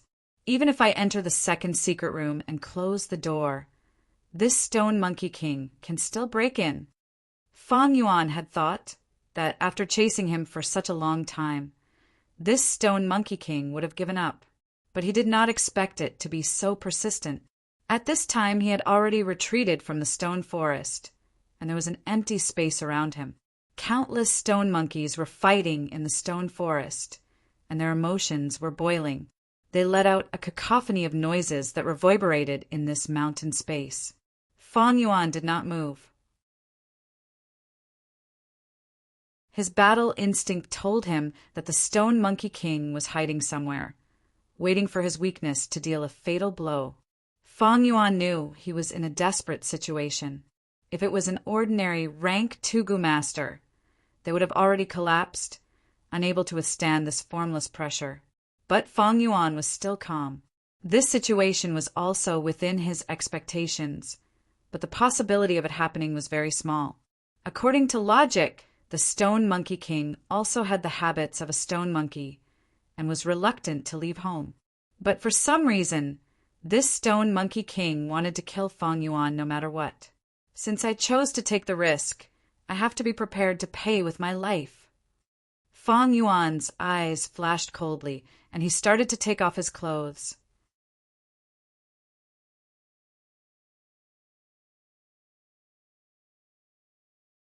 Chapter 118.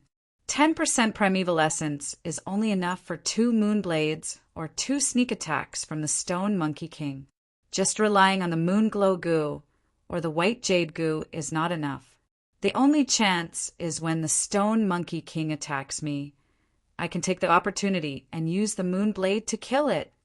Fong Yuan's mind flashed with the best battle tactic at this moment.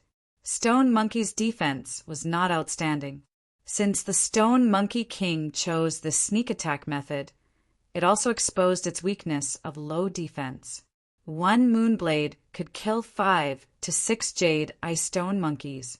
Even if it could not kill the Stone Monkey King, it could still heavily injure it. But don't think it is easy. It was very difficult to do this, even if a group of goo masters came.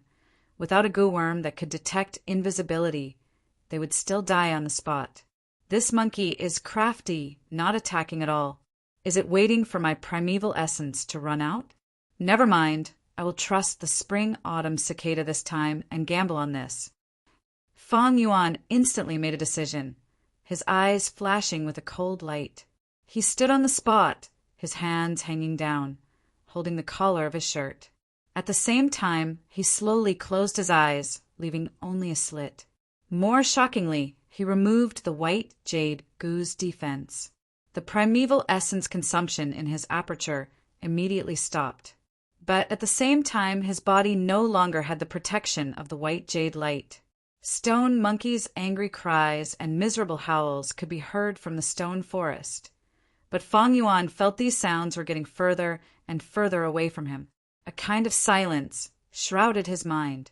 He was calmly waiting for the Stone Monkey King's attack. When it attacked, it would be the moment when the battle would be decided. Waiting. Suddenly, the spring-autumn cicada in his aperture vibrated again. Creak! The next moment, an explosion sounded beside Fong Yuan's ear, and the Stone Monkey King suddenly appeared on his left.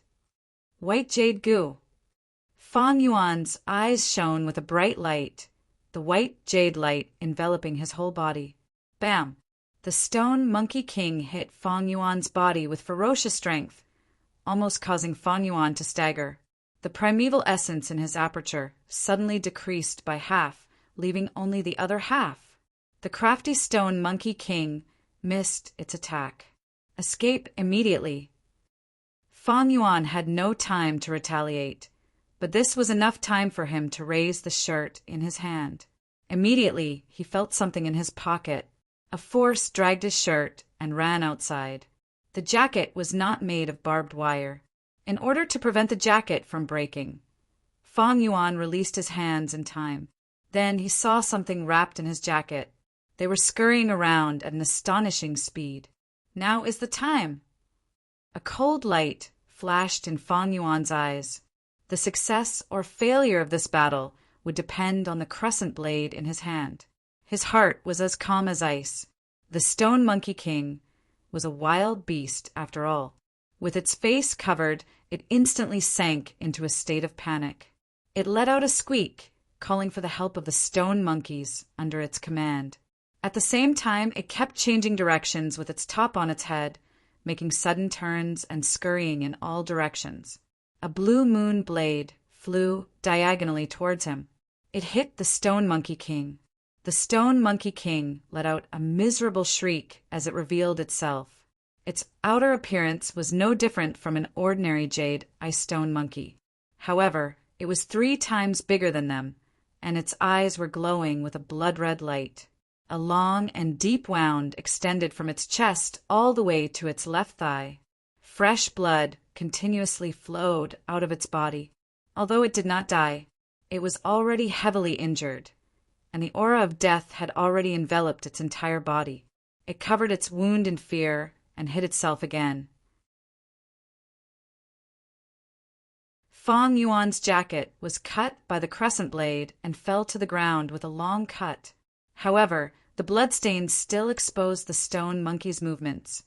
It retreated in panic and did not continue to chase after Fang Yuan.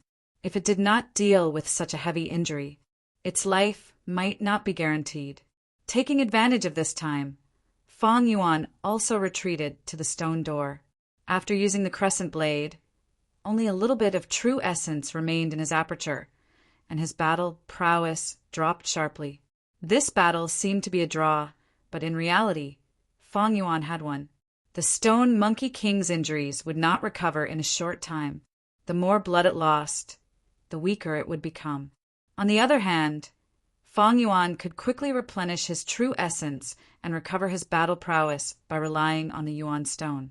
Even if he did not have a goo worm that could detect invisibility and also did not have a large area of effect attack, with his rich battle experience and his iron will, Fang Yuan was able to win against the strong despite being weaker. Monkey, fox, bay, these wild beasts have intelligence that surpasses ordinary beasts. Thus they are crafty. But because of this, they lack a kind of brute courage and will escape when they are heavily injured. If it was a wild bull or a wild boar, the more injured they are, the more berserk they become. This Monkey King seems to only have one goo worm. Although this goo worm can conceal itself, it can't even hide the bloodstains. If I am not wrong, it should be a rank 1 stealth rock goo. Fang Yuan pondered in his heart. Relying on the memories in his mind, the Stone Monkey King could no longer hide any secrets from him. The battle has been decided. Fang Yuan returned to the stone room and closed the door, using the Yuan stone to replenish his true essence. A moment later, his true essence was replenished to its peak state. Pushing open the stone door, he arrived at the stone forest again. The stone forest was still in chaos, but it was much better than before. After this chaos, I'm afraid the entire stone forest's monkey forces will be reshuffled. The stone monkeys will migrate and regroup, and the wandering stone monkeys will form a new monkey group. The passage that I painstakingly open up is likely to disappear because of this. Fang Yuan's heart sank. He had to kill the Stone Monkey King before this passage completely disappeared. Otherwise, opening up this passage again would waste a lot of his time. When he arrived at the center of the stone forest again, he might have to face a fully healed Stone Monkey King. One should chase after a cornered enemy with courage and not be a tyrant with fame. Fang Yuan followed the open path and entered the stone forest. Along the way, stone monkeys jumped out from time to time, but were all killed by him.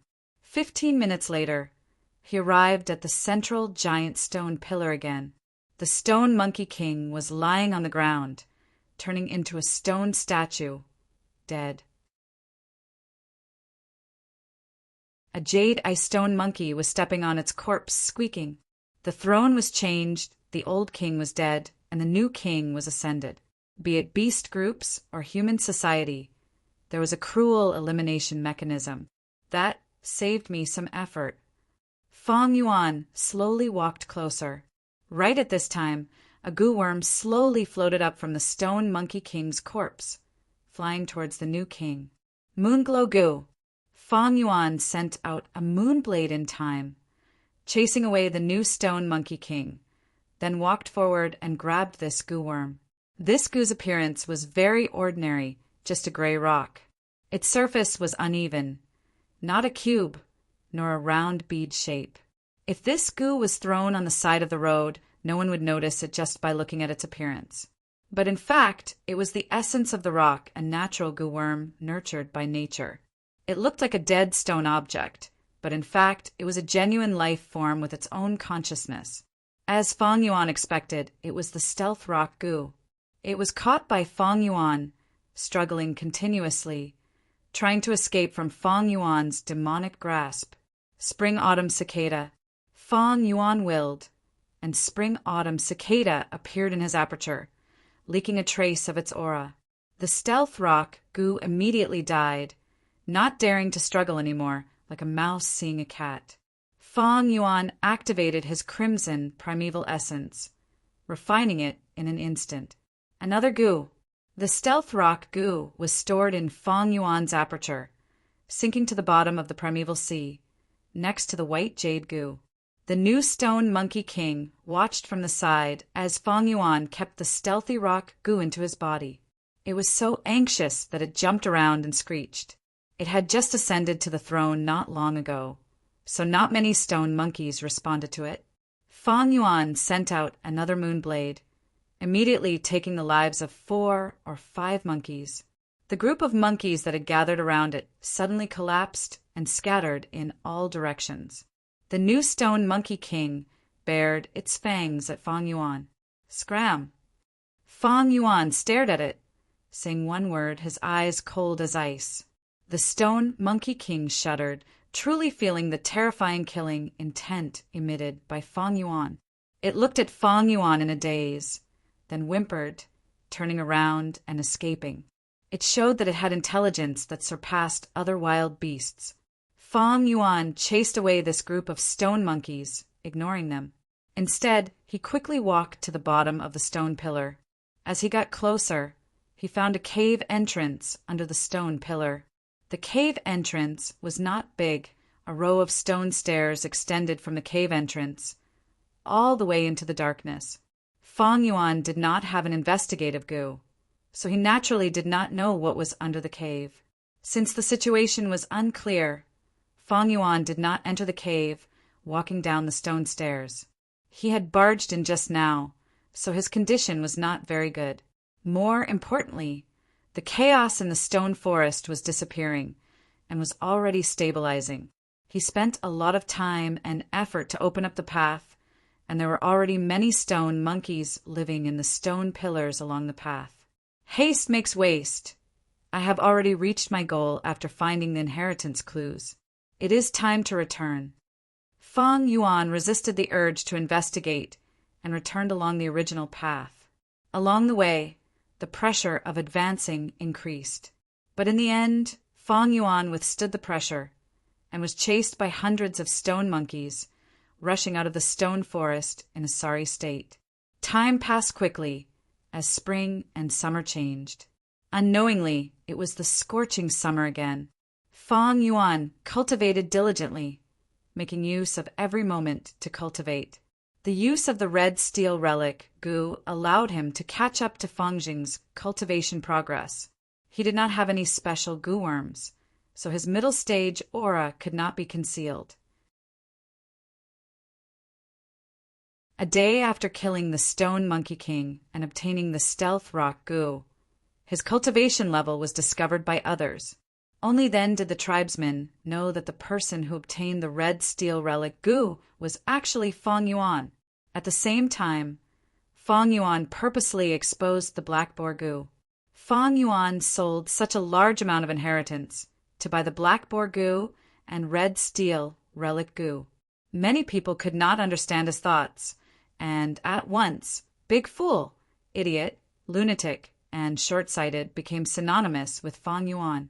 With the increase in attention, Feng Yuan had no choice but to reduce the number of times he explored the flower wine monk's inheritance. On one hand, he continued to nurture his aperture, taking steady steps towards rank 2 upper stage, while on the other hand, he collected the materials needed to advance the liquor worm and stealth rock Gu. At the same time, he produced the vitality leaf and earned Yuan stone to maintain his cultivation. July, early autumn. Near the village at the foot of the mountain, a wild rank 5 Gu worm suddenly appeared, causing a huge commotion in the entire Guyue village.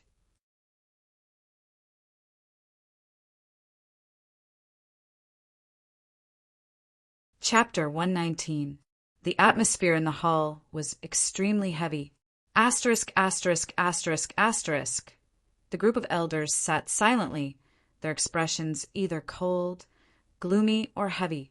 Clan leader Gue both sat on the main seat, unable to conceal the worry in his eyes. 3 days ago, a river swallowing toad appeared near the village at the foot of the mountain. This toad seemed to have swam upstream from the Yellow Dragon River and unintentionally landed here. It is currently blocking a river channel and sleeping inside. If we let it go, the village will be in constant danger. Elders, do you have any good ideas to drive this toad away? The clan elders looked at each other, No one spoke for a moment. The river swallowing toad was a rank 5 gu with great power. When it opened its mouth, a river would flow. If this matter was not handled well and it was angered, half of Qingmao Mountain would be flooded, and the entire village would be washed away. After a long silence, Gue Lien spoke. This matter is very serious and needs to be resolved as soon as possible. Once the news is leaked, there might be people with ulterior motives sneaking in and provoking this river, swallowing toad to harm our Gue clan. Elder Qi Lian is right. Gue Emochin nodded. Although he was Gue Lian's political enemy, at this crucial moment of life and death for the village, he completely let go of his prejudice. After a pause, he continued, "There is another more serious situation. Once the river swallowing toad floods Qingmao Mountain, the wolf nest will be submerged. To escape, the wolf pack will naturally migrate up the mountain. At that time, the wolf tide will erupt earlier. We will have to fight with countless wild beasts for living space on the mountain top." The clan elders heard this. Their faces turned pale. Guaibo added in a heavy tone, "Everyone, don't forget the foundation of our village. Back then, the first-generation ancestor established the village here because of the spirit spring beneath our feet. Once the water floods Qingmao Mountain, this spirit spring will be destroyed. What should we do? Even if we resist the beast tide and survive on the mountain top, after the flood recedes, the spirit spring will disappear. Large numbers of beasts will die, and the surroundings will become barren. Our cultivation resources will be severely lacking. If we're going to die together, why don't we ask for help from the Xiong clan village and the Bai clan village? We're all 3 grasshoppers tied to the same string. I don't believe that they won't do anything." The elders whispered to each other in panic. Some people were already thinking of asking for reinforcements. "It's too early to ask for help now." Guiuebo shook his head and rejected the idea immediately. Now is not the most difficult time. Back then, when the first-generation ancestor had just established the village, a rank 5 blood river python attacked the village. He was killed by the first-generation clan leader. Compared to the blood river python, the river-swallowing toad is much cuter. It has a gentle temper and doesn't offend any mortals. Only when it sensed the aura of other goo worms would it be vigilant. Only after suffering heavy injuries would they become enraged and spit out water. By chance, I once heard the previous clan leader mention this. There are rumors about the river-swallowing toad. In the hall, Guiuebo spoke with fervor and assurance. The voice was slow. All the elders listened attentively with nervous and flustered expressions on their faces. He couldn't help but relax, as expected of the clan leader. Guiyao Ji sensed the change in the atmosphere and looked deeply at Guiuebo, praising in her heart. According to what Lord Clan Leader said just now, driving this river-swallowing toad away is not a difficult matter. An elder said, "You can't say that." Guiuebo shook his head. "These are only rumors. I haven't seen it with my own eyes, and there's no evidence of it. This is an important matter and cannot be careless. I think we should send a group of Gu masters to try it out." All the elders nodded. Guiyuelian said, "To do this, only my chief faction can do it. If he can't do it, I'm afraid no one in my clan can." Everyone knew who Qi Lian was talking about and agreed. Clan leader Guiuebo smiled. "Since it is so, then let's send the Qi Shan group." It was the beginning of autumn and the weather was gradually cooling down. Fang Yuan sat alone by the window in the tavern, quietly tasting his wine. The manager of the tavern stood beside him, bowing and groveling. "Shopkeeper, a few days ago, I asked you to inquire about bitter shell wine. Have you found anything?" Fang Yuan asked. Fang Yuan was only lacking a portion of bitter shell wine to refine the liquor worm.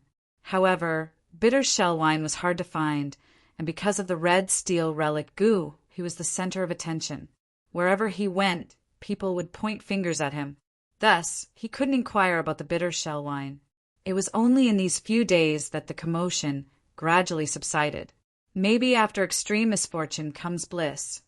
Feng Yuan unintentionally found some clues about the bitter shell wine. The shopkeeper quickly replied, reporting to young master, "The bitter shell wine you wanted me to inquire about. Someone had drunk it in by Clan Village. The raw material of this wine is a kind of shell from deep pools. This kind of shell was completely black, and there were circles of white veined patterns on the shell like tree rings. We call it bitter shell. Ordinary shells can be brewed into pearls. It swallows the sand and stones in the water, but can only dissolve the sand and stones, turning it into bitter water. Someone pries open its shell and obtains this bitter water, using it to brew wine. The bitter shell wine brewed is both bitter and fragrant. It is very unique." Feng Yuan heard this and slightly raised his brows. "That means by Clan Village has this bitter shell wine." The shopkeeper quickly bowed. "I can't guarantee it. I only heard people talking about it occasionally.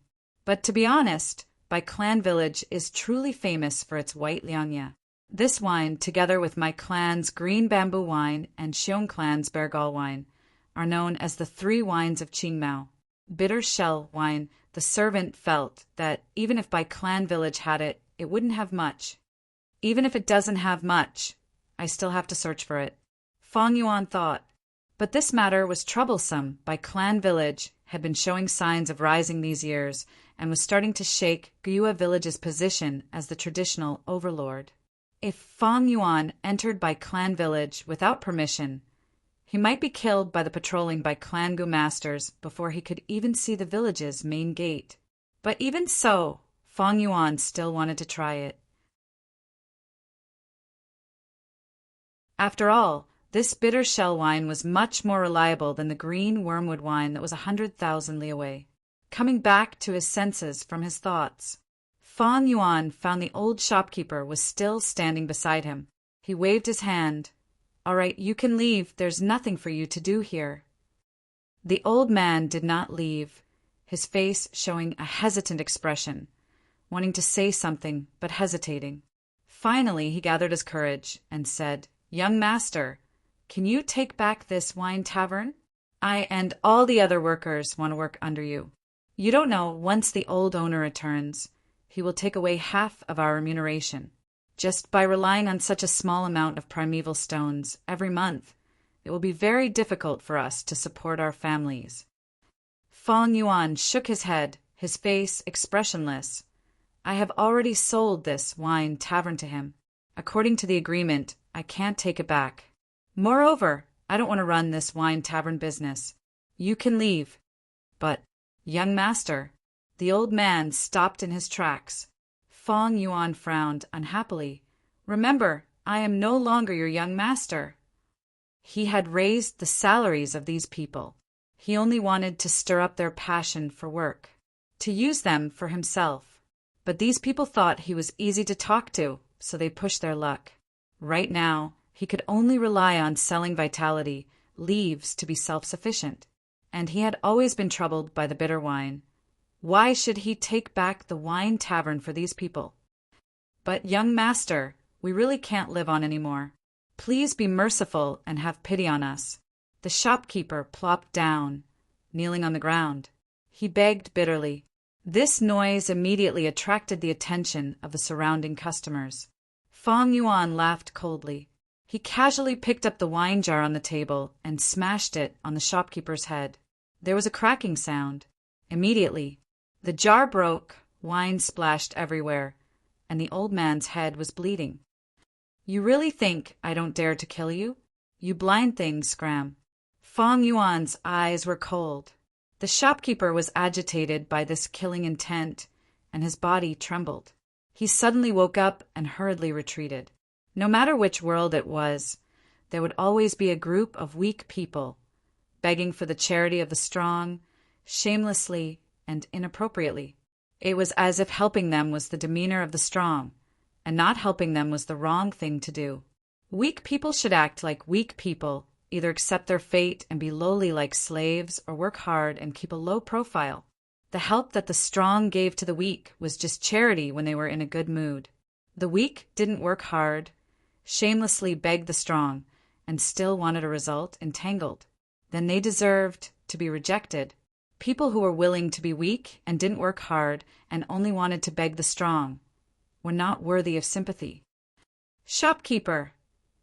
Hurry and bandage the shopkeeper's wound. The waiters surrounded the old man with dirty blood all over his face and were in a mess. The old shopkeeper was just a mortal. Even if he was killed on the spot, it wouldn't matter.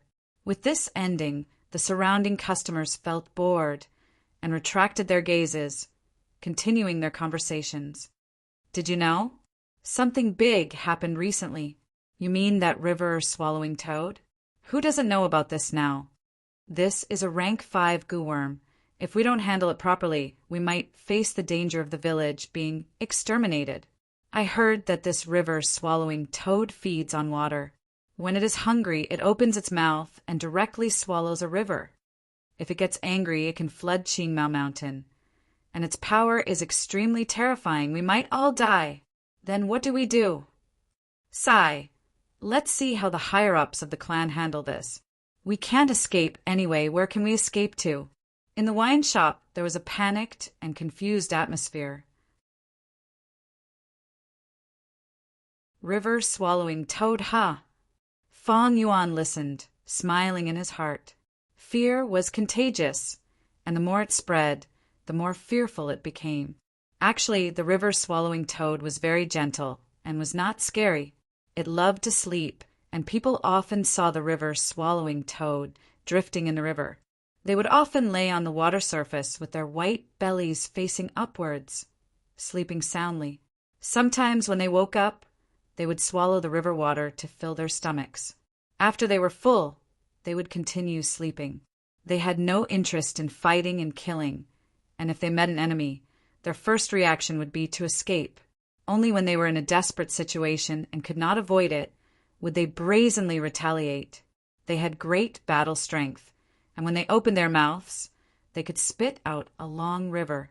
The river water engulfed the land, and in an instant it could create a swamp country. This river-swallowing toad should be asleep. Following the Yellow Dragon River, it unintentionally entered a tributary and was brought to the foot of Qingmao Mountain by the waves. Fong Yuan guessed the truth.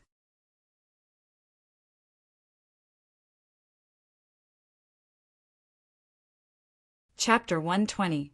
It is said that every river-swallowing toad has a river in its stomach. Fong Yuan did not use the river-swallowing toad in his previous life, but this goo left a deep impression on him. This all originated from one person, a normal person, a servant.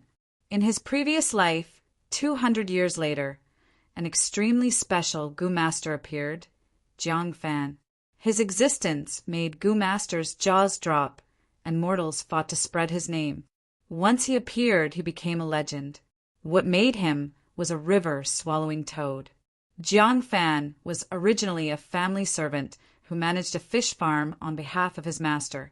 One day, a river-swallowing toad was stranded on the riverbank, its belly facing upwards, its head raised, sleeping. Jiang Fan was shocked and scared at first, but slowly he felt that the toad was not dead. Why was it not moving?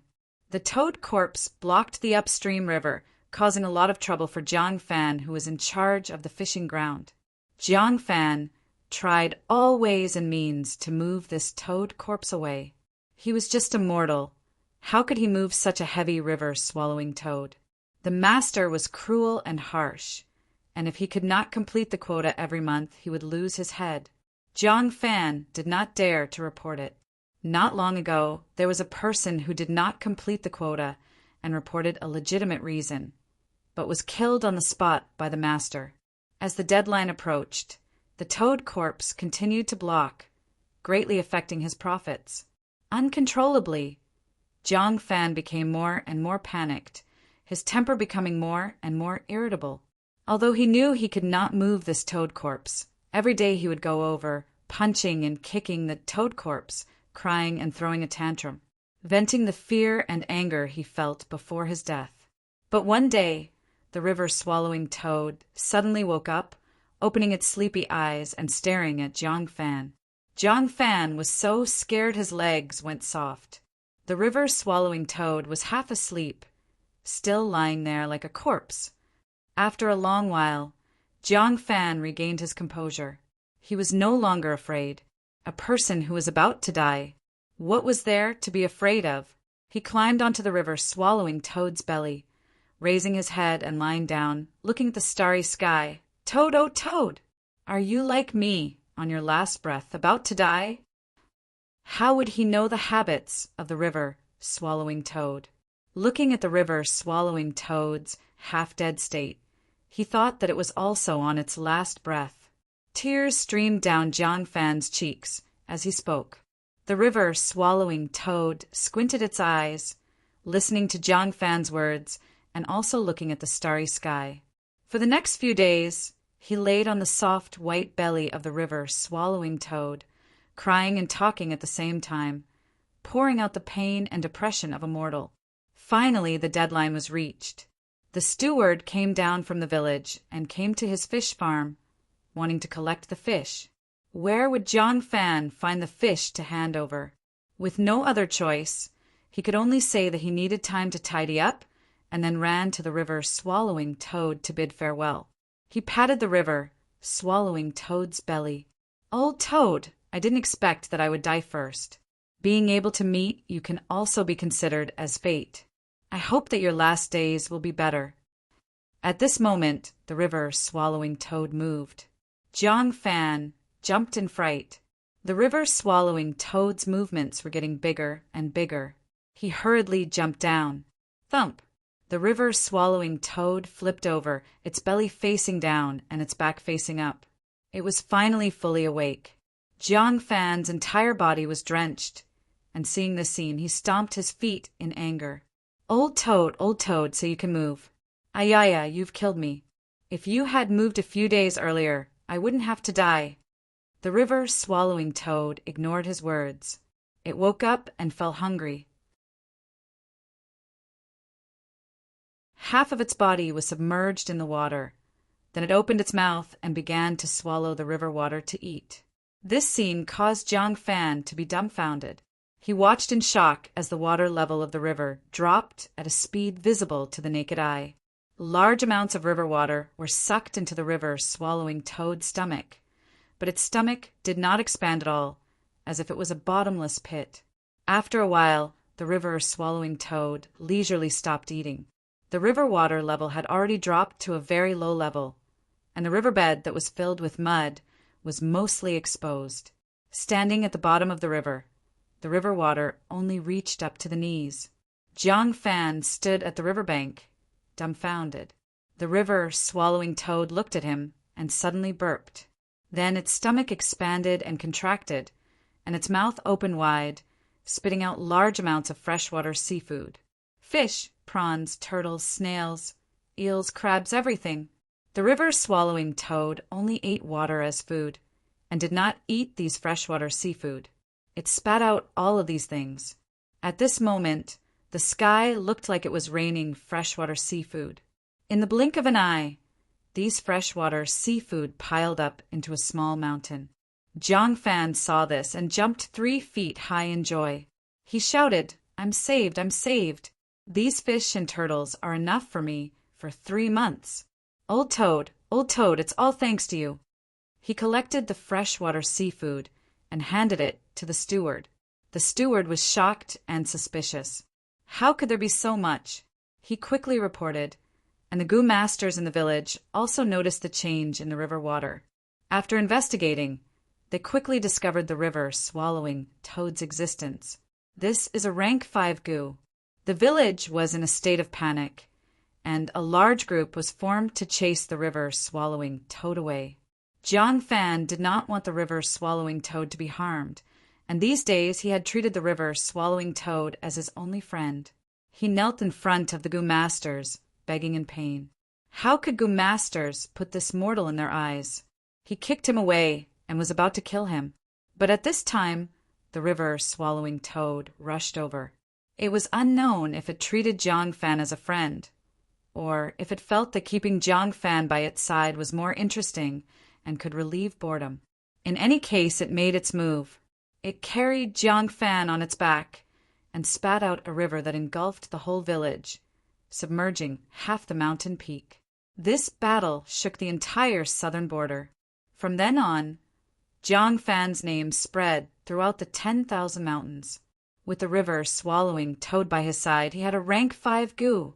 One had to know, even a rank 5 gu master might not have a rank 5 gu. Rank 5 gu masters were rare, and even in the entire history of the Guyue clan, there were only 2. One was the first-generation clan leader, and the second was the 4th-generation clan leader. But he, Jiang Fan, did not even open his aperture.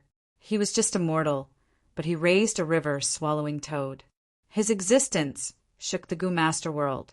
Afterwards, Jiang Fan stayed at the original village. He built a village. He was tolerant towards people and had sympathy towards mortals, and was determined to build a village where everyone was equal, a village without oppression. He became a flag, and the surrounding mortals in the village all rushed towards him.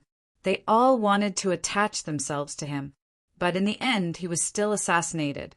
A mere rank 5 river swallowing Toad could not make him a true expert. He was after all not a Gu Master, and after he died, the river swallowing Toad also left. The Gu Masters razed his village to the ground and massacred all those daring mortals. Jiang Fan used his mortal body to challenge the entire society system and naturally incurred the wrath of the Gu Masters. I wonder if in this life, because of my influence, Jiang Fan will still appear. The reminiscence ended. Feng Yuan laughed, but Qi Shan could not laugh. His face was gloomy, and he returned in defeat. The villagers at the foot of the mountain had been waiting for the Gu Masters to solve this problem. But even the great Guyue Shan himself could not solve this problem. This caused the panic in the villagers to spread rapidly. It reached a peak. They dragged their families, carrying bags of all sizes, and rushed to the village. They naturally did not dare to barge into the village, so more and more villagers knelt at the village's entrance, begging for the Gu Masters to show mercy. Let them in the hall. What? Such a group of lowly commoners, daring to surround the entrance. Outrageous. They're getting more and more daring. Kill them all. The Punishment Hall elder roared. Medicine Hall elder Guayao Ji's face was also gloomy. Although these lowly commoners deserve to die, killing one can serve as a warning to the rest. Killing a few that are not pleasing to the eye can disperse this group of people. But it will be a joke to the other villages. Guyue continued, the crucial point now is not this. If even Qi Shan cannot awaken this river-swallowing Toad, who else in our clan can? Looks like we really need to ask for reinforcements. Xiong clan is known for their strength. Sigh, for the village's safety, asking them to help. Even if we have to pay a small price, it is worth it. These words gained the approval of the other clan elders, and even clan leader Guyue Bo was moved. Clan leader and various clan elders, Junior has something to report. Guyue Shan stood in the hall, listening to the clan elder's words. He suddenly bowed and spoke. Guyue Bo nodded. He had an admiring attitude towards Guyue Shan. Qi Shan, what suggestions do you have? Just say them. Qi Shan did not reply, but asked instead, Lords, to awaken this river-swallowing Toad, must we rely on one person's strength? Guyue Bo said, according to what the previous clan leader mentioned, the river-swallowing Toad has a gentle temperament and loves to sleep. Even if its body is awakened by someone, it will not get angry. Thus, we ordered you, who has the greatest strength in the village, to awaken it. But the result was a failure. Qi Shan then said, Then, clan leader, please bestow me a brute force longhorn beetle Gu. With the strength of this beetle, along with Junior's innate strength, I can definitely awaken this river-swallowing Toad. You absolutely cannot use the strength of a Gu worm. Qi Shan had just finished speaking when an elder immediately rejected his request. The aura of a goo worm will attract the vigilance of the river swallowing toad. If this toad feels threatened and goes berserk, who will be responsible for the result? That's right. Guyue Bo nodded. If you use a goo worm, even if you awaken the river swallowing toad, you will not be able to obtain its recognition. You must be alone and rely on your own strength to awaken it. Only then can you obtain its recognition. Gu are the essence of heaven and earth, but their habits are similar to wild beasts. Wild beasts have their own territories, and when wandering beasts encounter the beast king of this territory, they will often engage in a battle. The winner takes the territory while the loser roams. The formation of the beast tide is also based on this habit of wild beasts. Strong beast groups will invade the surrounding territories. The weaker beast groups will be dragged out, forming the early stage of the beast tide. To drive the river swallowing toad away, one must start from this habit. The river swallowing toad is docile and does not like to fight. As long as it acknowledges the ability of the beast king of this territory, it will retreat. Thus, using goo worms is not possible. The aura of the goo worm will be sensed by the river swallowing toad, and the consequences are unpredictable. Gathering everyone's strength is also not possible. Once there are too many people, even if the river swallowing toad is pushed, it will not leave. Because this is the strength of everyone, it will not accept an unfair victory. Thus, the clan leader let Chi Shan make a trip. This is because his physical strength is the strongest in Gua village. So that's it, I understand now. Chi Shan finally understood the whole story, cupping his fists. Since it is like this, then Junior will recommend a person to the elders. This person's strength is even greater than mine. Oh, who is it? There is actually such a person. Why do we not know? Chi Shan, don't keep us in suspense. Quickly say it. This person is Guyue Fong Yuan. Chi Shan said a name.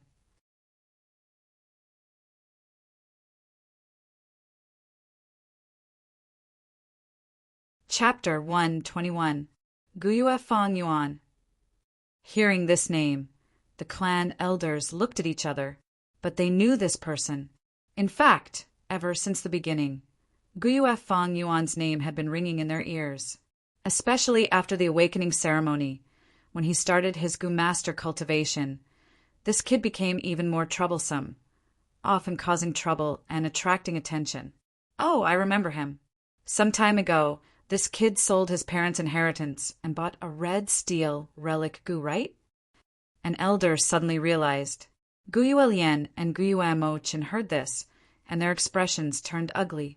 If the red steel relic Gu was used by Chi Shan or Mo Yen, it could help one of them reach rank 2 peak stage, and they would be able to contend against Guyue Qing Shu. This was reflected to the higher-ups, and whether it was the Mo faction or the Qi faction, it was a political victory. But who could have thought that this prodigal kid would ruin their plans? But speaking of which, this kid does have some strength. Back then on the stage, he broke the Jade Skin Gu's defense with 2 punches and beat Fongjing to the ground, becoming the top scorer. An elder recalled. This time, it was clan leader Guyue Bo's turn to show a trace of embarrassment. Guyue Fongjing was specially nurtured by him. Fongjing's failure, in a sense, was his clan leader's failure. As long as one entered the system, anyone would be labeled as a faction. There were neutral factions in politics, but there was no such thing as a faction-free person. But in terms of strength, I'm afraid his strength cannot compare to Chi Shan's, right? Qi Lian asked suspiciously. Chi Shan replied respectfully. Clan elders might not know, but Fong Yuan not only bought the red steel relic Gu, he also bought a black boar Gu. These few months, he has been buying wild boar meat to feed the black boar Gu and increase his strength. Once, I saw him moving a huge rock on a hill, measuring his strength. Once, I saw him moving a boulder on a hillside to measure his strength. But from what I saw, I don't know how much strength he has at his maximum. But from what I saw, I know his strength will not lose to mine. I see. I didn't expect Fang Yuan to have grown to such an extent. Guiyuebo nodded. Then let's order Fang Yuan's group to try again. Hearing this, the Internal Affairs Hall elder stood up from his seat with an awkward expression. He stood up and said, Lord Clan Leader, please allow me to report. This Fang Yuan is currently alone and has yet to join the team. What does that mean?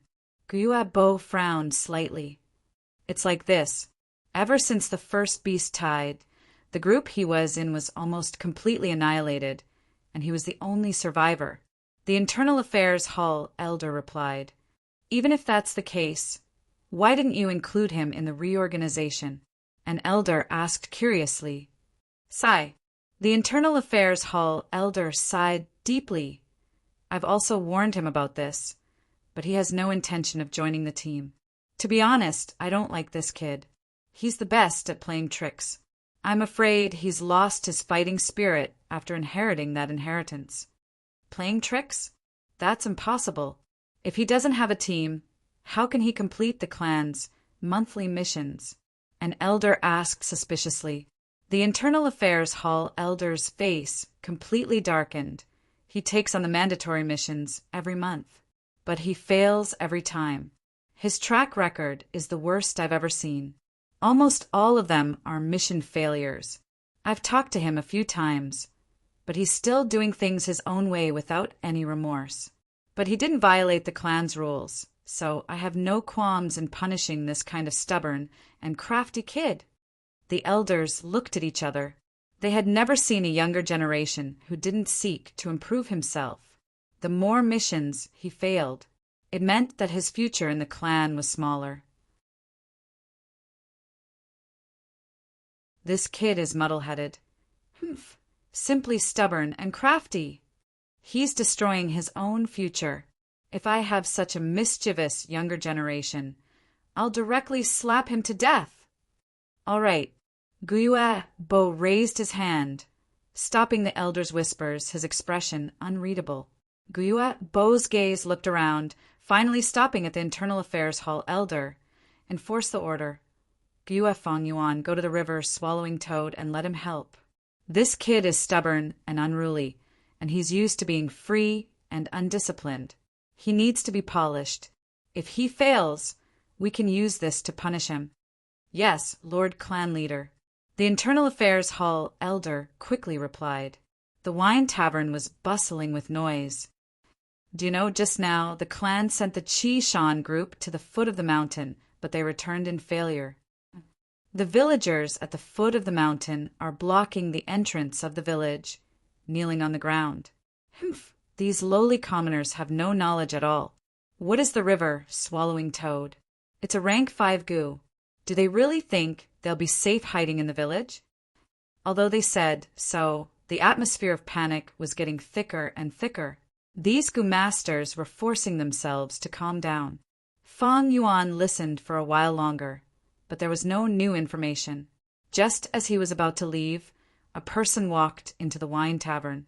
His body was tall and sturdy, and his upper body was scarlet red with bulging muscles. It was Guiyueshan. The discussions in the wine tavern immediately stopped, and countless gazes landed on Chi-Shan. Chi-Shan did not care about these gazes, only sweeping his gaze around and seeing Fang Yuan. So you're here. Under everyone's gaze, he walked to Fang Yuan.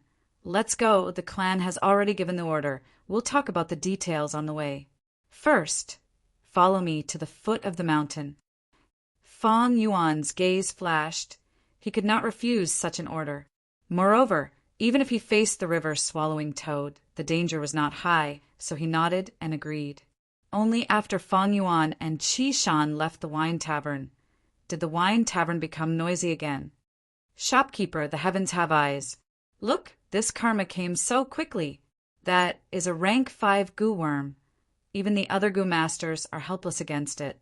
He is so young. Wouldn't he just be throwing his life away? I had thought that young Master Fang Yuan would be different from the other gu masters, being able to empathize with us, servants' pain and suffering. Humph, to think you are the same. Die, there is no pity in dying. "Shopkeeper, your injuries are not for nothing. You didn't suffer this injury for nothing. Losing a Gu Master's life is definitely worth it." The old shopkeeper's head was already wrapped in white bandages, and right now he was groaning nonstop, weakly leaning against the wall. A few waiters surrounded him, trying to console him.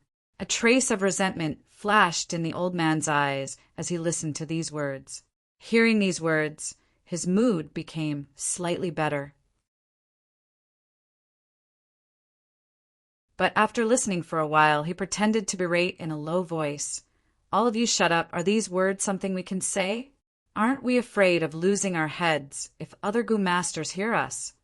The waiters laughed. "Shopkeeper, you are too careful. The tavern is so noisy. Who would hear us talking so softly?" Just as they finished speaking, a Gu Master sitting closest to them interrupted. "I heard you." The expressions of the shopkeeper and the waiters changed drastically. They were terrified to the extreme. "Lord!" The old shopkeeper did not care about the dizziness in his head, and quickly went to the Gu Master to beg for mercy. This male Gu Master raised his hand, stopping him. "What you said is very good. I like it. Fang Yuan, this little bastard. His death is not to be regretted. Say something like this again. If you say it well, I will reward you greatly."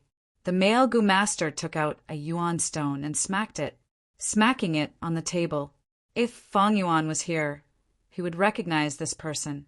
It was the healing Gu Master from the small beast tide. Fang Yuan used the girl he loved as a shield, blocking in front of him. Because of this, he hated Fang Yuan deeply and had not been able to resolve it. The waiters looked at each other in dismay. One of the more daring ones stared at the Yuan stone on the table, his eyes staring straight at it. The male Gu Master's 3 companions, however, frowned, but they could not persuade him. He could only listen to the few employees scolding Fang Yuan as they fought to outdo each other. Early autumn, a beautiful scenery. In the forest, the leaves were deep and shallow. The green leaves reflected the yellow leaves, and the yellow leaves faintly contrasted with the red leaves. In the paddy fields, patches of yellow rice grains rippled with the autumn wind. In some lush green vegetable fields, the tender leaves were fresh and delicious. Fang Yuan sped along the mountainside, following the Qishan group to the foot of the mountain, and saw this rank 5 river swallowing toad. Its body was huge, like a small mountain. It laid in the riverbed, blocking the river. The river upstream was filled with water, about to overflow. But downstream, the flow was almost cut off, with only a small amount nourishing the riverbed. The river swallowing toad's belly was facing upwards, snow white and delicate, covered with a layer of luster. Its back, on the other hand, was the color of a clear blue sky. It was also smooth, without the warts on a normal toad's back. It was currently lying down, snoring loudly. But it did not snore, sleeping peacefully and gently. Feeling its aura, the 2 liquor worms in Fang Yuan's aperture shrunk into a ball. The black boar Gu swept away its cheerful mood, flying very low. The moon glow Gu residing in his right palm retracted its light. Only the spring-autumn cicada was still sleeping peacefully. Fang Yuan also kept the moon glow Gu into his aperture. As long as he did not activate these Gu worms, their aura would not leak out. Placing them in the aperture was very safe. "Fang Yuan, the rest is up to you," Qishan said. On the way here, he explained most of the situation. Fang Yuan also approved of this method. Of course, the simplest method was to use the spring-autumn cicada. As long as the rank 6 Gu worms aura leaked out, this river swallowing toad would flee in panic. Of course, this was also because the river swallowing toad did not like to fight. If it was a violent Gu like the blood river python, the spring-autumn cicada's aura would cause it to go berserk and attack crazily. Fang Yuan stood on the riverbank, trying to push it. The river swallowing toad's skin was slippery, giving him a feeling that he could not exert any strength. Adding on its heavy weight, it did not budge at all. "Are you sure you can do it?" Crimson Castle said, sarcastically, Fang Yuan ignored him, saying to Qi Shan, "Although I have the black boar goo to increase my strength, but in terms of strength, I am only slightly stronger than you. But to move this river-swallowing toad, it is not impossible. I still need your help." "How?" Qi Shan immediately asked. Fang Yuan said slowly. Qi Shan showed a trace of doubt. "Then aren't we cooperating? Even if the river-swallowing toad wakes up, will it still acknowledge you and willingly admit defeat?" Fang Yuan laughed. "You don't have to worry about this. As long as you are a bit further away, making it unable to sense you, it will naturally work. It is, after all, a goo worm. Don't think it is that smart."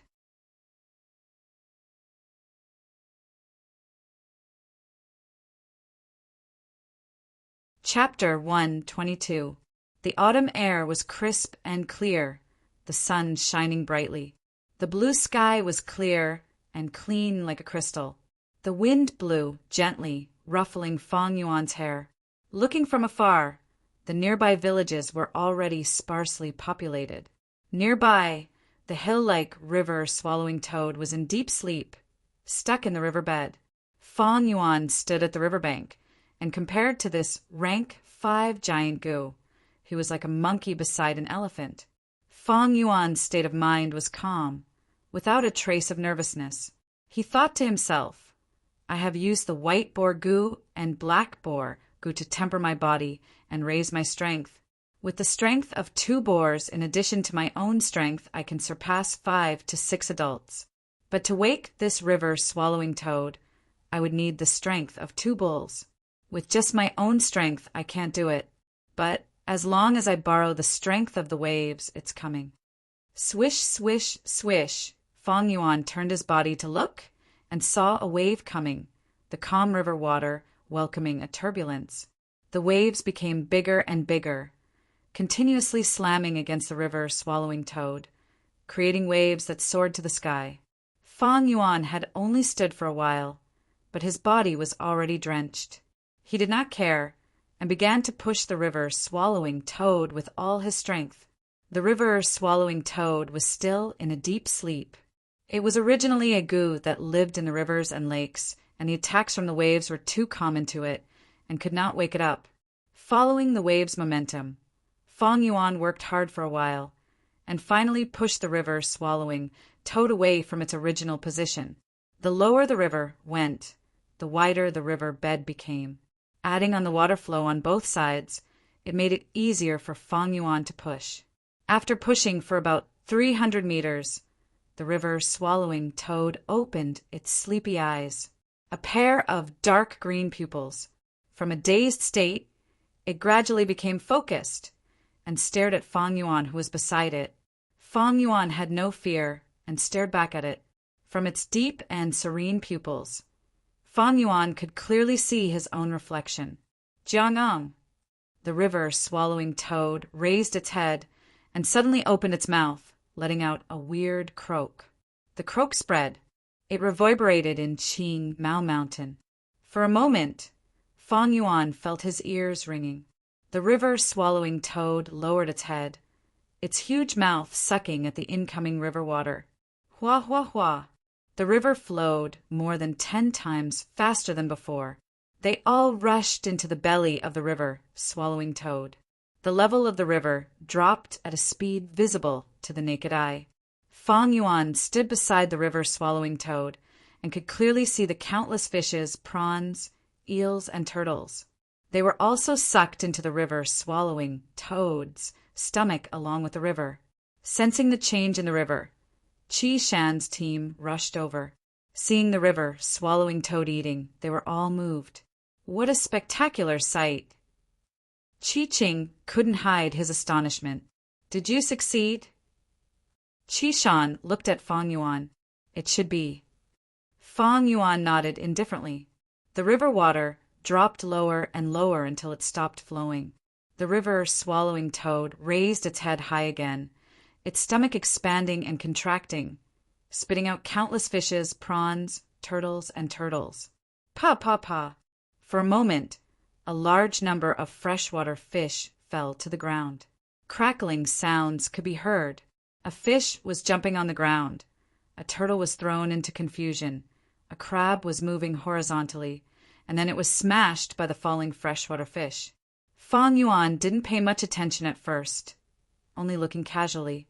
Suddenly, he smelled a trace of wine. Strange, why is there the smell of wine? Qi Qing sniffed, his face full of surprise. It should be the 100-year bitter shell. The female Gu master in the group pointed at a broken black shell the size of a millstone. This shell was as black as ink, and there were circles of white patterns on it, like the growth rings of a tree. Not bad.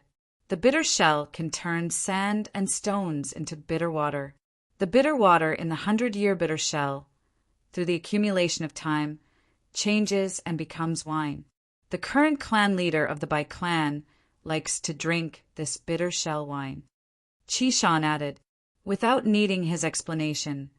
Fang Yuan had already picked up the shell and started to collect the bitter shell wine. Not long ago, he was still troubled about how to obtain this bitter shell wine, but to think it would appear in front of him in this form.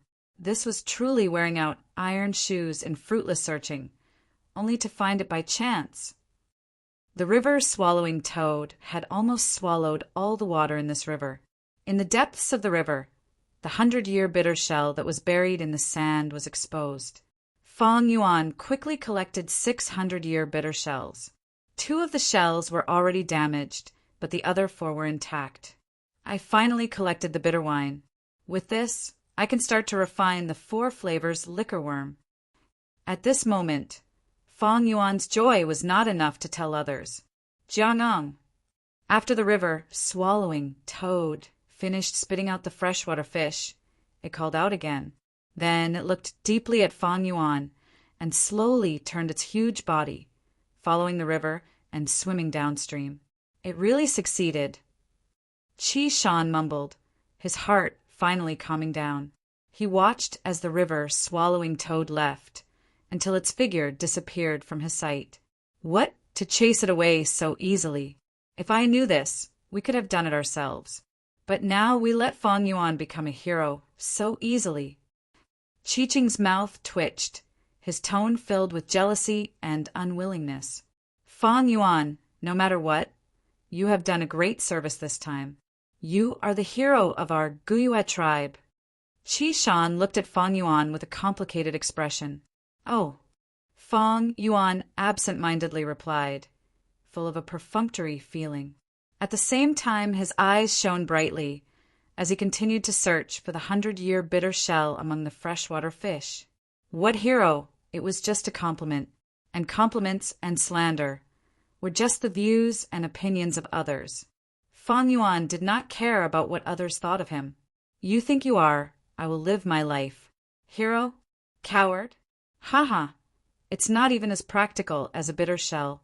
The news of chasing away the river, swallowing toad immediately spread to the village. Guyue Bo said good 3 times, and the heavy atmosphere in the hall was swept away. Only the internal affairs elder had a complicated expression.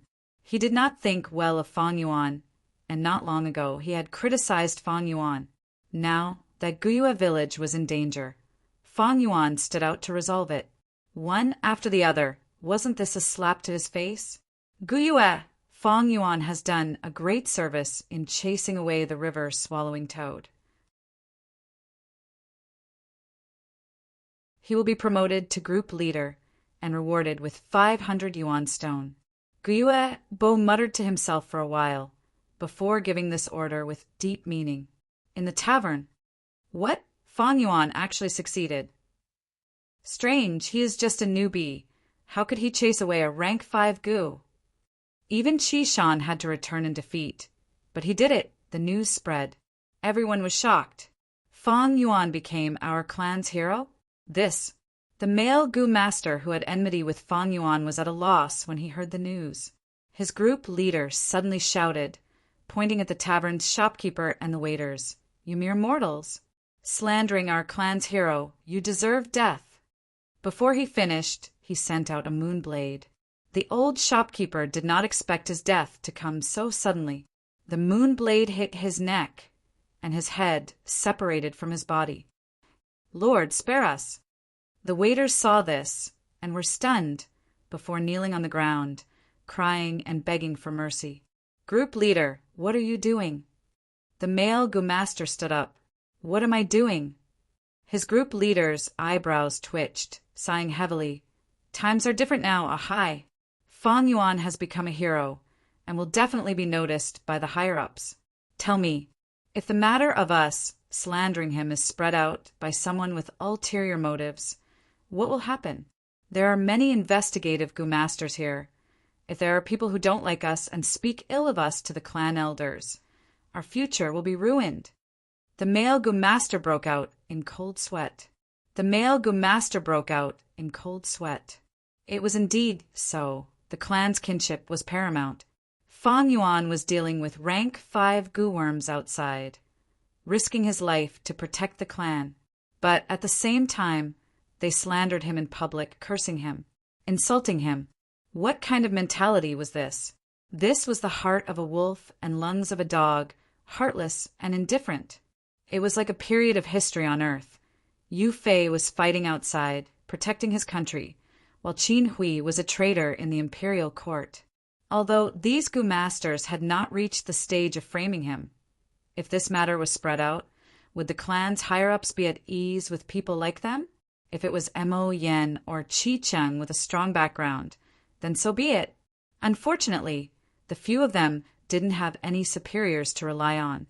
Climbing up in the system, it was nothing more than people squeezing and stepping on each other.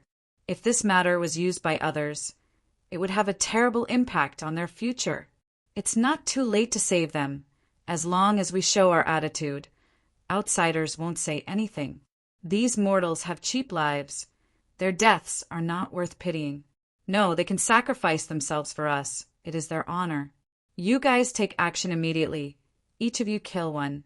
After you kill, praise Fang Yuan, show your attitude. The clan leader shouted. Damn it! The male Gu-master cursed fiercely between hatred and his future. He chose the latter without hesitation. A moon blade slashed down, and a shop assistant died tragically. "Sir, please let me go." At once, the other shop assistants collapsed on the ground, scared to the point of peeing their pants. The male Gu-master did not care about them.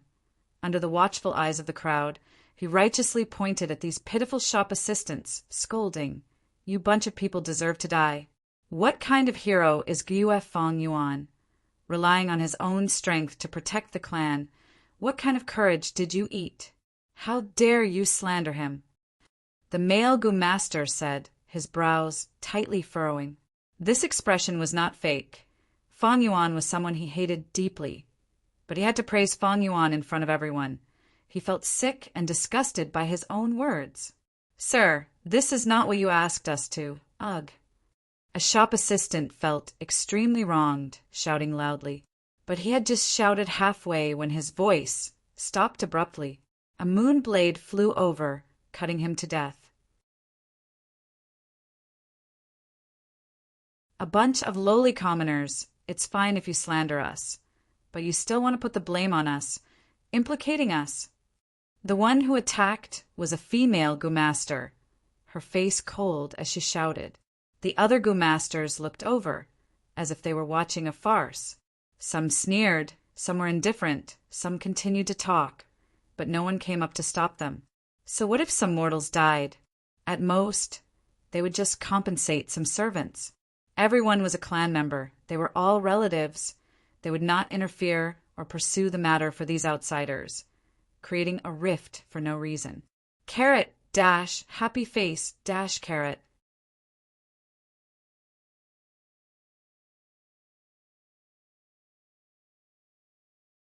Chapter 123. The Gyue Tribe.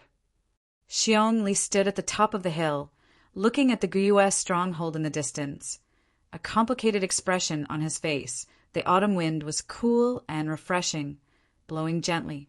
At this moment, autumn had dyed the entire mountain range. The leaves were a mix of red and yellow, and wild fruits were everywhere. Only the green spear bamboo, as green as jade, still stood upright. Once upon a time, the Guyue clan was like the green spear bamboo on this mountain, evergreen all year round, the #1 overlord. But now he seems to be in dire straits. Xiong Li's lips curled into a mocking smile, but very quickly he thought of his own clan stronghold. The smile on his face flattened, and his heart became heavy. The rise of the Bai family village had already broken the old balance of Qing Mao Mountain. The traditional hegemon, the Guyue clan, was weak, and the Xiong clan village was not doing well. This had caused the power structure of Qing Mao Mountain to be in a state of turmoil. Xiong Li knew that the only reason this problem had not completely erupted was because Wolf Chao was suppressing him from above. The 3 mountain strongholds had to work together in order to survive this wolf attack.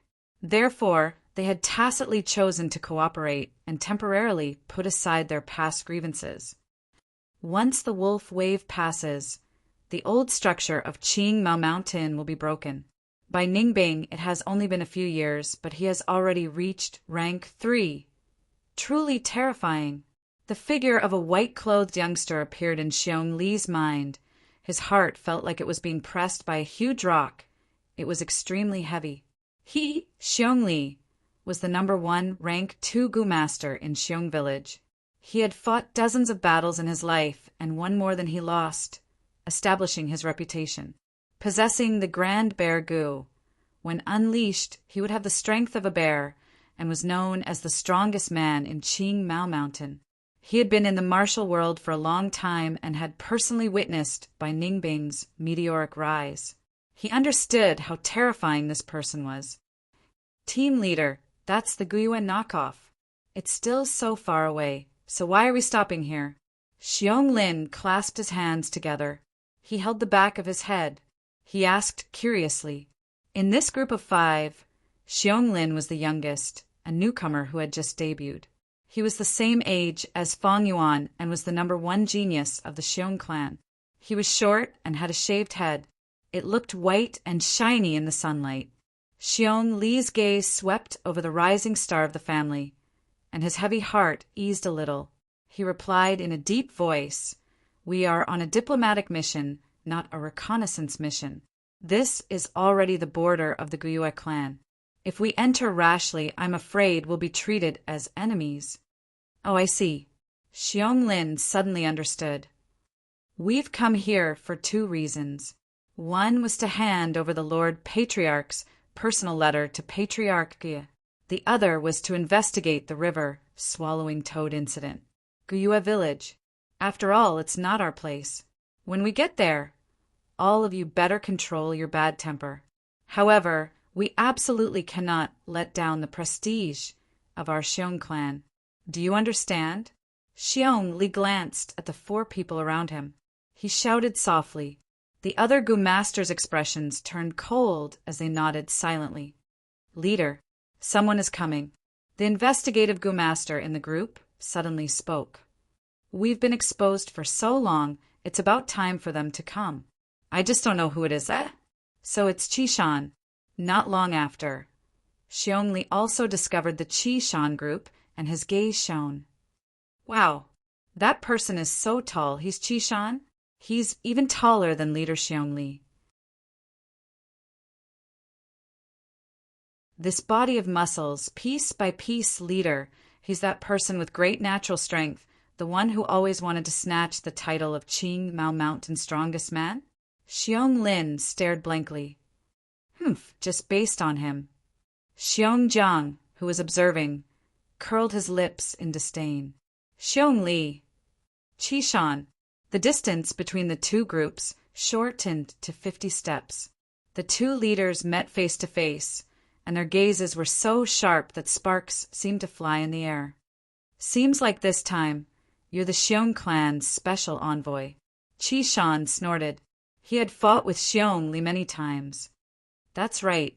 Is the Bai clan's special envoy here? Xiong Li's expression was steely. Why ask so much? Follow me. Qishan was on guard, slightly turning his body as he invited. At the same time, in the second secret room, 4 jars of wine were placed in front of Fang Yuan. Sour, sweet, bitter, and spicy 4 types of wine. The sweet was the golden honey wine, the spicy was the white grain liquor, the sour was the bayberry wine, and the bitter was the bitter shell wine. Fong Yuan sat cross-legged on the ground. With a thought, the 2 liquor worms flew out from his aperture. The process of fusing the 4 flavors liquor worm was slightly different from normal fusing. Under Fong Yuan's will, the 2 liquor worms burrowed into the bayberry wine jar. In the bayberry wine they began to fuse. A white ball of light was produced in the wine jar. The bright light rushed out from the mouth of the jar and shone on the top of the wall. Fong Yuan threw yuan stone into the wine jar. 1 stone, 10 stones, 50 stones. When it reached the 100th stone, the ball of light shrunk to the size of a fist and floated in the middle of the wine jar. At this time, the bayberry wine had been used up. Fong Yuan picked up the 2nd jar of wine and poured the golden honey wine that was as thick as oil into it. Under the immersion of the honey wine, the white ball of light suddenly expanded to its original size. Beads of sweat appeared on Fong Yuan's forehead. He had to maintain the fusion of the 2 liquor worms' consciousness, so multitasking was very taxing. He continued to throw yuan stone into the wine jar. With each yuan stone, the white ball of light would shrink a little until it was once again the size of a fist, reaching its limit. Fong Yuan repeated the same process, pouring in the bitter shell wine and white grain liquor. When the 4 jars of wine were completely consumed, the white light in the wine jar suddenly flourished and then disappeared. Success! Fong Yuan did not need to look at the wine jar to know that he had succeeded. He willed, and a goo worm flew out of the wine jar in a swaying manner. It was the 4 flavors liquor worm. Compared to the liquor worm, its appearance did not change much. It was only slightly larger than the liquor worm. It also resembled a silkworm with a pair of bright black eyes. The only difference was that the liquor worm's entire body was white and flawless, but this 4 liquor worm's body had 4 colors that were constantly changing. Red representing spiciness, blue representing bitterness, green representing sourness, and yellow representing sweetness. It made Fong Yuan involuntarily think of the neon lights on Earth. Phew! Fong Yuan let out a long breath. His luck was good this time. He did not fail and succeeded on his first try. He was afraid that if he failed, the liquor worm would be seriously damaged and one would die, or the bitter shell wine would be used up. That would be troublesome. Fortunately, that did not happen. Goo masters use goo, raise goo, and refine goo. None of those were easy. In terms of refining goo, many goo masters had to go through a lot of trouble to find the recipe and gather the materials. The recipes were all different. There might not be a suitable one. Some goo masters would even spend more than 10 years to gather the materials, even if they found the recipe and gathered all the materials. But if the refinement failed, the materials would be wasted and all the effort and preparation would be wasted. Goo master cultivation is so difficult. Fong Yuan sighed deeply in his heart. Refining goo was considered easy in the early stages of cultivation. At rank 4 and rank 5, one might not even succeed once in 10 tries. The success rate of rank 6 was even lower than 1%. Every failure in the refinement of a high-level goo meant a huge loss of resources. But once it succeeded, the gains would be considerable. Take Fong Yuan's newly refined 4 flavors liquor worm, for example. It could refine rank 2 primeval essence and advance by a small realm. Fong Yuan used a red steel relic goo, advanced to middle stage. Now he used the 4 flavors liquor worm. That was upper stage primeval essence. This meant his battle strength would increase by 2 times. At the same time, it would nourish his aperture.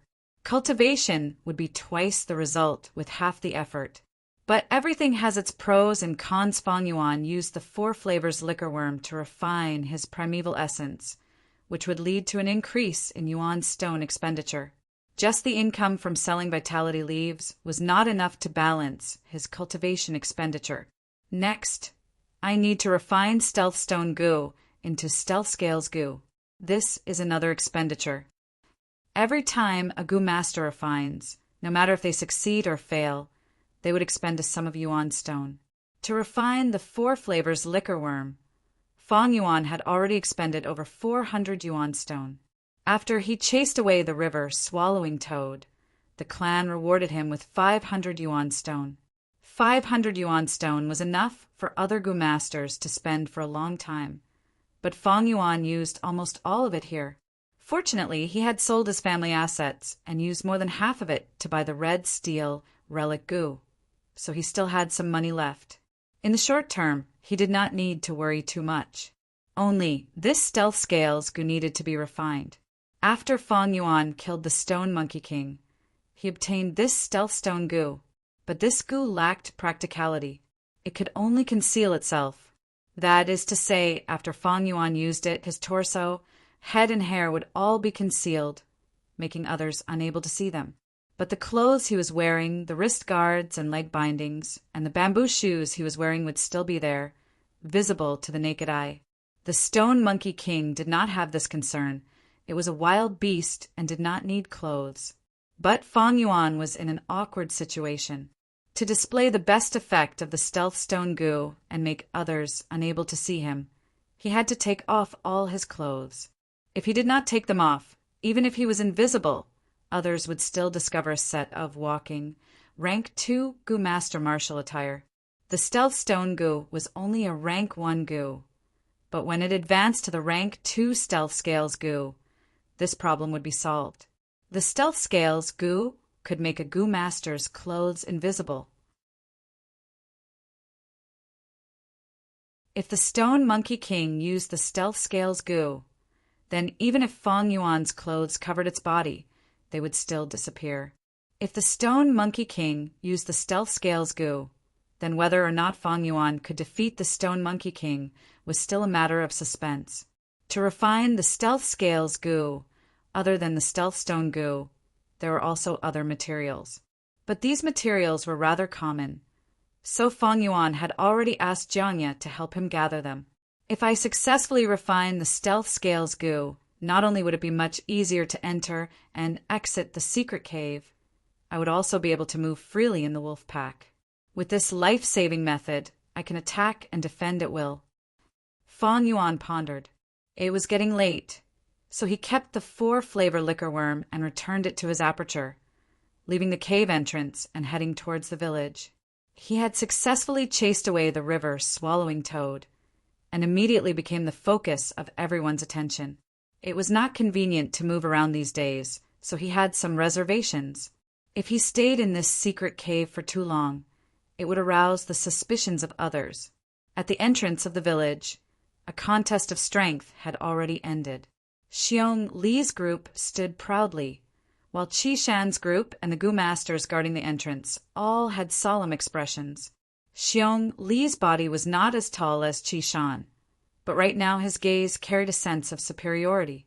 He slowly said, "Qi Shan, you are indeed born with great strength and have talent, but I have the brown bear innate strength goo, and have already nurtured the strength of a bear.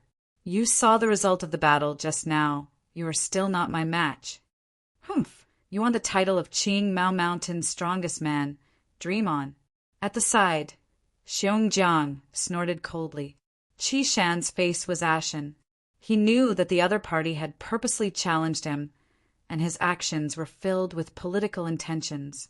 Right now he had lost, and it was no longer a personal matter, but a humiliation to the Guyue clan's name. "What's there to be proud of beating me? You guys don't know, but I am no longer the strongest person in the clan. If you have the ability, then beat Fong Yuan first."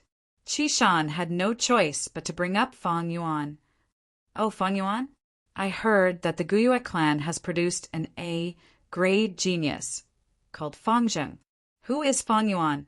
Xiong Li asked curiously. Qi Shan snorted coldly and answered, "Fong Yuan is Fong Zheng's brother. He is also gifted, having great strength from birth, and at the same time he has a goo worm to increase his strength. Earlier, The rank 5 river swallowing toad was pushed 100 steps away by his strength alone. If you don't believe me, you can go to the village and ask around. Xiong Li's group's expression changed.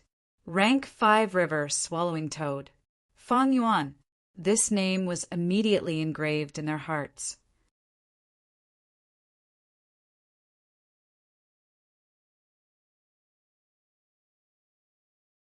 Chapter 124. Swoosh, swoosh, swoosh. 3 consecutive moon blades the size of wash basins drew a deep blue arc in the air. Swoosh, swoosh, swoosh. In an instant, 16 to 17 jade eye stone monkeys died on the spot. The stone monkey group chasing Fang Yuan was immediately halved. Fang Yuan stood on the spot, not retreating, but raised his right palm again, striking the air 3 times. Another 3 moon blades crashed straight into the group of stone monkeys. Wherever they went, the stone monkeys toppled over. The stone monkey corpses fell to the ground, breaking into pieces of rubble. The eyeballs that had turned into jade pearls also rolled on the red ground. Fang Yuan checked his aperture and found that there was still more than half of the dark red primeval essence left. The moon glow Gu's moon blade required 10% of light red primeval essence to activate. If Fang Yuan was at rank 2 initial stage, he could only activate it 4 times in a row. At middle stage, it would increase to 8 times. At upper stage, the number would double again, rising to 16. Although Fang Yuan had not reached rank 2 upper stage, with the 4 flavor liquor worms refined upper stage primeval essence, he could be considered a pseudo-upper stage, and his battle strength rose sharply. Originally, he had to fight and retreat when he was chased by 70 to 80 stone monkeys, but now he could kill most of them with just the moonblade attacks. Only a dozen or so of them would escape at the sight of him.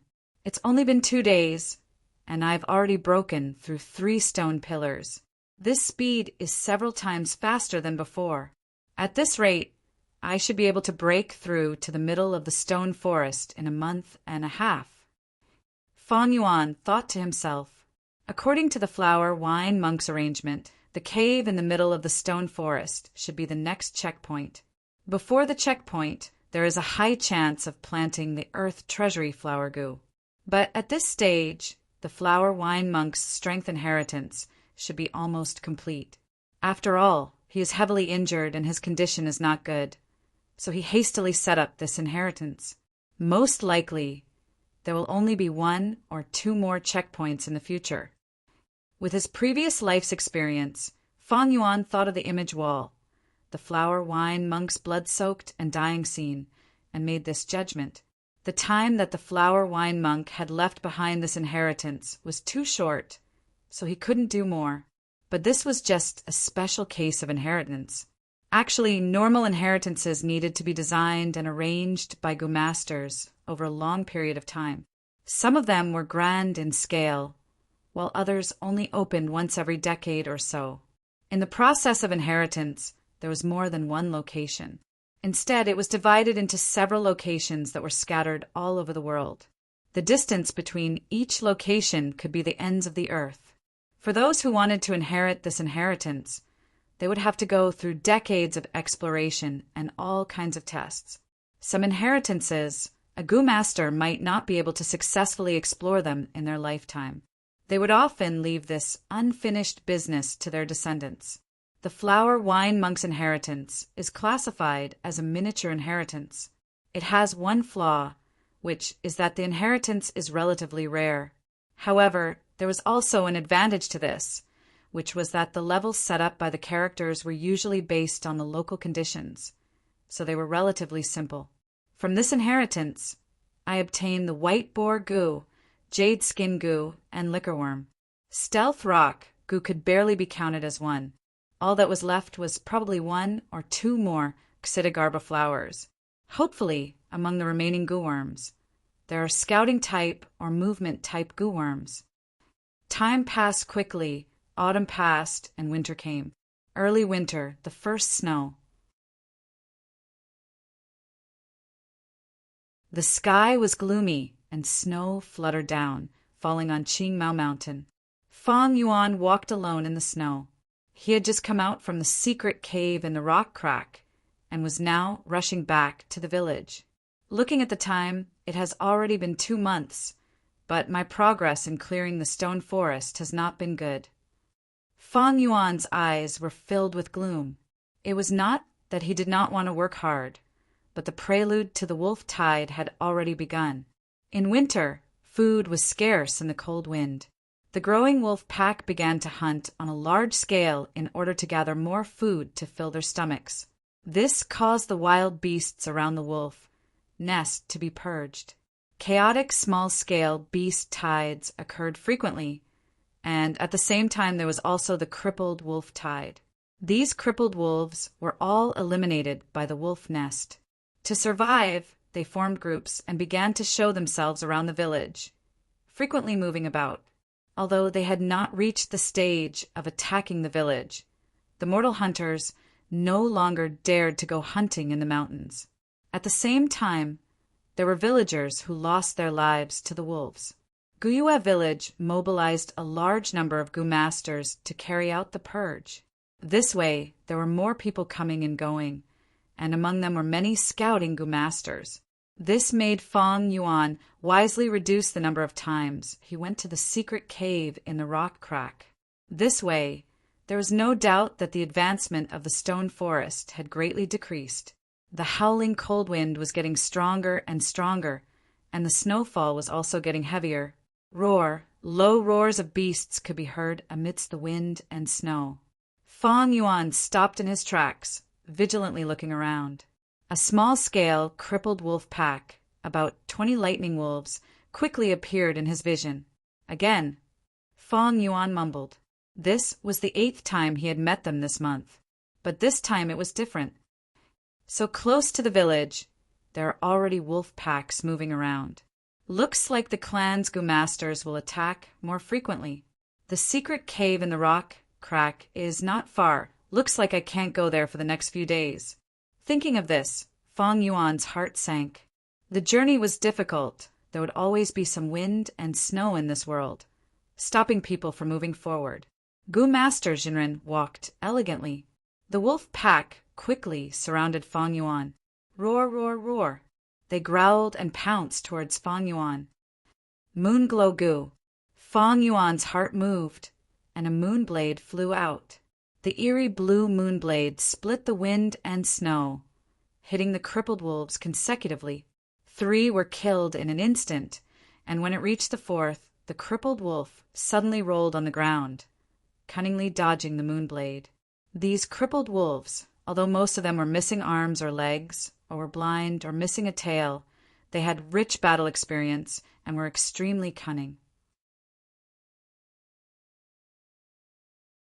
If a normal rank 2 middle stage Gu Master met with such a pack of crippled wolves, especially after being surrounded by them, his life would be in grave danger. But Fang Yuan was not afraid in the face of danger.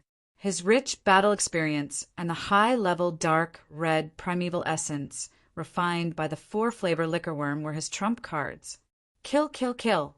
Under the siege of the crippled wolves, he agilely moved, calmly dodged, and decisively attacked. One by one, the crippled wolves died in his hands. Soon, the number of lightning wolves in the crippled wolf pack was reduced by half. Howl! An alpha wolf let out a mournful howl, and the wolf pack immediately stopped attacking and started to retreat. This was the craftiness of the crippled wolves. Once they realized that Fang Yuan was a tough nut to crack, they decisively retreated, giving up on the idea of hunting Fang Yuan. These old wolves, sick wolves, injured wolves, although they did not have perfect bodies, but to be able to survive until today, they had a set of survival wisdom. Fang Yuan stood on the spot, quietly watching the crippled wolf pack disappear into the wind and snow. His strength, if he could not expose it, he would not expose it. After confirming that the wolf pack had completely escaped, Fang Yuan squatted down and hurriedly collected the items on the wolf corpses. Wolf skin, wolf teeth, and so on were all valuable, although the market price was relatively low, but there was a lot of them. In these 2 months, Fong Yuan eradicated the crippled wolves and relied on the spoils of war to earn a small sum of money. On the snow, the blood that flowed out of the wolf corpses was still warm. With the crippled wolves, although they had fallen to the ground, they were not completely dead, and there was still a trace of splendor in their eyes. In this nature, all living things are fighting and surviving. It's not just humans. This world is a wonderful stage to use life and death. Fong Yuan sighed in his heart, mercilessly giving these dying crippled wolves one last stab. The battle power of a crippled wolf was already higher than 2 jade ice stone monkeys.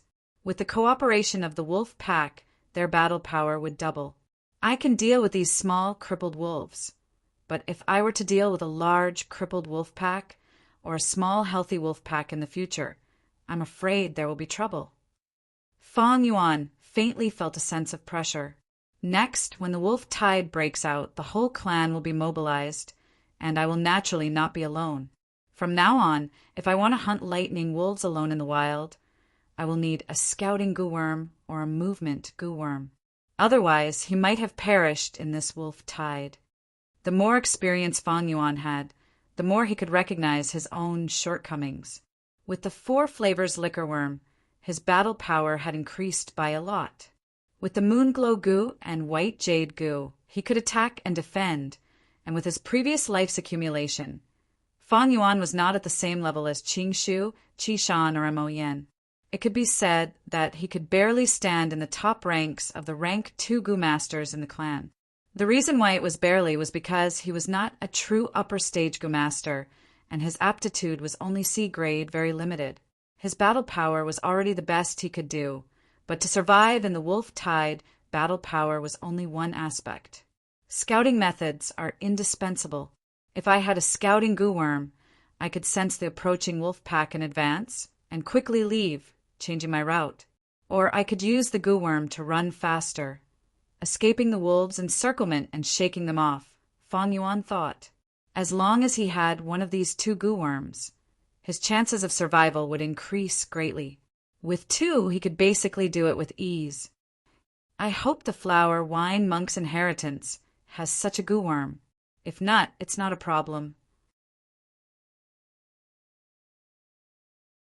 According to my memory, every wolf tide, the 3 clans would work together to set up a battle merit board and sell off the gooworms in their storage.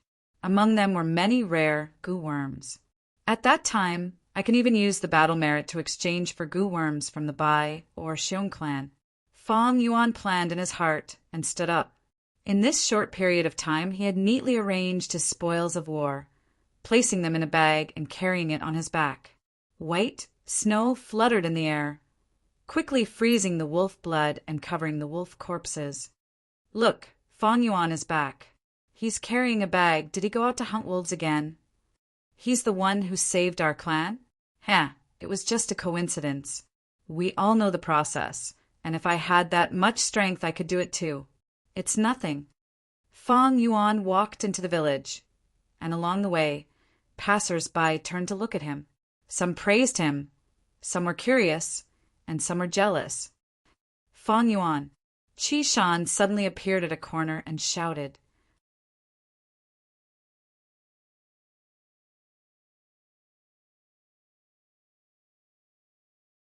Chapter 125. What's the matter? Fong Yuan looked at Qi Shan. Even in winter, he was still bare-chested, his red skin emitting warmth, making people feel like they were leaning against a stove. The white snow fell on his body and melted in an instant. This was because there was a twin orifice stove goo in his aperture. Stove goo was a rank 2 goo, containing fire energy and used for offense. Resisting the cold was only a side effect. Qi Shan's gaze was somewhat complicated. He stared at Fong Yuan and said in a deep voice, "Do you know that Xiong clan Xiong Li wants to compete with you in strength these days?" "I know." Fong Yuan nodded. Qi Shan heaved a long sigh. "Xiong Li wants to compete with you in strength. It is not a simple competition, but it concerns the distribution of benefits in the 3-clan alliance. Under the wolf tide, the alliance will perish. But after the alliance, how to distribute the benefits is the most crucial issue. Thus, these days, the three clans have been in a deadlock over this matter. Feng Yuan glanced at Qi Shan and immediately understood why he took the initiative to look for him. Negotiation was the most difficult thing. For the sake of benefits, the three clans would not take the initiative to give in. They would fight for every inch of land. The negotiation table was already filled with smoke, the flames of war raging like wildfire. The values of this world, one was strength, and the other was familial love.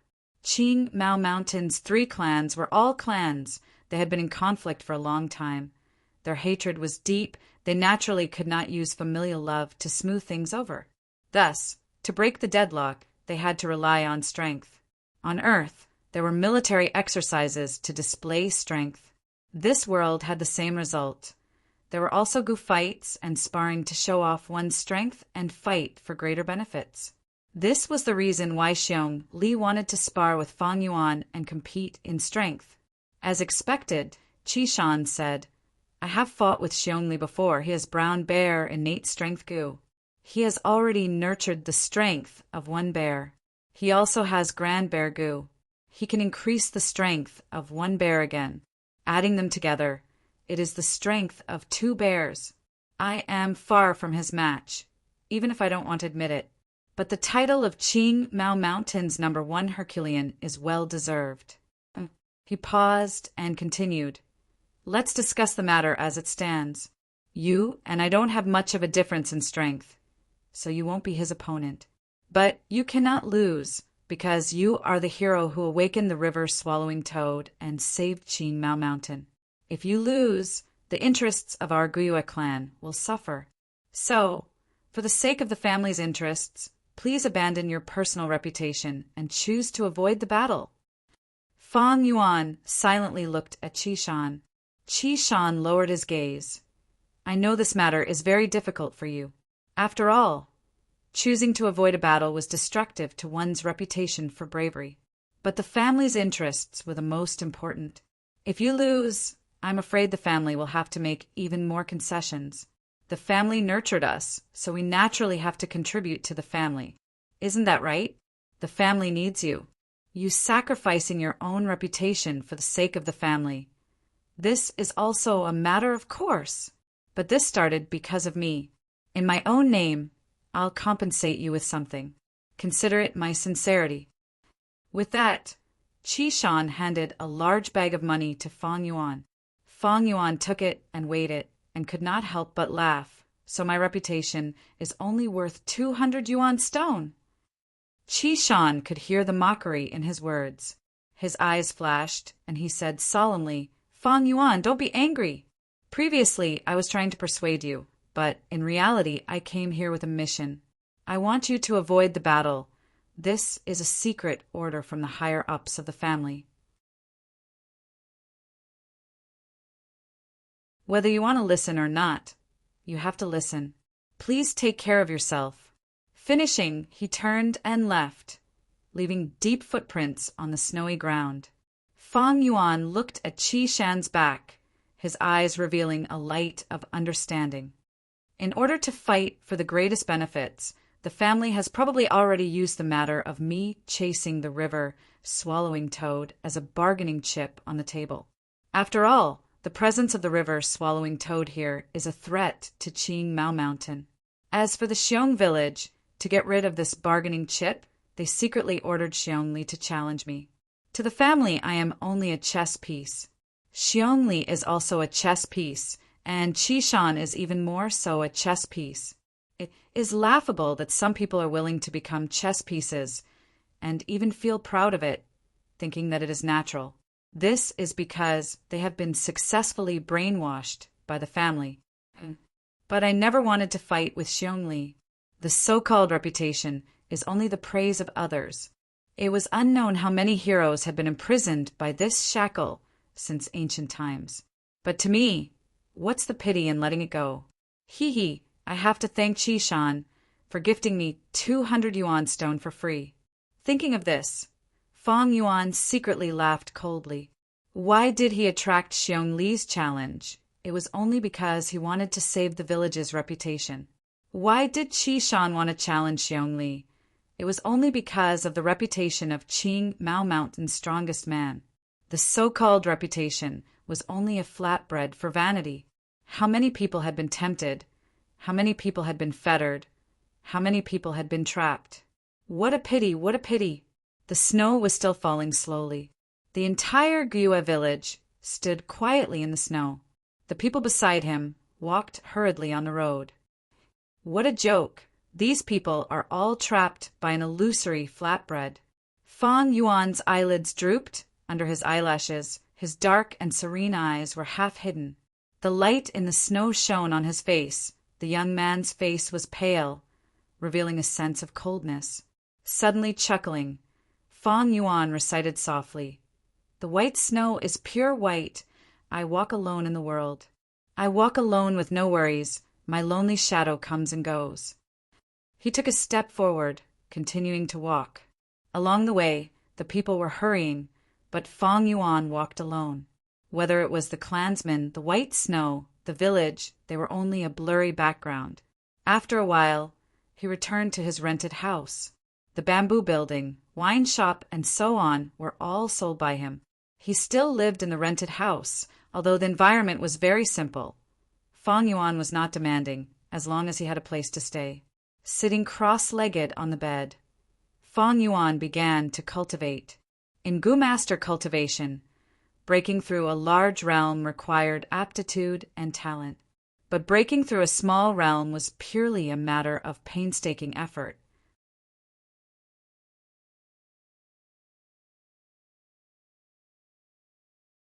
As long as there was enough time, the aperture walls would be constantly nurtured and could continue to improve. According to the agreement, at dusk, Jianya arrived at Fang Yuan's residence. "Lord Fang Yuan, these are the primeval stones for this trip. Please check."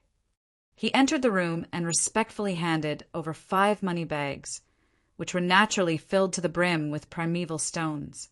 Yuan's stone far exceeded 400 pieces. The wolf tide was approaching, and the Gu Master's demand for the vitality leaves had also increased. This caused the price of the vitality leaves that Fang Yuan was selling to increase. Fang Yuan gave Jianya 9 vitality leaves. At the same time, he asked, "The things I wanted you to buy earlier, have you done it?" Jianya, however, showed a shocked expression, shaking his head. "Lord Fang Yuan, the timing is not right. The wolf tide is approaching. The clan has already implemented a control over resources. The other things are fine, but that fish scales goo, its value is only slightly lower than the jade skin goo. I have already done my best, but I am afraid there will not be any results in a short time." Fang Yuan frowned. The fish scales goo was used to fuse with the stealth stone goo, to refine the stealth scales goo. Without the fish scales goo, he could not fuse the stealth scales goo. But even with the control over resources, it is not impossible to get the fish scales goo. In the end, it is because Jianya's ability is too small. It seems the matter of refining the stealth scales goo will have to be delayed. Fang Yuan sighed in his heart, but he was not discouraged.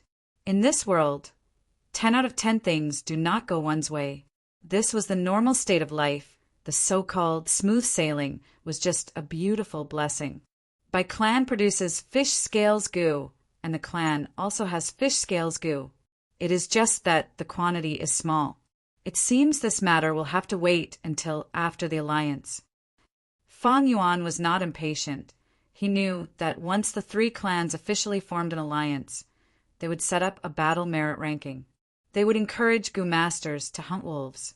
By then, they could use battle merits to exchange for resources from the 3 clans.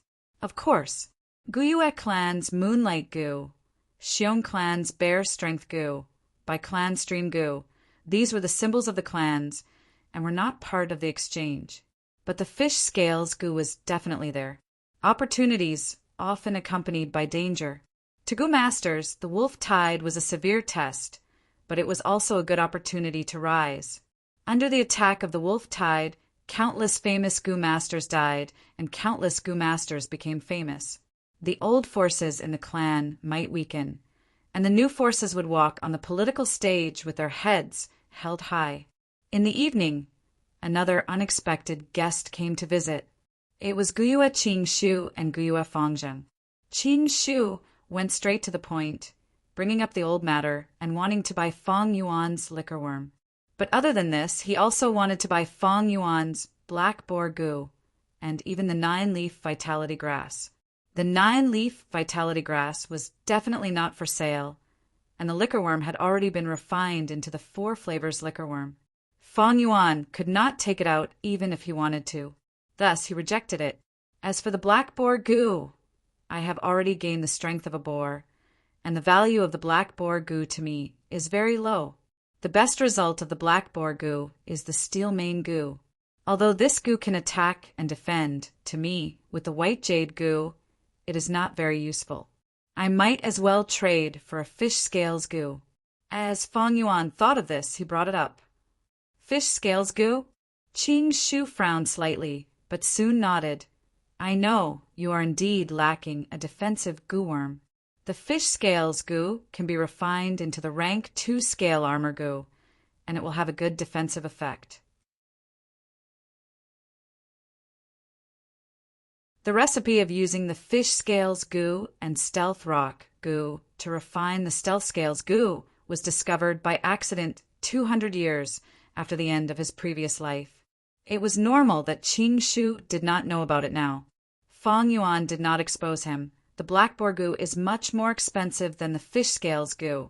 If you trade it, you have to compensate me for the difference. Of course. Qingshu nodded and asked, forget about the 9-leaf vitality grass, but are you really not selling the liquor worm? It's useless to you now, raising it for nothing, and even wasting you on stone. Fang Yuan shook his head. Don't mention the liquor worm anymore, it is not for sale. Qingshu rubbed his nose and could not help but laugh bitterly. Fang Yuan, this matter is more complicated than you think. Do you know about Guyue Yaolu? She is the granddaughter of the Medicine Hall elder. Guyue Yaoji, a new student this year with great aptitude. Guyue Yaoji loves this granddaughter very much and had once bid for a liquor worm in the treehouse, but did not succeed. You have used the liquor worm before, and naturally you know its benefits the best, so I will not say more. It is just that for her granddaughter, Lord Yaoji really wants to buy this goo worm. An elder's love for her child is completely understandable. So she came to you. She sincerely wants to buy it, and the price she offered is very high. She even promised that if you get injured in the wolf tide, you will be taken care of by the medicine hall. Please think it over carefully. Today is 1 chapter, tomorrow is 1 chapter, and the day after tomorrow there will be 2 chapters. This is the side effect of deleting the chapters. This is the consequence of deleting the chapters, and I have already expected it. I am also silently bearing the consequences of letting everyone down. I will make up for the missing 4 chapters, just that it will take a little longer.